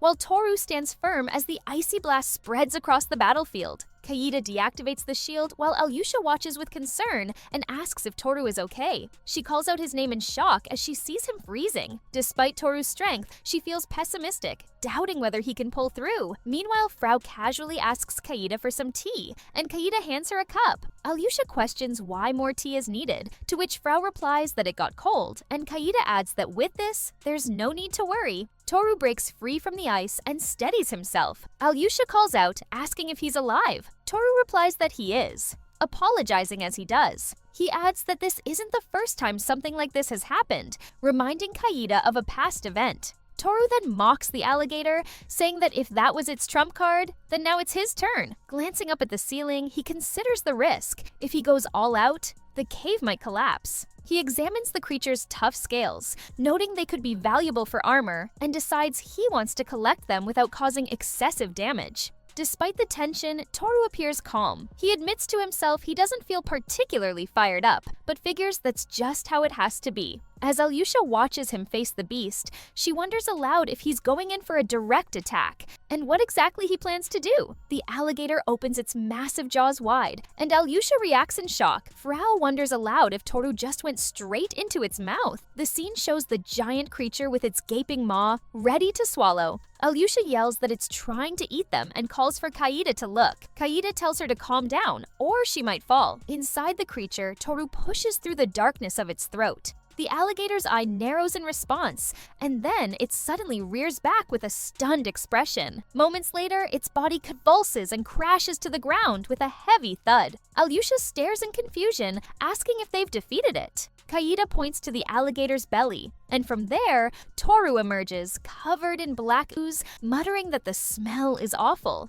Kaida rushes to him and asks if he's alright. Toru replies that he's fine, though the stench is unbearable. He also tells her to put something into the magic storage. Alyosha, still processing what happened, wonders if Toru entered the creature and dealt a fatal blow from the inside, commenting that it's insane. Kaida proceeds to store the alligator in the magic storage. Toru then turns to Alyosha and asks if there's anywhere nearby to wash up. He really wants to get clean. Alyosha replies that there's actually an underground lake she's been meaning to show him, and they can wash up there. They walk together and eventually arrive at a new chamber. Alyosha gestures ahead and announces, "Here it is! It's the holy place of our village." Toru says that the lake shines with an emerald hue. Kaida adds that it's a fantastic sight. Alyosha explains that the landscape took thousands of years to form and remarks on how magnificent the power of nature is. She assures them that the lake is completely free of monsters, making it perfectly safe for swimming. Toru, in disbelief, asks if it's really that safe. Alyosha adds that the view beneath the surface is just as breathtaking and encourages them to dive in to experience its full splendor.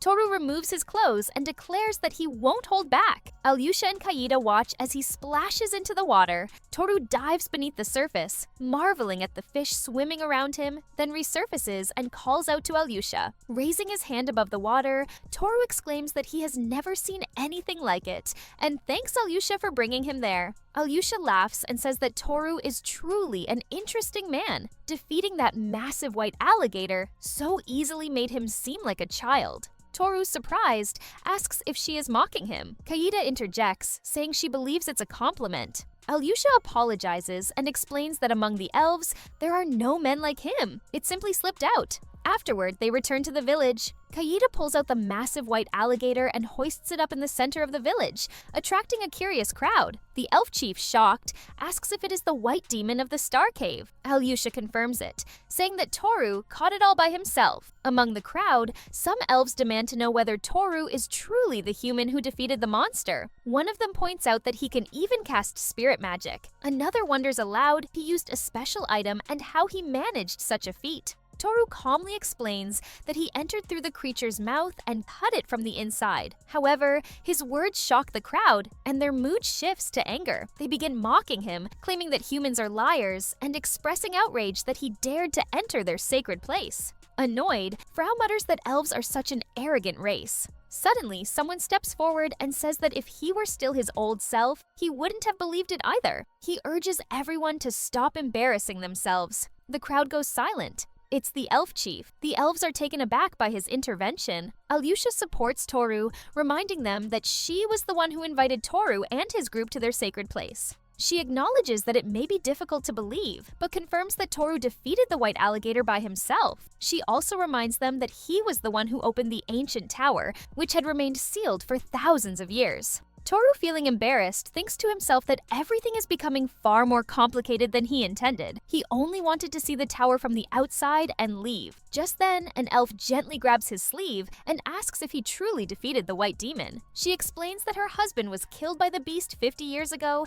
and she thanks Toru for avenging him. Toru blushes, unsure how to respond. Other elves begin speaking up. Some say their father or their best friend was also killed by the creature. The elf chief nods solemnly, saying they have fought for generations to rid their sacred land of the monster. Dozens of warriors have fallen, yet Toru has succeeded where all others failed. He urges them to show gratitude, not insults. The mood shifts. Elves crowd around Toru, their hostility fading. One pleads for forgiveness for their earlier disrespect, while another thanks him enthusiastically. Toru waves it off with a cheerful smile, insisting that it doesn't bother him at all. Meanwhile, Frau still fumes, muttering that elves are really so troublesome. But Kaida smiles and says she's glad the misunderstanding has finally been cleared up. As the mood softens, the village chief formally thanks Toru once again and asks if there is anything he desires in return for his deeds. Toru pauses for a moment, then remarks that he's already visited the local sites and feels quite satisfied, though his vague response leaves the chief curious.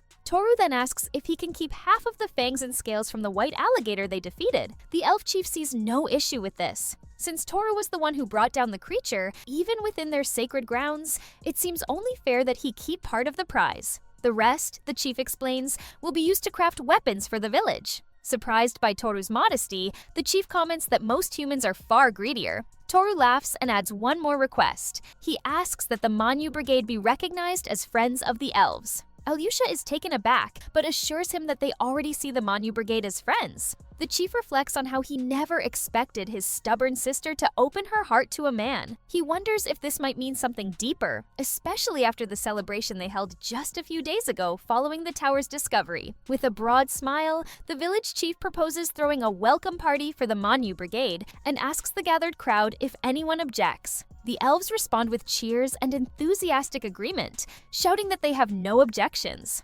Alyosha, Kaida, Frau, and Toru rejoice at the news. Toru exclaims that they did it, while Frau declares that tonight they'll drink. As plans for the celebration unfold, Toru announces that the main dish will be a whole roasted white alligator. Alyosha, excited, vows to eat as much as he can, promising to keep going until he can't anymore. Frau raises an eyebrow and says that with the size of that thing, she doubts they can roast the whole thing. Kaida laughs and suggests they cook a bit more, but warns everyone, don't overeat! Toru is lazing around the mansion. It's another beautiful day and he feels amazing. He has his shorty by his side, a few bottles of liquor, and the sun is shining brightly. He couldn't ask for anything more. It's been a few days since they arrived in the elves' village, and right now, he is enjoying a much-deserved break. The elves greet him very warmly, even offering him one of the rabbits they hunted today. He's glad to receive them. They were a bit shy at first, but they warmed up to him, and they chatted all evening long. Ever since the incident with the white alligator, he's kind of a celebrity in this village. He's also gone hunting with the elves. The elves turn to leave, and Toru asks them to invite him the next time they go out to hunt. Kaida looks at the rabbit and smiles. They can use it for dinner. Toru finds it perfect. All of a sudden, Alyosha arrives. She's kind of troubled and looks at her screen. Her level is above the roof, and her skills have skyrocketed. Toru just smiles, telling her that that's good. But it's kind of strange how she went from level 44 to level 120. It looks like something happened. Maybe it's because of the experience she got from the white alligator, even though she didn't even raise her sword. Toru just quietly drinks. After all, it's thanks to his skill that global experience duplication is possible, but it's too weird to explain to others, so he'll keep it to himself. Alyosha, on the other hand, starts praising the spirits and thanking the forest god. Toru smiles. He's the leader of his party. They've all leveled up after beating the alligator. Toru is at level 301, Kaida is at 271, and Frau is at 243. They're the regular members. And even Alyosha got a few experience points because of being a guest member. If not for this little blessing, she probably would have fallen under Sane's mind control. Alyosha tells Toru that everyone recognizes him after the white alligator incident, but some are still nervous about his abilities. Toru looks at the sky, wondering if they are accepting him as a friend or a son-in-law. Why are they so nervous? She angrily wonders what he is talking about. He should have some pride. The white alligator was old and weak from the start, and they caught it in a trap. That's what the stubborn warriors are mouthing off. And she knows that he is a great warrior, the greatest she has ever seen. And she gets worked up when everyone badmouths him. Toru wonders what he should do to clear the air. Should they have a contest? Alyosha smiles, saying that they are going to go egg hunting. In this village, there is a test for warriors when they turn 15. They have to go out alone to collect eggs from an oversized chicken that builds nests in cliffs. If they can get some of the eggs, they can be claimed as warriors. The giant chicken is a monster that lives around there, and it has delicious eggs, rich and sweet, but it is very fierce, and also very delicious. As soon as Toru hears about the delicious monster, he is about to throw hands. He tells Kaida to pack up his kitchen knives as they are going on an adventure. After preparing everything, he apologizes for being late. Alyosha tells him that everyone is already here. She whispers that there are warriors who were talking earlier, doubting his skills. 3 warriors who are somewhat taller than he tried to corner him. They want to see his skills in person and see if he has what he claims to have. Toru just promises to do his best, like always. He'll try to get those elves, but the 3 elves are not so sure. Later, they come across a cliff. It's the warriors' wall, and once they cross it, they will be on their own. The mountain chicken makes a nest 700 meters high, and the elves tell Toru to get ready. The bones around these nests belong to those who have failed and fall to their death. They try to scare Toru by telling him to give up.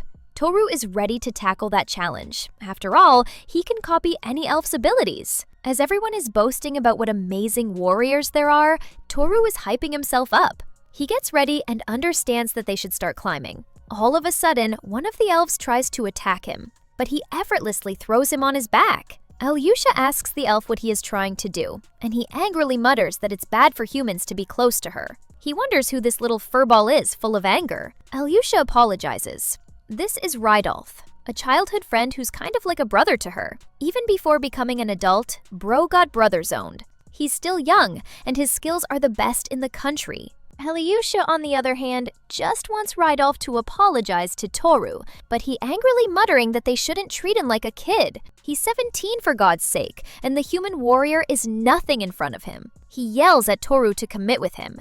They will take the warrior dress right here and right now, about 30 minutes until the monster chicken returns to its test. They will see how many eggs they can bring back. Toru smiles, asking what he will get if he wins. Rydolf yells that he will bow his head and dance naked, and he'll do anything in return. Alyosha, who already knows who will win, yells at Rydolf to cut it out. But he angrily yells at Toru, telling him not to get close to Alyosha ever again if he loses. All of the elves start laughing. They start placing bets. If Toru manages to beat Rydolf, he will get a 300-year-old grapevine, a 200-year-old ham, and also a mythical apple that grows every 100 years. Toru is more motivated than ever. He wonders just how rich the elves are. He accepts the challenge eagerly. Alyosha, on the other hand, says that Rydolf has leveled up once, while it will be his first time, and it's kind of unfair. This kind of competition can't happen. The elf realizes that she is right. Maybe they can teach him a bit.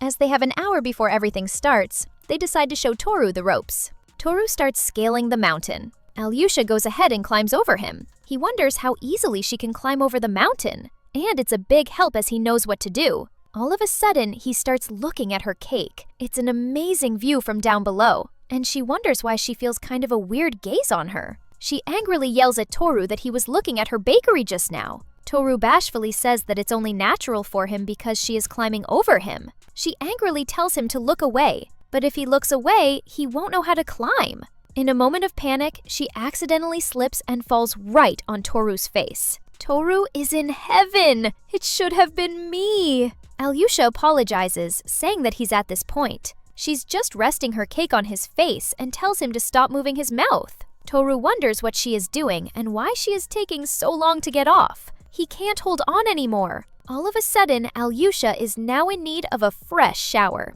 They are finally back and everyone looks at Toru's face, which is swelling to the size of a melon. They wonder what happened to his face, and there's a strange fingerprint mark on his cheek as well. He tells them that he figured out the trip and is ready to go whenever they are ready. Both of the boys get ready to scale the mountain as a test of manhood. They start strong, and all of the elves look at the boys go. They can't believe how fast they are. One of the elves looks at Alyosha, wondering what kind of tutoring did she give him. She angrily yells there is none of his business. He is huffing in exhaustion. He can't believe that Toru is keeping up with him. Toru then spots one of the nests. He remembers Alyosha's instructions not to get too close to where the mother bird is. The birds have a habit of knocking down climbers, and he should be careful. He gently scoops up an egg from a nest and repeats it over and over again until he has a couple of eggs. After the third egg is secured, Rydolf is about to have a nervous breakdown. He didn't get a single egg and looked at one of the monster birds.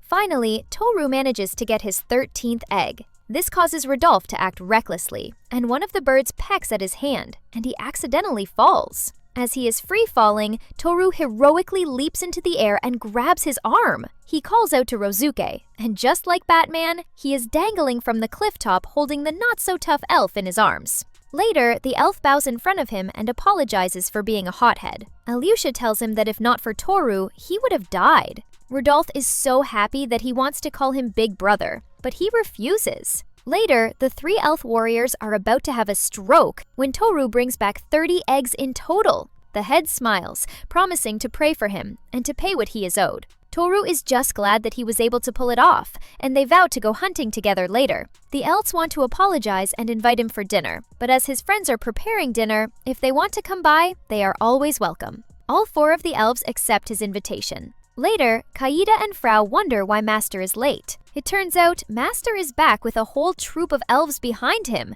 each one looking at him with so much respect as if he were their daddy. Toru tells them that he will be picking 5 items from now on, and she wonders if it's enough. He says that he has Kaida with her, so she should be able to pick out what they need. He also wants a couple of underwater scrolls so that he can go scuba diving with the fish. They also find a couple of scrolls that he was looking for, and a message scroll as well. It's kind of like an ancient iPad. He can type messages and send them to others. Alyosha is glad. It looks super handy. And Toru tells her that it's a one-time use item, so if they have several, it will be useful for communicating in emergencies. He tells Frau to get as many scrolls as she can. As there are several hundred, they can get 30. One is for magic absorption, another is for sleeping, another is for increasing sleeping, another is for increasing stamina, and the other is for the best temperature. Kaida shows him the scrolls, and even though he appreciates them, he doesn't need help in that department. He looks at the magic absorption one.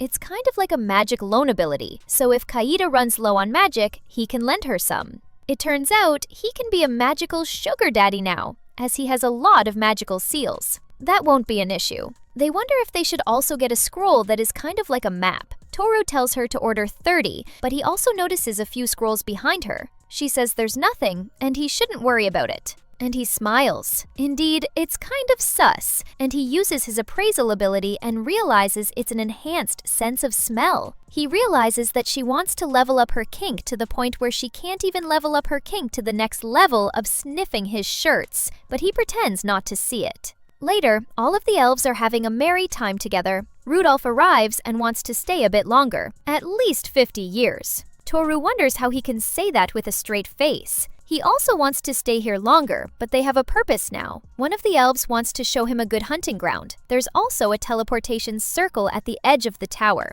He wants to check it out first. After that, he plans to head to the capital and confront an old, trashy childhood friend. The chief arrives, telling Toru that it looks like he's already become part of the village. He's always welcomed over here, and everyone is kind of sad, but they will end the night in high spirits. They drink the night away, they dance the night away, and they laugh the night away. Later, Kaida and Toru are cuddling together and he looks at her gigantic melons. Alyosha tries to confront him about the lewd expression on his face, calling him a pervert. She hands them water, and as Kaida takes a sip, she suddenly uses his thigh as a lap pillow and falls asleep. Alyosha also says that she brought food for him. He tells her that he was getting hungry and that it's delicious. Alyosha tells him that that's nice. Sometimes she likes to cook, and Toru tells her that whoever marries her will be a very lucky guy. This causes her to blush furiously. She nervously wonders if Toru likes girls like her. Toru says that she's beautiful, caring, and is good at taking care of others. Meanwhile, the chief is having a merry time, drinking wine and whistling his little tune. But when he finds Toru about to be his brother-in-law, he gasps in surprise. He quickly sits next to them and asks him if he's enjoying the party. He pours him more wine, saying that it's getting late. Since the country house is far, it's better for Toru to stay at his mansion. Toru wonders if it's fine. It will be convenient if Kaida can sleep over here. He smiles, being the ultimate wingman for his sister and telling them that he's going off to bed. He also has important tasks to handle. He tells Alyosha to guide Toru to his bedroom. He also tells her to do her best. And she wonders what he's implying. Toru says that it's a shame. He wanted to hear stories from the old hero's party. Alyosha says that it looks like he's planning something. Frau, on the other hand, is just drinking more than her body weight. Life is peaceful right now. On one side, an elf baddie is pouring him drinks, and on the other side, a foxy baddie is resting on his shoulder. His pets are happy and well fed, and he is well liked by everyone. He tells Frau that he's going off to bed, and she says she's going to keep drinking for a bit. In the mansion, he realizes there's only one bed, and it's a double bed. Alyosha says that it's strange there should be 4 single beds over here. With no other option, he sets Kaida down on the bed, and Kaida murmurs that she doesn't want to part from her master. Alyosha, on the other hand, finds the doors all locked and is furious that her idiot brother is trying to set her up. She tells Toru to get the bed, and she will sleep on the floor, but Toru volunteers to sleep on the floor. She can sleep with Kaida, but Alyosha resists, saying that's not right for a guest to sleep on the floor. Toru says it will be uncomfortable if a woman sleeps on the floor. He's used to sleeping when he goes out camping. She angrily yells that they should sleep together if that's such a problem. Toru wonders if it's okay, but she says it's okay for male and female adventurers to share a roof. All of a sudden, she starts taking off her clothes, and Toru looks away in shame as she is basically in her undergarments. Being as thick as tofu, he can't catch a hint. Alyosha tells him to come closer, but he stands as if he is one of those pharaoh statues found in the pyramids. She turns on her side and wonders what she is trying to do. She is no longer a warrior. As it is really hot, Toru takes off his shirt, and he's jacked as hell. Alyosha looks at him and covers her mouth, as he's really an alpha male. He turns to his side, and all of a sudden, Kaida starts cuddling with him. Things are getting steamy as Alyosha also grabs his back, saying that his feet are cold. She will warm it up. Just what is going on? And Toru is about to have a massive nosebleed with the elf body on his back and Kaida in the front. He is using every bit of his willpower not to get bricked up. The woody inside of his hoodie is emerging, and if he is like a wolf, primal desires stare in him as he looks at the two sleeping beauties. Frau looks at Toru walking through the hallway like a ghost. Toru's eyes are bloodshot. It looks like he will have to have some solo fun time to get his nerves in check. Later, he is really refreshed and smiling charismatically. Everyone is in a good mood. Frau, on the other hand, wonders about his little bath. He was gone for 2 hours. Toru realizes that his solo fun time is about to be revealed and wonders if he can shut her up with a bag of cookies. Later, the chief arrives, telling everyone that he is here and asking if they have a good night. Alyosha yells that because of him, last night was a disaster. She starts strangling him. Kaida, on the other hand, apologizes for drinking too much. Toru just tells him that they slept together in a bed, and she wonders if they were in the same bed. Why didn't he do something? A huge ogre-like monster with a single eye rushes through the town, and everyone starts panicking. They wonder where these cyclops come from. A little girl accidentally trips, and her mother reaches out for her. They both look at the ogre helplessly as it's about to make them into a midnight snack. But just then, a volley of arrows hit the ogre from every direction, and a knight in shining armor saved the mother and daughter duo. One of the knights tells his lord that their outer shell is tough. The monster needs to be penetrated with a lot of firepower. The cavalry arrives when a row of soldiers tries to rush the ogre, but the ogre just brings down its large club. But one of the knights zooms past the incoming club and goes straight for the eye using sun-breathing first form. Desert Rainbow, a blazing vortex, shoots from the Cyclops' eye, impaling its head and sending it crashing down.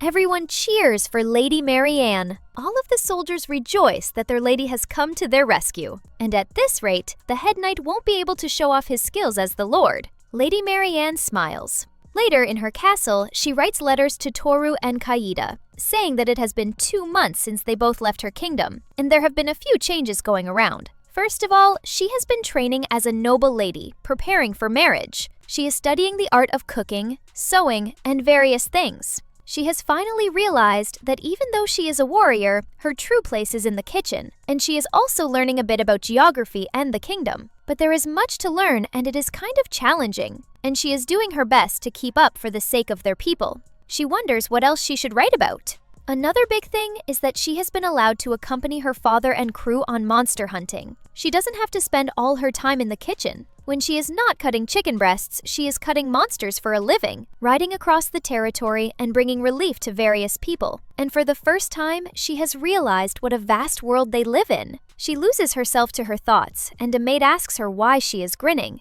She bashfully wonders why she is here without knocking. The maid happily says that she must be writing another letter to her beloved Toru. And when will she get to see Toru again? Lady Marianne blushes furiously and tells her maid to send this letter. It is addressed to Princess Luna of the Greyfield Kingdom. The maid wonders what she should write about this time. She explains that it's about the ruins she saw while running into monsters. And it's also something the princess should know. And speaking of letters, there is a mountain of letters waiting for her on her desk. The maid explains that these are all the gentlemen she greeted at the ball. Lady Marianne is surprised to learn that she has a whole fan club sniffing out for her. She stood out so much as a regal beauty that all of the others were stunned into silence. They were at a loss for words, while Marianne could only wonder if she had done something wrong. One of the gentlemen even introduced himself as the Duke and asked her for a dance, and she happily obliged. Soon, a whole crowd was competing to dance with her, while the other ladies were green with envy, wondering why she was more famous than an AV model without selling her dignity. They wonder why she looks so radiant. The maid smiles, recalling her dazzling entrance. She has been by her side for a long time and has been watching her all the time, but there was never a time she stood out so much. Marianne wonders why, and the maid smiles knowingly, saying that she has changed. Maybe because something like hope is shining in her eyes. She wonders how Urara is doing. She went to check on her the other day, and she was enjoying time off with her husband. It seems as if their child is doing well. Marianne looks at the sky, saying that Urara was always taking good care of her, and she hopes she has a safe life full of happiness. Though the maid wonders if she will be back to work soon. Marianne tells them to drop the letters at the post office, and she should politely decline the gentleman as well. Later, she picks up her sword, as she is at ease when her sword is by her side. She might have changed, but it is true that if not for Toru and their little chance encounter, she would have ended up like a bird in a cage, and she wants to express her gratitude now that she has a sword in her hand. She can carve her own name. She opens the windows to her balcony, scaring the pigeons and signaling that she is free for the first time. And now she will support Toru. Until then, Toru should take care of himself, as she will continue to polish her skills until the day they reunite.